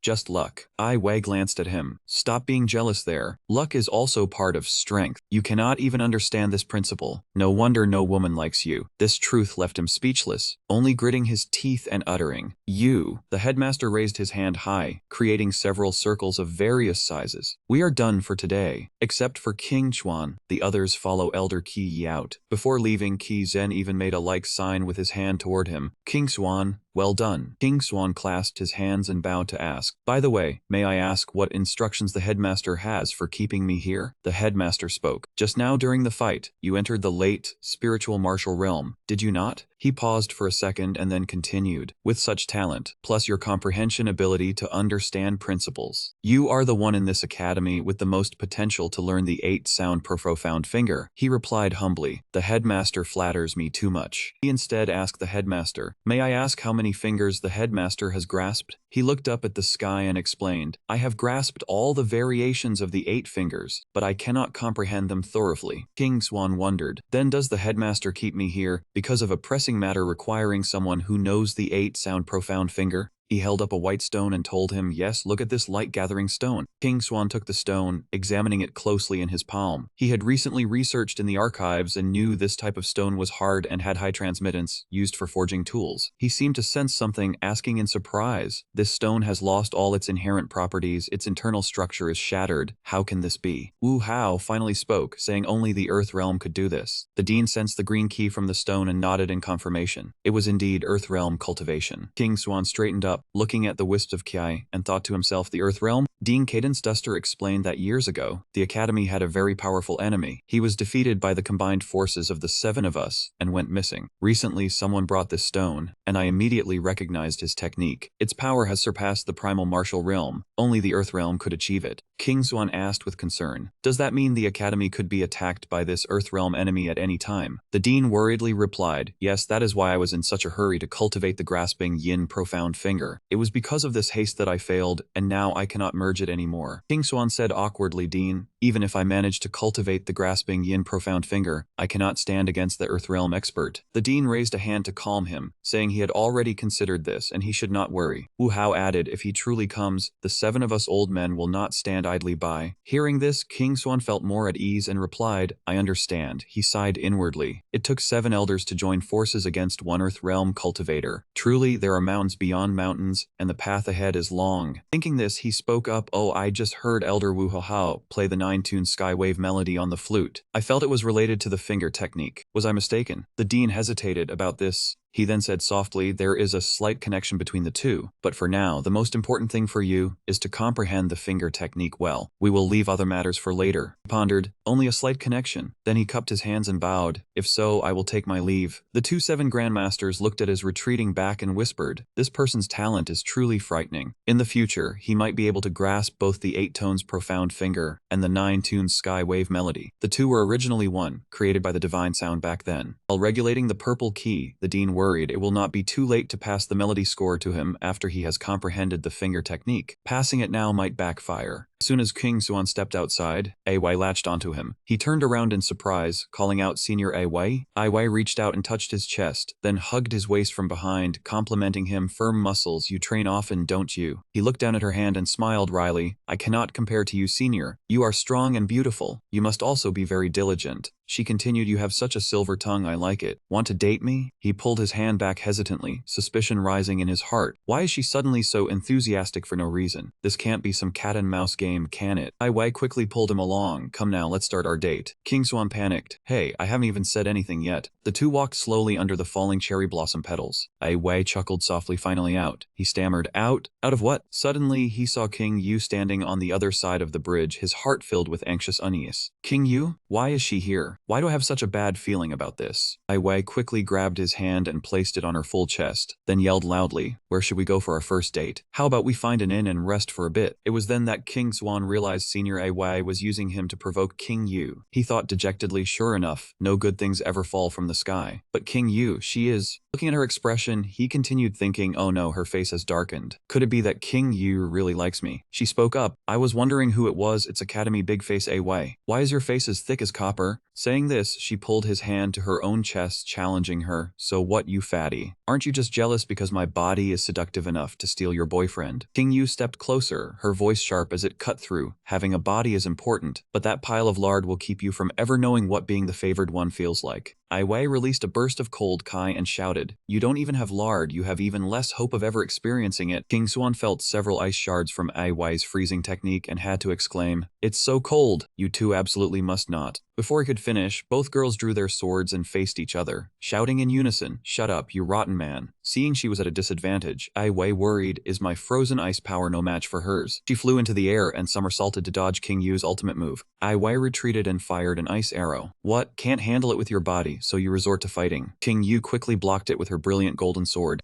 Witnessing this, King Swan's mouth fell open. Amazing! They are using body K to form images in battle, and they have extremely powerful technique attributes. I must reach this realm quickly as well. Ai Wei flew into the air, releasing small ice shards, and yelled, "If you won't make a move yourself, don't blame me for stealing the lead." King Yu struggled to defend against a fatal blow. King Yu's pupils shone with a brilliant golden light. Then she burst forth with power, swinging her sword to break everything, shouting surrender. Ai Wei had to cover her head with her hands. "Oh no, I didn't expect this fatty to be so strong." King Xuan watched the horrifying battle and cried out, "Stop, someone is going to die." Then King Yu landed, gently ending the fight. Unable to do anything else, Ai Wei pretended to fall into his arms, whining, "King Xuan still loves me the most." He helplessly picked her up, thinking dejectedly, is she using this act to provoke King Yu again? King Yu was certainly displeased. She raised a hand wrapped in golden ked. "If you know what's good for you, don't crush him." Ai Wei immediately jumped down and ran off, not forgetting to yell back, "You fatty, I'll teach you a lesson next time." King Yu frowned as she watched Ai Wei leave, replying sternly, "This young lady will humbly await." King Xuan chuckled and asked, "King Yu, you didn't come here just to be jealous, did you?" She crossed her arms in front of her chest and replied nonchalantly, "Himph, that big face Ai Wei is not worthy of me fighting over her." Suddenly realizing her words were an admission, her face flushed red. She quickly covered up, "No, that's not right. We were just arguing normally, it wasn't because of you." King Swan smiled teasingly. I know." She looked at him, fuming inwardly. "Damn it, I beat Big Face Ai Wei, but I lose to his mouth." He suddenly asked, "Why didn't you come to the Love Moon single finger training session?" King Yu slowly explained, "This technique is not bad, but it has many limitations. This young lady does not like it, so do not focus solely on this, and neglect the Pure Sun Martial Classic." King Swan was surprised. "Didn't you tell me before to stop practicing it?" King Yu explained, "The past was the past, the present is the present, but the Pure Sun Martial Classic is ultimately incomplete. If you run into any problems with your cultivation, you absolutely must tell me." He smiled and replied, "I will tell you." He thought to himself, this King Yu's temper's faster than lightning. King Yu raised a finger to remind him, "By the way, you absolutely must keep your Taixuan sword seed martial soul hidden carefully." He asked in shock, "How do you know about my martial soul, and why must I hide it?"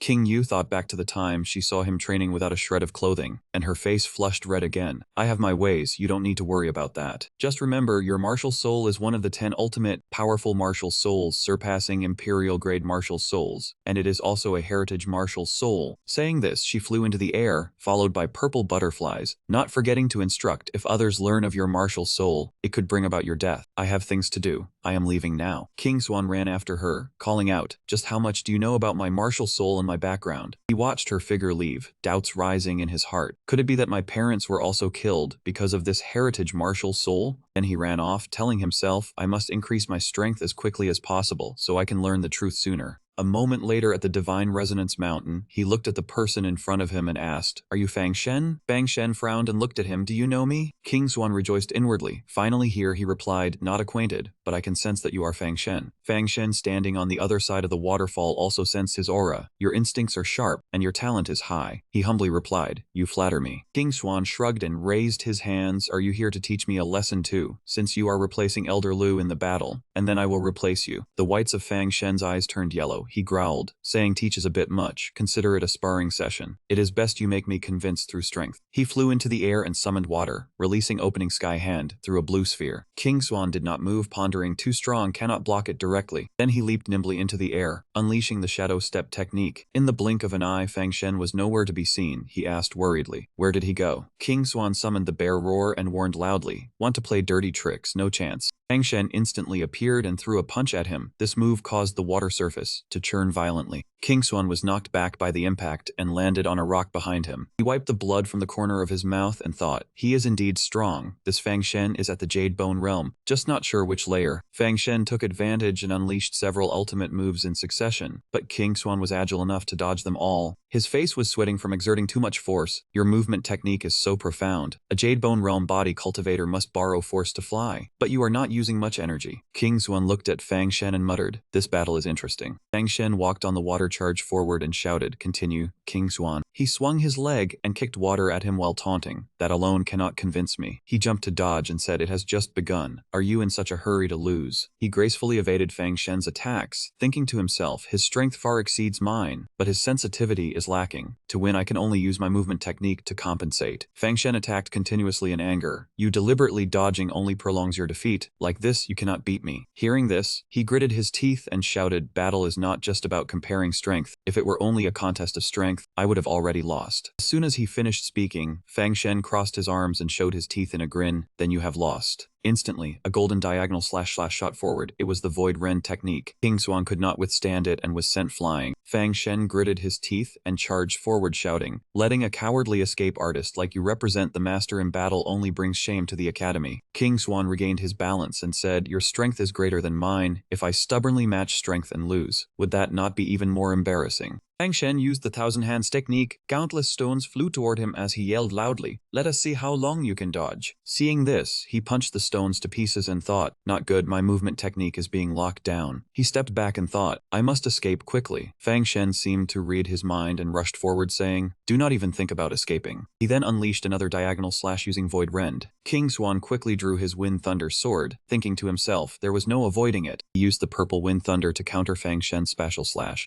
Two terrifying techniques clashed, causing the air to shake violently. He was struck by Fang Shen's attack, shattering Wind Thunder, and was sent flying back before shouting loudly. Fang Shen saw this and laughed arrogantly, walking over without suspicion and saying, "See, the gap in power cannot be compensated by anything else." Suddenly King Xuan turned his face with a smug grin, his hands forming two colors of spiritual energy. "Is that so? Have you not wondered why I did not use all my strength to dodge just now but chose to resist?" Seeing this, Fang Shen widened his eyes in shock. Gomang Finger. It might even be beyond Gomang Finger. He quickly charged forward to attack with Gomang Finger and Demon Moon Finger, then said, "You cannot avoid it." Fang Shen raised his hand to block with spatial slash, gritting his teeth and wondering, did this guy deliberately let himself get injured just to find an opportunity to hit me? He was struck by King Xuan and sent flying, slamming heavily into a rock and shattering it. Not stopping there, he sternly summoned Wind Thunder and shouted loudly, "It is not over yet." King Xuan gripped the demon-slaying sword tightly and raised it. He exerted all his strength to slash fiercely toward Fang Shen with the move One-Style Wind Cloud Rising. Seeing that technique hurtling toward him like a rocket, Fang Shen strained to erupt. "Even if you have wounded me, the victory is still mine." His entire body radiated fierce golden spiritual energy, saying this is Jade Bone and Mortal Key, the insurmountable chasm between the two great realms. King Xuan on this side quickly summoned fireballs, sighing inwardly, "No wonder it is the Jade Bone realm, though my fingers still dance," but countless soul flame fireballs appeared all around. He spoke while exerting himself, "Realm is only part of victory." Then he used the technique 6 Suns Opening Heaven. Fang Shen charged forward while shouting, "Stop being stubborn." Seeing his power, Fang Shen said in disbelief, "How is that possible? A Mortal Key realm can absolutely not unleash such strong pure Yang True Ki." Having said that, he charged forward at an incredible speed, shouting loudly. The two fought, creating a huge shockwave that sent water splashing everywhere. After that blow, King Xuan was sent flying far away. He struggled to sit up, frowning as he thought, "Luckily I secretly used the power of the Tiani Pearl's setting sun, otherwise I would have surely lost this time." After a while of their fight, the lake water began to fall back down. Fang Shen emerged from the water, tilting his head back and panting heavily for air. He lowered his head and spoke, "I have lost." Fang Shen limped onto the shore and said, "King Xuan, your power, martial techniques, and schemes, I have all experienced them. Next time, I will definitely defeat you." He sat on this side, seeing him like that, and said, "If you progress, I will also progress. I just fear you will never catch up to me." Hearing this, he stopped and looked at him challengingly. "King Xuan, you must return victorious. If you lose, I will not forgive you." He heard that and looked utterly dejected, saying it was just like him, clearly unstable yet trying to act cool. He almost fell. At this moment on the high cliff, Jiang Peng stood watching the two spar, muttering that on the path of martial arts there would be countless hardships, enthusiasm, despair, and hesitation. His voice was still even, but a martial artist could only step over difficulties and advance. "After this battle you will be stronger, Fang Chen." Then he turned to look at him, saying, "The same goes for you, King Xuan." The scene shifted a few days later, a carriage pulled by two monstrous beasts. The people sitting in the carriage were King Xuan and Jiang Peng. He reached out his hand and smiled, saying the final game was about to begin. He was too nervous. The elder asked, "You boy should be excited. How are your injuries?" He turned around, his face full of confidence, replying that his navel had healed. Jiang Peng instructed, "Just give it your all in this match." He quickly replied, "Rest assured, I won't lose, otherwise your disciple won't forgive me." The elder laughed heartily, "This brat Fang Chen." At this moment he asked seriously, "After your battle with him, you should understand more about the fighting style of body cultivation martial artists." King Xuan raised his hand and said, "Body cultivators have an excess of strength but lack agility, while ki cultivators are much stronger." He stroked his beard and refuted, "Wrong, you have equated Fang Chen's limitation with that of a body cultivator. Lacking agility is only Fang Chen's weakness, not that of body cultivators. Misunderstanding this will cost you your life in today's battle." He quickly replied, "So that's it. It turns out that both body cultivators and ki cultivators have their own weaknesses. The path of cultivation is inherently no different." I almost failed to grasp the full picture of the issue. Seeing his intelligence, Jiang Peng praised, "Good boy indeed. As soon as I said it, you understood. But of course, within the same stage, a body cultivator is definitely stronger than a ki cultivator." King Xuan looked out at the scenery and slowly said, "Unexpectedly, the place for this game is not the Shangnan Kingdom, but the Jinyan Kingdom." Jiang Peng recounted, "The principal of the War Spirit Academy of the Jinyan Kingdom, Dugu Sin, is also a body cultivation martial artist. Back then, I fought him 3 times to a draw. Later, my foundation was injured, and he didn't want to take advantage of the situation, so we set a 5-year agreement." After listening, King Xuan wondered, "The person who injured you, Elder Lu, is from the Earth realm that the principal mentioned." He raised his face in thought and replied, "That's right." Seeing that expression, he thought to himself, "Oh no, he had let it slip." He immediately changed the subject and asked Elder Lu, "Is this match only for the Spirit Court fruit?" Jiang Peng replied, "The Spirit Court fruit is only one of them." He recounted, "Besides that, there were several other items that I and Dugu Sin accidentally discovered in a cave dwelling." After talking on the road, the two finally arrived at the capital city of the Jinyan Kingdom. At this moment, seeing the carriage approaching, a group of students flew over and shouted, "Is the one arriving Elder Jiang Peng of the Heavenly Sect Academy of the Shangnan Kingdom?" Seeing the students, Jiang Peng pulled up the curtain and laughed loudly with sarcasm. "It seems Dugu Sin couldn't wait to be beaten, having you all come to welcome me so early in the morning."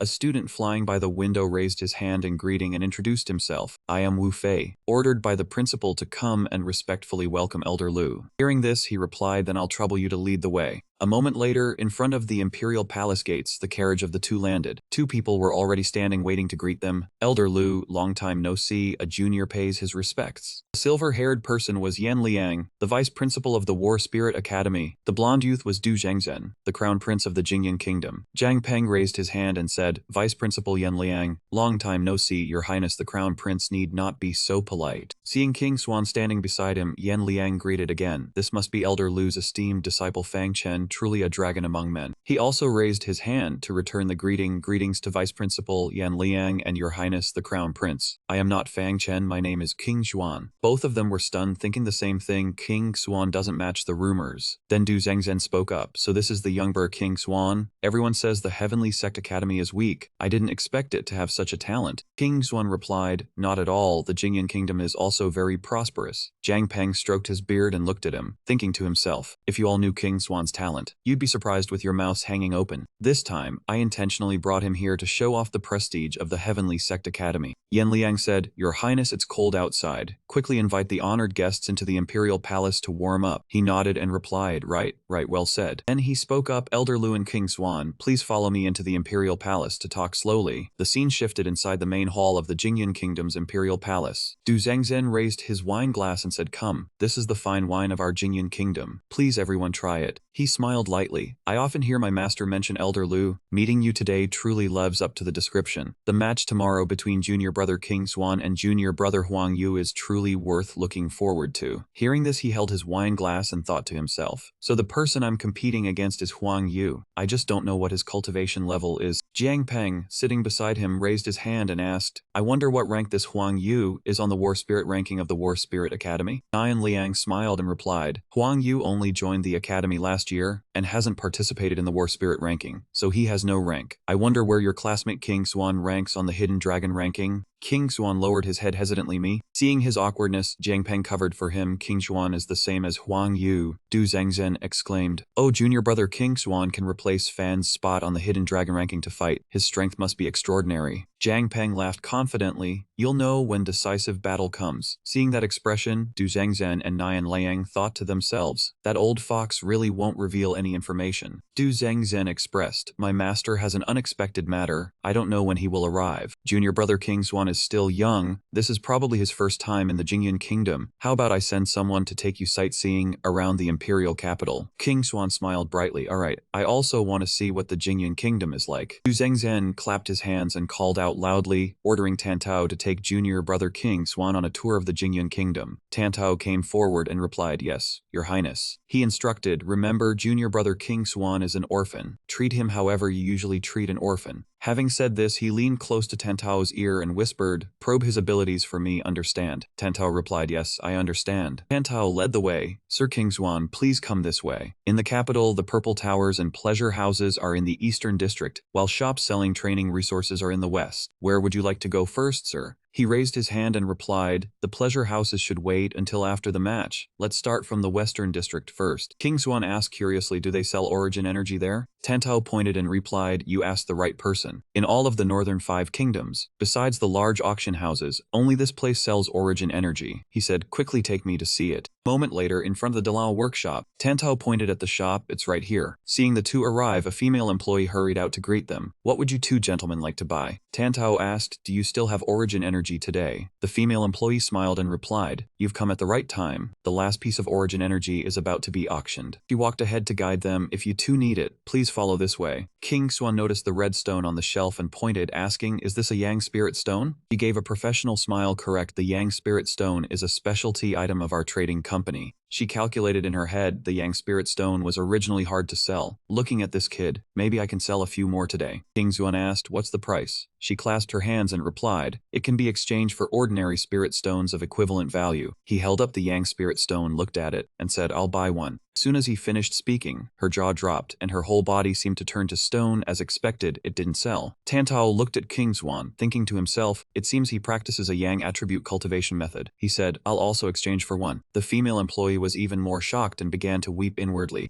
After that, both of them used spiritual energy to store that Yang Spirit Stone. At this moment, as King Xuan followed the female staff, he thought the Yang Spirit Stone was precious. Its price 3 or 4 times that of ordinary spirit stones. Unless one was extremely short on money, no one would trade like this. But this trading company did not seem lacking in funds. The female staff smiled brightly and explained that this was the Origin Key Auction Garden. The trading company sold 3 items daily, and today only the last item was about to be brought out. King Xuan wondered, if they sold 3 items daily, that would be over 1,000 items a year. The northern 5 kingdoms did not have that many Origin Key items, so how wealthy was the Great Luo Trading Company? Dan Dao, standing nearby, spoke up, saying that Great Luo's strength was not inferior to the northern 5 kingdoms, so no one dared to cause trouble here. He asked further, did Great Luo have branches across the entire profound night continent, and besides martial materials, did they also gather information? The female staff explained that this matter exceeded normal procedures. The cost was high, and she would have to report to the counter manager to decide. Did the young master want to inquire about some information? Hearing this, King Xuan raised his hand and replied that for now, he did not, thinking to himself that he still owed the academy several thousand credits and had no money for inquiries. The female staff tilted her body and smiled, saying that if the young master had any needs, he could tell her anytime. A moment later, in a small building, a voice was heard reporting that the guild leader and the young lady had just sold 2 Yang Spirit Stones. That voice belonged to the female staff from earlier. The girl sitting near the table, named Hu Yun, instructed that people be sent to investigate the identities of the 2 buyers, and at the same time monitor them for any abnormalities. She replied yes, while the man beside her was Hualing, Huan's father. Hualing glanced at Hua Yun and spoke, saying that since they had just exchanged for 2 stones, they were probably just buying for fun, and surveillance would not be very meaningful. Hearing this, Hua Yun quickly explained, Father, if they bought them, we must monitor them. If there is any negligence, our previous efforts will be wasted. In the meantime, a teleportation gate suddenly opened, and a voice from the other side asked, what negligence? Hu Yun quickly raised her hand in a defensive stance toward the gate and loudly asked who it was. A figure gradually appeared and then spoke, Mr. Hualing, meeting an old acquaintance. Would you not invite a guest to discuss worldly affairs? That person was Di Hui. Seeing him step out, Hualing was shocked, quickly raised his hand in greeting, and asked, might I ask why the profound Grandmaster has come here, and moreover has become the national preceptor of Eastern Thunder Kingdom? Di Hui smiled and replied that this matter was a long story, and he would not speak of it for now. This time, he came hoping Mr. Hualing would help him with a matter, one that might be related to Miss Huyun's journey to the profound night continent. Hearing this, Hualing exclaimed in shock, "What, it involves me? What does the profound Grandmaster mean by that?" Hua Yun, standing beside him also surprised, suggested not speaking in such cryptic words. Seeing the two of them looking bewildered, Di Hui closed his eyes, and a ray of light emanated from his forehead. He then saw the scenes from a few minutes prior. Hua Ling exclaimed in surprise, "Yesterday's reappearance is the yesterday's reappearance martial soul." Hua Yun called out worriedly, "Ah!" Di Hui raised his hand, emitting a strong surge of spiritual energy, and then threatened, "Indeed, as expected, you are blatantly collecting Yang spirit stones, and want to find the person with peerless under heaven." It seems that although Tian Chang Yu's death has not spread widely, many already know about it. Hearing this, Hua Yun frowned and shouted,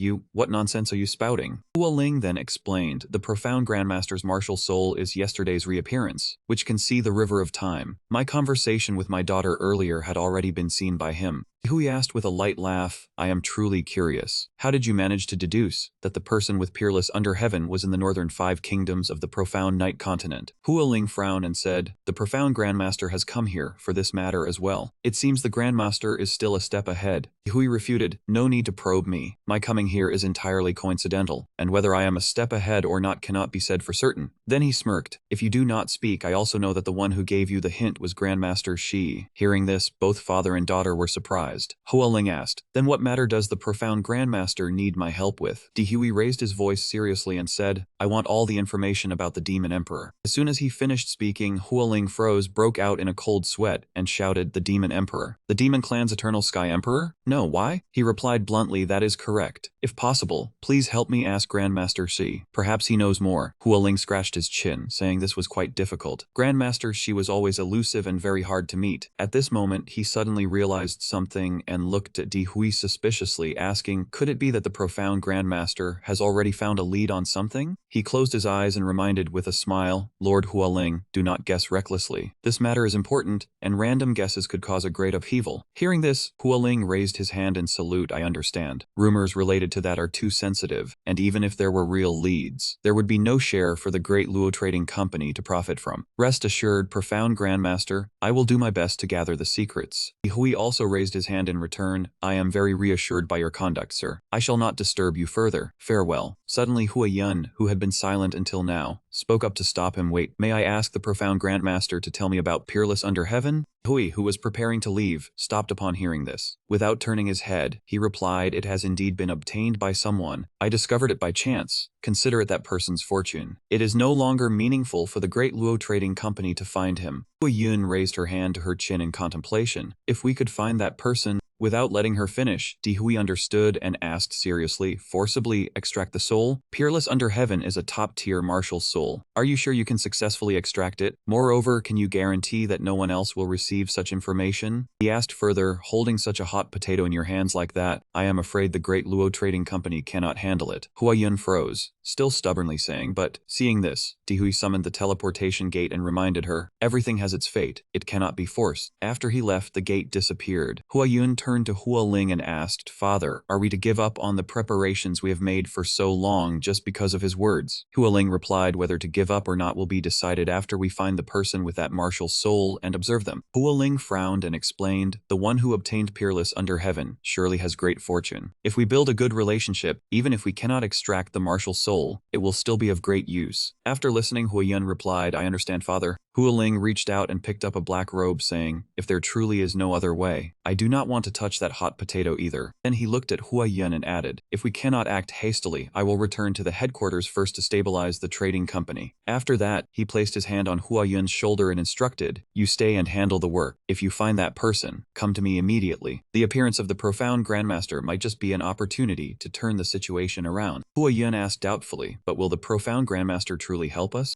Hua Ling walked out and opened the door, then turned back to reply, "Let me gather the information on that matter first. Then I will go find him. I am sure he will help." As soon as he finished speaking and left, a man arrived to report, "Young lady, the auction for the last origin key item today is about to begin." Hu Yun turned around and replied apathetically, "Uncle Tien, you decide." Hearing this, Uncle Tien turned around and left, replying, "All right." Suddenly, Hu Yun remembered something and changed her mind, quickly stopping him. "Wait, Uncle Tien." The scene shifted outside the auction garden. Many people had gathered, looking up, and upon seeing a figure walk out from the corridor, they shouted, "Look quickly, Uncle Tian is here. The auction is about to start." That old man was the counter-manager of Great Luo Auction House, Tian Kai. Tianma. Uncle Tian walked out with the female staff, baring his teeth in a smile and saying, "Sorry to have kept you all waiting." Then he took off the cloth covering the Origin Kai and introduced it. "This is the Origin Kai being auctioned this time, the Imperial Seal." King Xuan and Dan Dao saw it and widened their eyes, exclaiming in admiration, "The Imperial Seal." The crowd below was flustered and discussing, "The Imperial Seal? Isn't this item a character type Origin Key? Are you sure, Uncle Tian, and not joking with us? Such a large item is not as useful as the dagger in my hand." Uncle Tian smiled brightly and explained, "The Great Luo Auction House has been open in the Yin Kingdom province for so long. When have we ever joked? This Imperial Seal is an ancient treasure of immense value, not an ordinary Origin Key." Dan Dao scratched his mouth, looking confused, and asked, "What is an ancient treasure?" King Xuan analyzed, "Ancient treasures are Origin Key items forged in ancient times. The materials and forging methods are different, and their power is far greater than those forged in the present day." As soon as he finished speaking, Dan Dao turned to look at him with a judging expression. It seems this fellow King Xuan truly does not reveal his talent. Meanwhile, King Xuan thought to himself, he had recently studied some additional knowledge, and today it was finally put to use. Uncle Tian smiled contemptuously and spoke,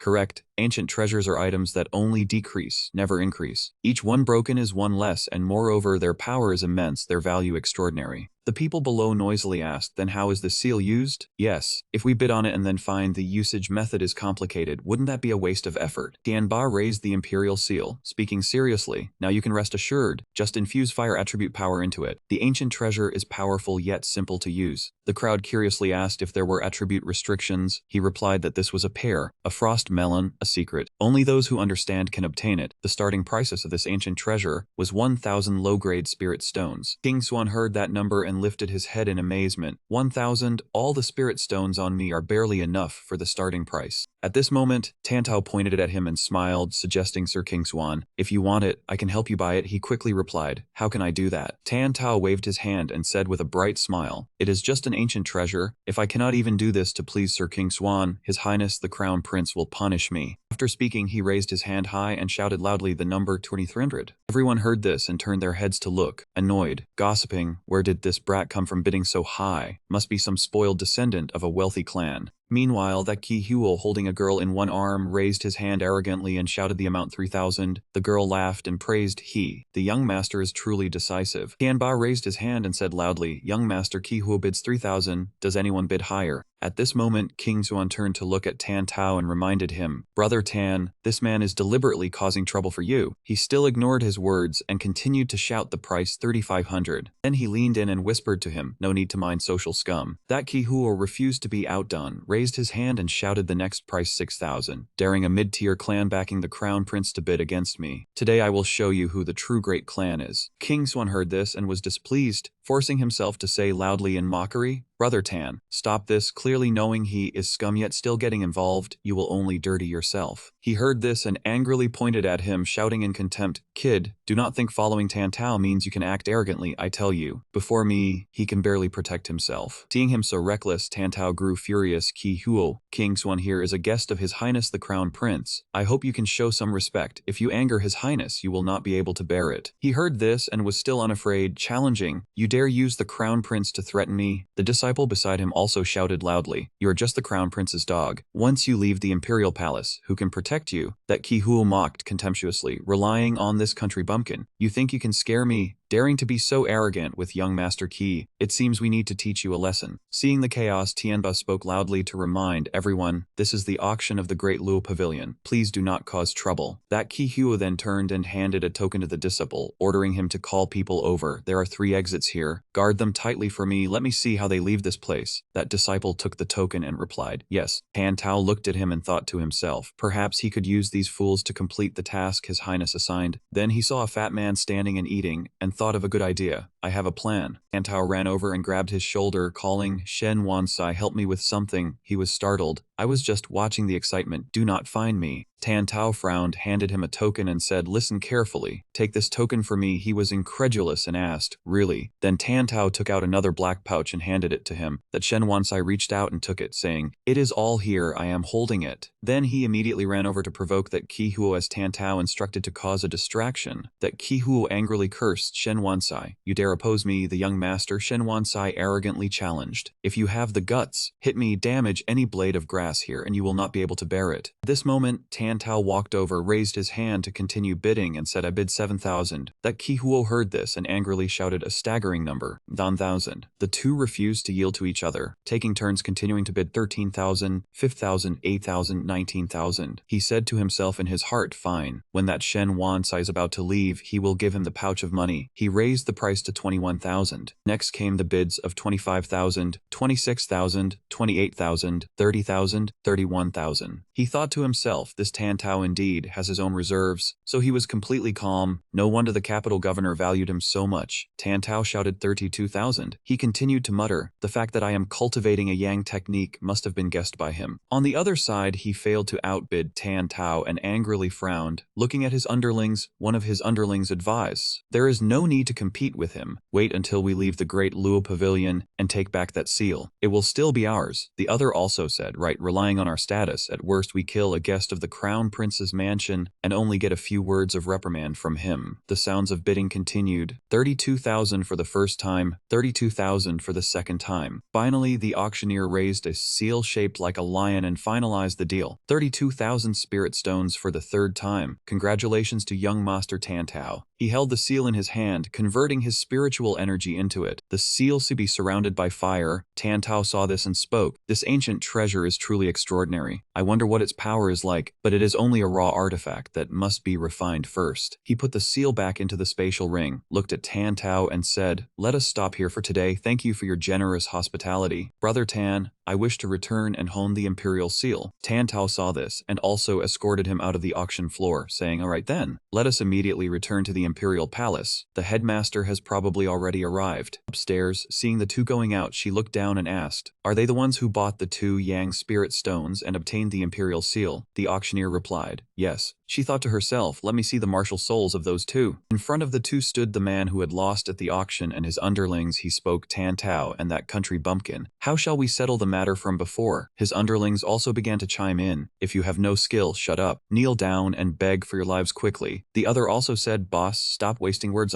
Just cripple them first, then slowly torture them to death." He said no more, waving his hand to summon all the underlings. "Kill them." Tan Tao saw this and stepped in front of him, saying, "Be careful, Sir Xuan Wu." He just smiled, activated his movement technique, and vanished in an instant. He flew in front of that group of subordinates. Tan Tao saw this and asked in surprise, "What?" He appeared in the middle of the crowd, in an instant striking left and right, punching and slapping, causing the underlings to cry out in complaint. To make it quick, he used verdant flash, sending 10 men flying into the distance. Then he raised his hand and shouted solemnly, "Sword come." A purple object appeared. The sword seemed to be broken into small pieces. Tan Tao saw this and muttered in a daze, "It is the purple soul glow of the martial soul sword." While Tan Tao was dazed, he seized the opportunity and swung a dagger towards Tan Tao's back. He shouted loudly, "Die, you dog minion." But before the dagger struck, he had already used a vine-like move to tightly grip his throat. And he used a fierce blow to his abdomen. He spat blood, unable to accept this, and cried out, "Impossible." He was sent flying far away, coughing blood, saying, "Am I so far beneath this country bumpkin?" Very soon the scene became one of everyone lying down under King Swan's sword. Amidst the wreckage, he stood there holding the purple soul glow of the martial soul sword. King Swan cupped his hands in salute. "Brother Tan, the skill I just demonstrated is my gift of thanks for you giving me the imperial seal." Tan Tao was surprised by this. King Swan continued, "To avoid making things difficult for you in front of the crown prince." Tan Tao scratched his head awkwardly. "What are you saying, Sir Xuan Wu?" Behind was a crowd gathering to watch. In front, the men clutching their bellies coughed up blood in pain. King Swan, hands on his hips, calmly called for the imperial soldiers to come and clean up the mess. "I already saw through it long ago. I knew you wanted to see my skill." Tao began to grow anxious. He thought, how could he have seen through that from such a distance? Or did he overhear when I arranged Chen Wansai? Having thought it over, he raised his arm and shouted loudly, ordering kill. A group of subordinates surged in from all sides, shouting in unison. The crowd rushed towards the men covered in wounds and began to slaughter them. Piercing screams echoed along with questions. "Why are the city guards here?" Tan Tao was now looking at King Swan, judging him. This King Swan is truly not to be underestimated. Yanba looked down from above and shouted loudly. Beside him were Huan Sai and Sihun Guang, along with the strongest sword martial soul. Hua Yun behind him silently pondered, seeing King Xuan had a sword mark on his forehead, as if he had encountered it in some ancient book. Ki Hua lay prostrate after being beaten black and blue. His subordinates came shouting, "Hurry up and release our young master." Tan Tao frowned in displeasure and said, "Do you not know I am working for the Crown Prince? Why do you not scram immediately?" That subordinate and the group behind him were unafraid, speaking loudly, "There are not many matters in this world that the Ji family cannot handle." As he finished, a voice from above made the subordinate freeze, then Jai. "How about you all take over one of this old man's positions instead?" A giant palm slammed onto the ground, sending all of Ki Hua's subordinates flying far away. From within the thick smoke, dark figures were slowly advancing. Du Zhang and the headmaster of the Battle Spirit Academy, Du Guxin, walked over together. When he saw the two, Tan Tao immediately bowed in greeting, paying respects to the headmaster, paying respects to the crown prince. On King Xuan's side, Jiang Peng reached out and asked, "King Xuan, are you alright?" Du Zhang suddenly angrily scolded Tan Tao. "What exactly happened? I told you to take King Xuan for a stroll. How did this happen?" Tan Tao stammered an explanation. "Your subordinate knows his crime. The reason is King Xuan saw this scene and felt helpless, thinking it was truly too fake. After thinking it through, he entered character, clutching his stomach and screaming in pain, startling Jiang Peng, making him feel that he had internal injuries from being hit by young master Ki Huo. Tan Tao and Du Zhang stood watching dumbfounded. Jiang Peng, seeing this, calculated a praise, "Good kid," pretending to be sick to get revenge on the crown prince. He then cooperatively raised his voice, "Du Guxin, if you fear losing to me, I can let you win. What is the meaning of using this kind of tactic?" Having said that, he led him past the crowd. "Good disciple, let us return to the southern kingdom. This place is not suitable for us." Du Guxin fumed. What nonsense are those two despicable men still talking? He clasped his hands and said, "If King Xuan is injured, then rest for a few days." King Xuan rubbed his head shyly and replied, "Resting for a few days won't work. At least a year. Injuries to the heart and meridians are not easily healed." Du Zhang returned a salute. "King Xuan speaks very wisely. If there were a precious sacred medicine, it could definitely help the wound heal quickly." King Xuan bowed politely, then, "Thank you for the crown prince's concern," Du Zhang said. "It is only proper." He turned his head questioningly. "Oh right, why is Huang Yu not here?" Du Zhang had an apologetic expression. "Junior brother Huang Yu, obsessed with martial arts, is in closed-door cultivation. I never expected he would still not appear in the end." Jiang Peng's sharp eyes glanced over. How hypocritical.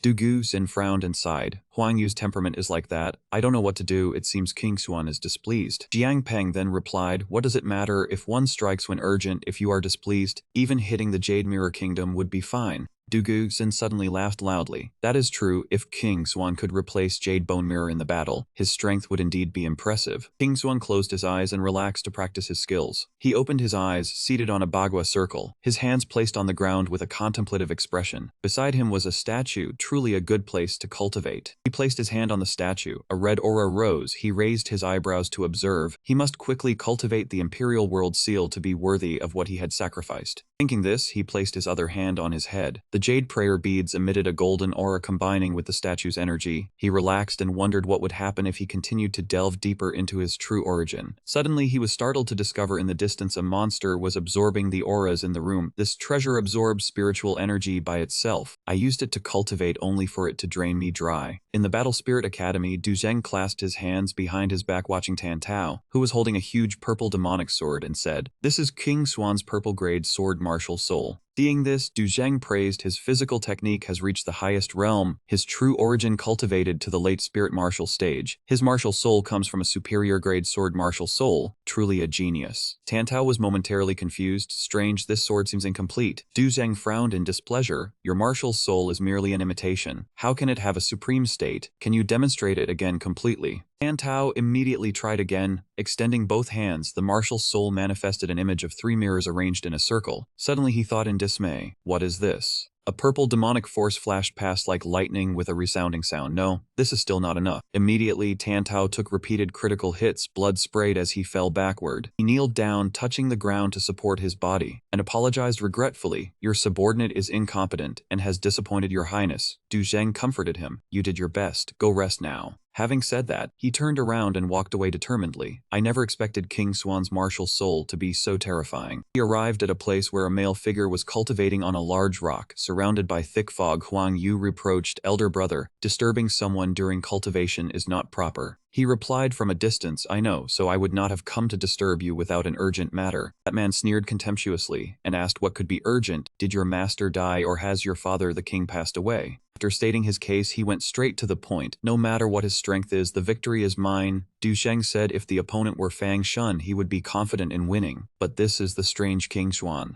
Huang Yu raised his head, his eyes contemptuous. Is elder brother worried that the poison manual in your hand will be taken by Jiang Peng? Zhang was momentarily sad. That is true. But the competition is not just about winning or losing. It also involves the reputation of our master and the academy. I hope you understand. He turned and walked away, his eyes glancing back. King Xuan's martial soul can manifest at least 20 swords. I can only say this much. You verify it yourself. Huang Yu licked his lips and muttered, manifesting 20 swords, very good. Then this competition probably won't be boring anymore. I have some anticipation after all. 5 days later in the sky, a flock of pigeons flew in competition over the vast ocean, where a small island lay. Bamboo intertwined with sturdy wood. Flowers bloomed in competition on Panzhou Island. The surrounding forest was filled with trees, and several figures stood in the distance. All the combatants gathered beside their masters. Du Zheng spoke, kid, have 5 days of rest been enough? King Xuan clasped his hands and replied he could participate. Du Xin pointed his hand towards the person in front and proudly introduced him. This is my esteemed disciple Huang Yu. Huang Yu crossed his arms in arrogant mockery. Spare the useless words. King Xuan and his master immediately covered their mouths and waved their hands amusingly. Such a big mouth needs to eat more celery. Du Xin. The issue with my disciple's breath is quite serious. Huang Yu flew into a rage and charged over, shouting, die. King Xuan and everyone dodged his slash. He said in a deep voice, getting angry before eating. That man raised his hand, a red demonic force swirling around it. He shouted loudly, don't run, die. Suddenly he was startled and turned his head. A hand emerged from the ground and grabbed him tightly. Ahead there was also a giant ice hand charging at him. What is this? He gritted his teeth, channeling all his internal energy, both fists punching straight into the oncoming ice hand. Ice shards fell, and in an instant they transformed into blazing flames. Then he transformed into a massive dragon and opened its mouth toward him. He was caught off guard, his hand still raised as he wielded magic. Huang Yu lost control and shouted loudly, his legs thrashing wildly. Jiang Peng witnessed the scene and grew wary of that brat's martial soul. Du Xing was smug. The 5 elements could be controlled. His disciple Da Man Quan had lost. The city governor widened his eyes and said, then that is. King Xuan immediately unleashed a powerful demon-slaying skill. The move shattered the rock in an instant. Your martial soul is interesting, but this petty trick is useless against me. He continued to use the martial soul. First form, Wind Mystic Rising. A whoosh sound flew past his head, his face clearly showing surprise. But very quickly, he broke into a smug laugh. Your attacks are useless against me. Then booming explosions resounded in midair. His previous move forced him back, leaving a long trail on the ground. King Xuan bitterly wondered why it was like this. His body had withstood one of his swords, even for the bone marrow realm. That was a bit much. He raised his powerful fist. Was this the metal element from the 5 elements manipulation this time? How does it feel to be defeated by a petty trick? Jiang Peng sneered inwardly. Even if King Xuan were more monstrous, he could not beat that freak. Elder Yin Kun turned and said to Jiang Peng, look at his face. Do not tell me he has not had breakfast. This match, junior brother is definitely going to win for sure. He landed slowly on the ground. That grasshopper, why do not you keep fighting? If you surrender, killing you will bring me no joy. While he was not paying attention, he quickly used the Fire Sun True Key. The exploding flames enveloped his body. But I find it very enjoyable to kill people. He smirked with a sneer. This profound grade martial skill is your trump card, is it not? He used the water system from the 5 elements manipulation. Then let me show you just how vast the gap between us is. On one side was the fire system, on the other was the water system clashing. The martial soul, fire sun meditation. And he used the freezing ice martial soul to counter him. One side ice, one side fire, they quickly collided, producing an immensely loud sound. The 2 sides were like river water that did not interfere with each other, creating rumbling sounds that shook the sky. Small flaming stones shot out. Elder Yin Kun was astonished by his power. Since when did the Heavenly Sect Academy have a profound grade martial skill? Jiang Peng was also taken aback. This is the business of the Heavenly Sect Academy, who needs you to understand clearly. There is still a chance to win. The thick smoke made it impossible to see. The fog was too dense, unclear, unable to perceive. No one knew how the 2 were doing. He quickly used the spiritual eye divine ability within the smoke to see his location clearly. So, he was over there. He saw him hiding behind a rock. His mouth was foul, but in combat, he was still a true martial artist. Found my position so quickly. Let me give you a surprise. A distant branch caught his attention. That was the most suitable position for a rear attack. He flew over and swung the mystic communication sword. He did not know when he had gotten behind him. He turned around with a furious expression and said, what? Fragments of stone, carrying his great power, flew towards him. Rumbling sound echoed as he fell with a long wound on his arm. How did he sense my position? His face darkened, his bones like colored glaze. Was this the implication of the bone marrow realm? He did not expect to be able to block a full power sword strike, but he still felt something was strange. No, he manipulated the metal attribute and had also created an additional layer of hard ice. His heavily wounded arm slammed hard into the ground. Damn it. He flew his fist straight to his face. Not good. Taking advantage of the smoke, he quickly retreated backward. If he mastered the spiritual eye divine ability, he could at least sneak attack hack Huang Yu. He stood lost in the smoke. The fog was too thick. It seemed he had thought of something. Fog? He at this moment flew up, only hearing a Buddha sound. His ice block slammed straight into the tree trunk, startling him. What? Was he discovered? How did he do it? And the sharp ice blocks whistled as they flew towards him. So that last move was just your luck. I thought you could actually see. The sword clashed against the sharp ice crystals, producing a clanging sound. But unfortunately, earlier I found my eye. He fell into deep thought. So he was borrowing the water droplets in the fog to deduce my position. Relying on a body cultivator's perception and his martial soul, it was indeed not difficult. The onlookers outside could not believe they were fighting in a situation where they could not see their hand in front of their face. How were they doing it? Elder Yin Kun was watching the battle. Huang Yu was injured and had to use the wood element to heal himself. Did this King Xuan really have such skill? He stared at him with a hateful gaze, wanting nothing more than to kill him immediately. Jiang Peng frowned. The talent of these two surpasses even mine, leaving me unsure how to express my admiration. He was injured but still showed his strength. I did not expect you to resist for this long. Kudos to you, 5 elements manipulation. PF'd, he replied cheerfully. Then do not praise me, or you will have to keep praising me endlessly from now on. He quickly flew back. Since you cannot accept that, then go die. 5 elements manipulation metal. He quickly used the second form, Heaven Thunder Scripture, to summon lightning bolts with great power. Bolts of lightning crashed down to the ground with a roar. A sturdy arm was raised to block his sword strike. Rumbling sounds echoed as he tried to fend off the sharp stones. Then the two clashed, producing a loud explosion in the sky. The two quickly separated from the clash. He was quite surprised by his attack. Lightning? He felt helpless at not being able to wound him. The lightning power was still weak, only causing short-term paralysis. He spun his hand around. Let me see what other tricks you have. And he created a pit right beneath his feet. Ground pit extreme intent. A booming sound rang out as he fell straight into the pit. Martial soul, ghost claw. The blazing sun field clearly intended to kill him, so this was that man's plan. A flash of light gleamed right beside Kim Dao's cheek. He seized the moment to rush toward Leng, unleashing the second form of Heavenly Thunder Strike. He really used that move. He smiled smugly. You think these petty tricks can injure me? He was pressed down, feeling extremely uncomfortable. Not good, his arms had no strength left. He used his finger technique. If he didn't escape, his head would be lost. He casually blocked the move. So many tricks, do you have any more? He was not injured, but instead tightened his grip on him. Stop hiding. Unleash them all. Immediately after, he shouted, here is my sword. A sound rang out. 5 elements manipulation of metal. Du Zhengzhen was stunned, knowing King Xuan was no simpleton, but he held out for so long. Good talent, a pity one hand cannot overpower 10 fists.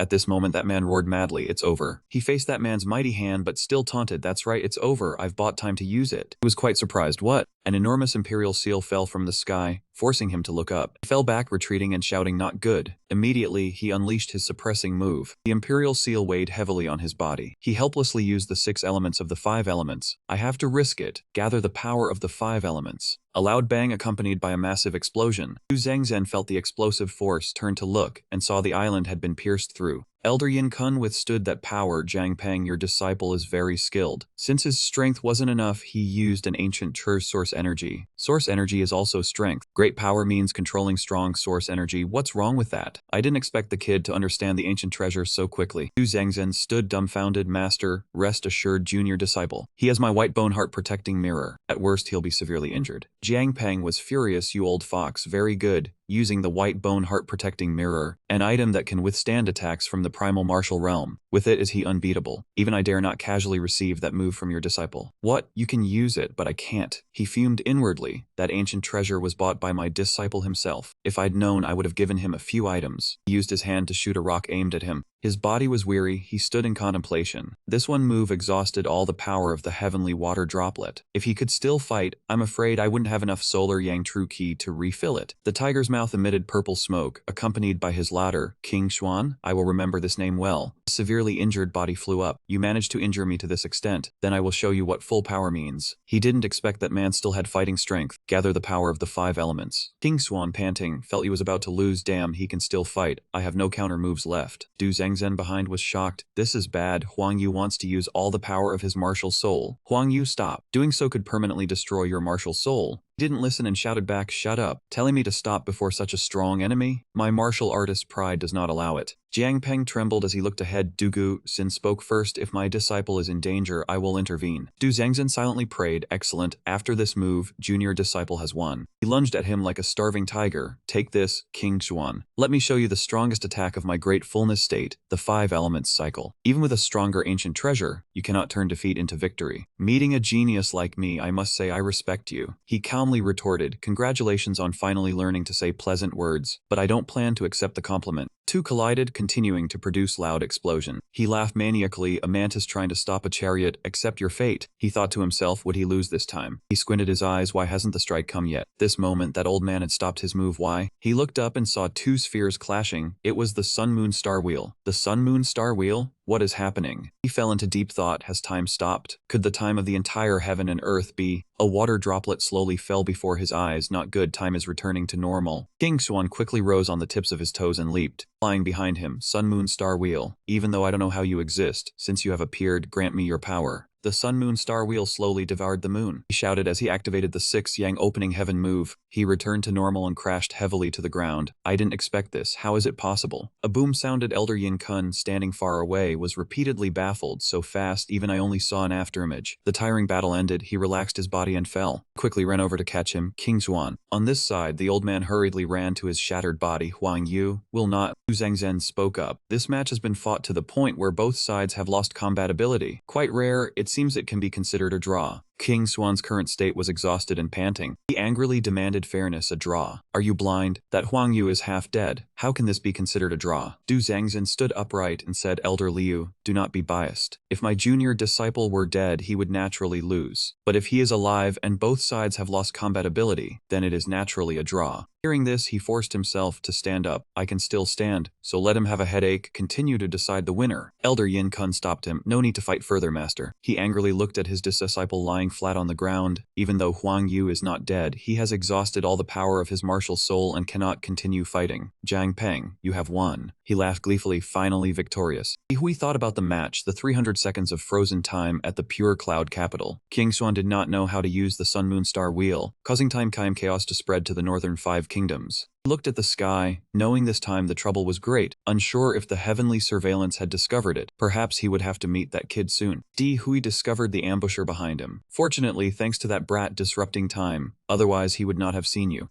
Hui used his power to force the ambusher to reveal himself. The 5 elements demon god Nail could suppress all things within the 5 elements. He threatened, unless you are not of the 3 realms, not within the 5 elements, otherwise do not hope to resist. The ambusher was unwilling. He said it was impossible. You just entered the Samsara Sea realm. How could you suppress me? Hui was surprised, so it turns out all of Wu Wuji's subordinates are as mentally challenged as you. Di Hui did not want to say much. His cultivation was low, but his martial soul was complete. Dealing with you was as easy as turning his hand. That man threatened. If he died, the martial sovereign would pay attention to the continent. Di Hui sneered. He said, you speak the truth, so before leaving the profound night continent, I should kill you. Just as my martial soul comprehended a new move, I will use you for an experiment. He was stunned, unable to believe his eyes. This is... A formation appeared, situated within the flow of time of all things, Sun Moon. Di Hui waved his hand. Let me imprison you in the interval between the Yin hour and the Chen hour of yesterday. He was immediately sucked into it, crying and begging Lord Profound Master for mercy. He begged desperately, but could not change his fate. Di Hui said, do not be afraid, I will not kill you. I will only make you live forever between the 2 hours of yesterday, without beginning or end, eternally losing your freedom. Sunlight shone, laughter rang out. 6 years later, he finally opened this box. Elder Yin Kun carried the box out, urging him to stop laughing and quickly check the items. Elder Yin Kun was unwilling, having won. Can you not allow me a moment of joy? He opened the chest. Inside there were 3 compartments containing extremely valuable items. Duo Zhangzhen was one surprise after another, exactly as the ancestral records described. This golden flag was the mother flag of the yellow tripod. Duo Zhangzhen was astounded by his knowledge. He seemed to know everything about this flag. He picked up the box, surprising Yin Kun, said these past years were truly wasted. If you need anything, seek me out, then told everyone to head back. Elder Yin Kun informed him that he was about to go into seclusion. If he did not succeed, he would not attend the 5-Nation Grand Assembly. He bid farewell to Yin Kun and prepared to leave, wishing him to become the first person in the northern 5 kingdoms to reach the indestructible golden body. See you in 5 years. Duo Zhangzhen told him that if King Xuan encountered any difficulties, he could seek him out. As brothers, they would help each other with all their might. He understood immediately. To obtain the mother flag of the yellow tripod, one must get close to King Xuan. He knew Duo Zhengzhen wanted to use him, so he replied, thanking the crown prince, and said he would meet him at the Grand Assembly next year. Having said that, the two went their separate ways. In the carriage, he said the match was thrilling but ultimately safe. He did not expect you to dodge Huang Yu's final blow and turn the situation around. He was also astonished. He did not expect the Sun Moon Star wheel to stop time. Unfortunately, after the match, he still could not control it. The two discussed Huang Yu. He admitted that man was very strong. If not for the ancient treasure and dodging the final blow, he would surely have been the one to lose. He hoped Huang Yu's martial soul would recover soon so he could defeat him with true strength. He handed him the spirit cauldron fruit as recompense, instructing him to eat it when he recovered to absorb its power and step into the Jade Bone realm. He took it, thinking it could also help his key cultivation realm reach martial grand perfection. Without hesitation, he ate it immediately, finding the taste sour and sweet. He startled, scolding, "Why did you eat it so hastily?" The two were in an awkward position mid-air. He said if something happened, the power would be wasted. They had to find a quiet place. He smiled and rubbed his head, but it was already in his stomach. He had no choice, telling him to sit in quiet meditation and absorb it, while he would guard him. Treating a treasure worth a city like a piece of fruit, he quickly began absorbing the power. He sat guarding, not expecting his own origin energy to also be stirred by King Xuan's power. The two cultivated right there in midair, a truly efficient situation. Continuously absorbed the power, wondering why the barrier of the Jade Bone realm was so eager to be broken through. He suddenly let out a loud shout, radiating a massive wave of power outward. He was shocked. This power was too great. Jiang Peng urged him if this continued, the carriage would explode. He used all his strength to prevent a dangerous situation from occurring. The carriage shook violently under his power. He had finished his training. The spirit cauldron fruit was indeed formidable, allowing him to reach the Jade Bone realm and his key cultivation to increase to the great perfection of the spirit martial realm. He tapped his head, scolding, "You little brat. Every time you level up, you cause such a commotion, nearly preventing us from returning." He could only smile sheepishly, apologizing to Elder Lu. At that moment, he accidentally carved his handprint onto the seat. He looked out at the quiet sky. Perhaps Elder Lu's matter was temporarily settled. He pondered the road ahead. Now he must focus on improving his cultivation to prepare for the journey back. The story ends here. If you enjoyed it, please like and subscribe for the next episode.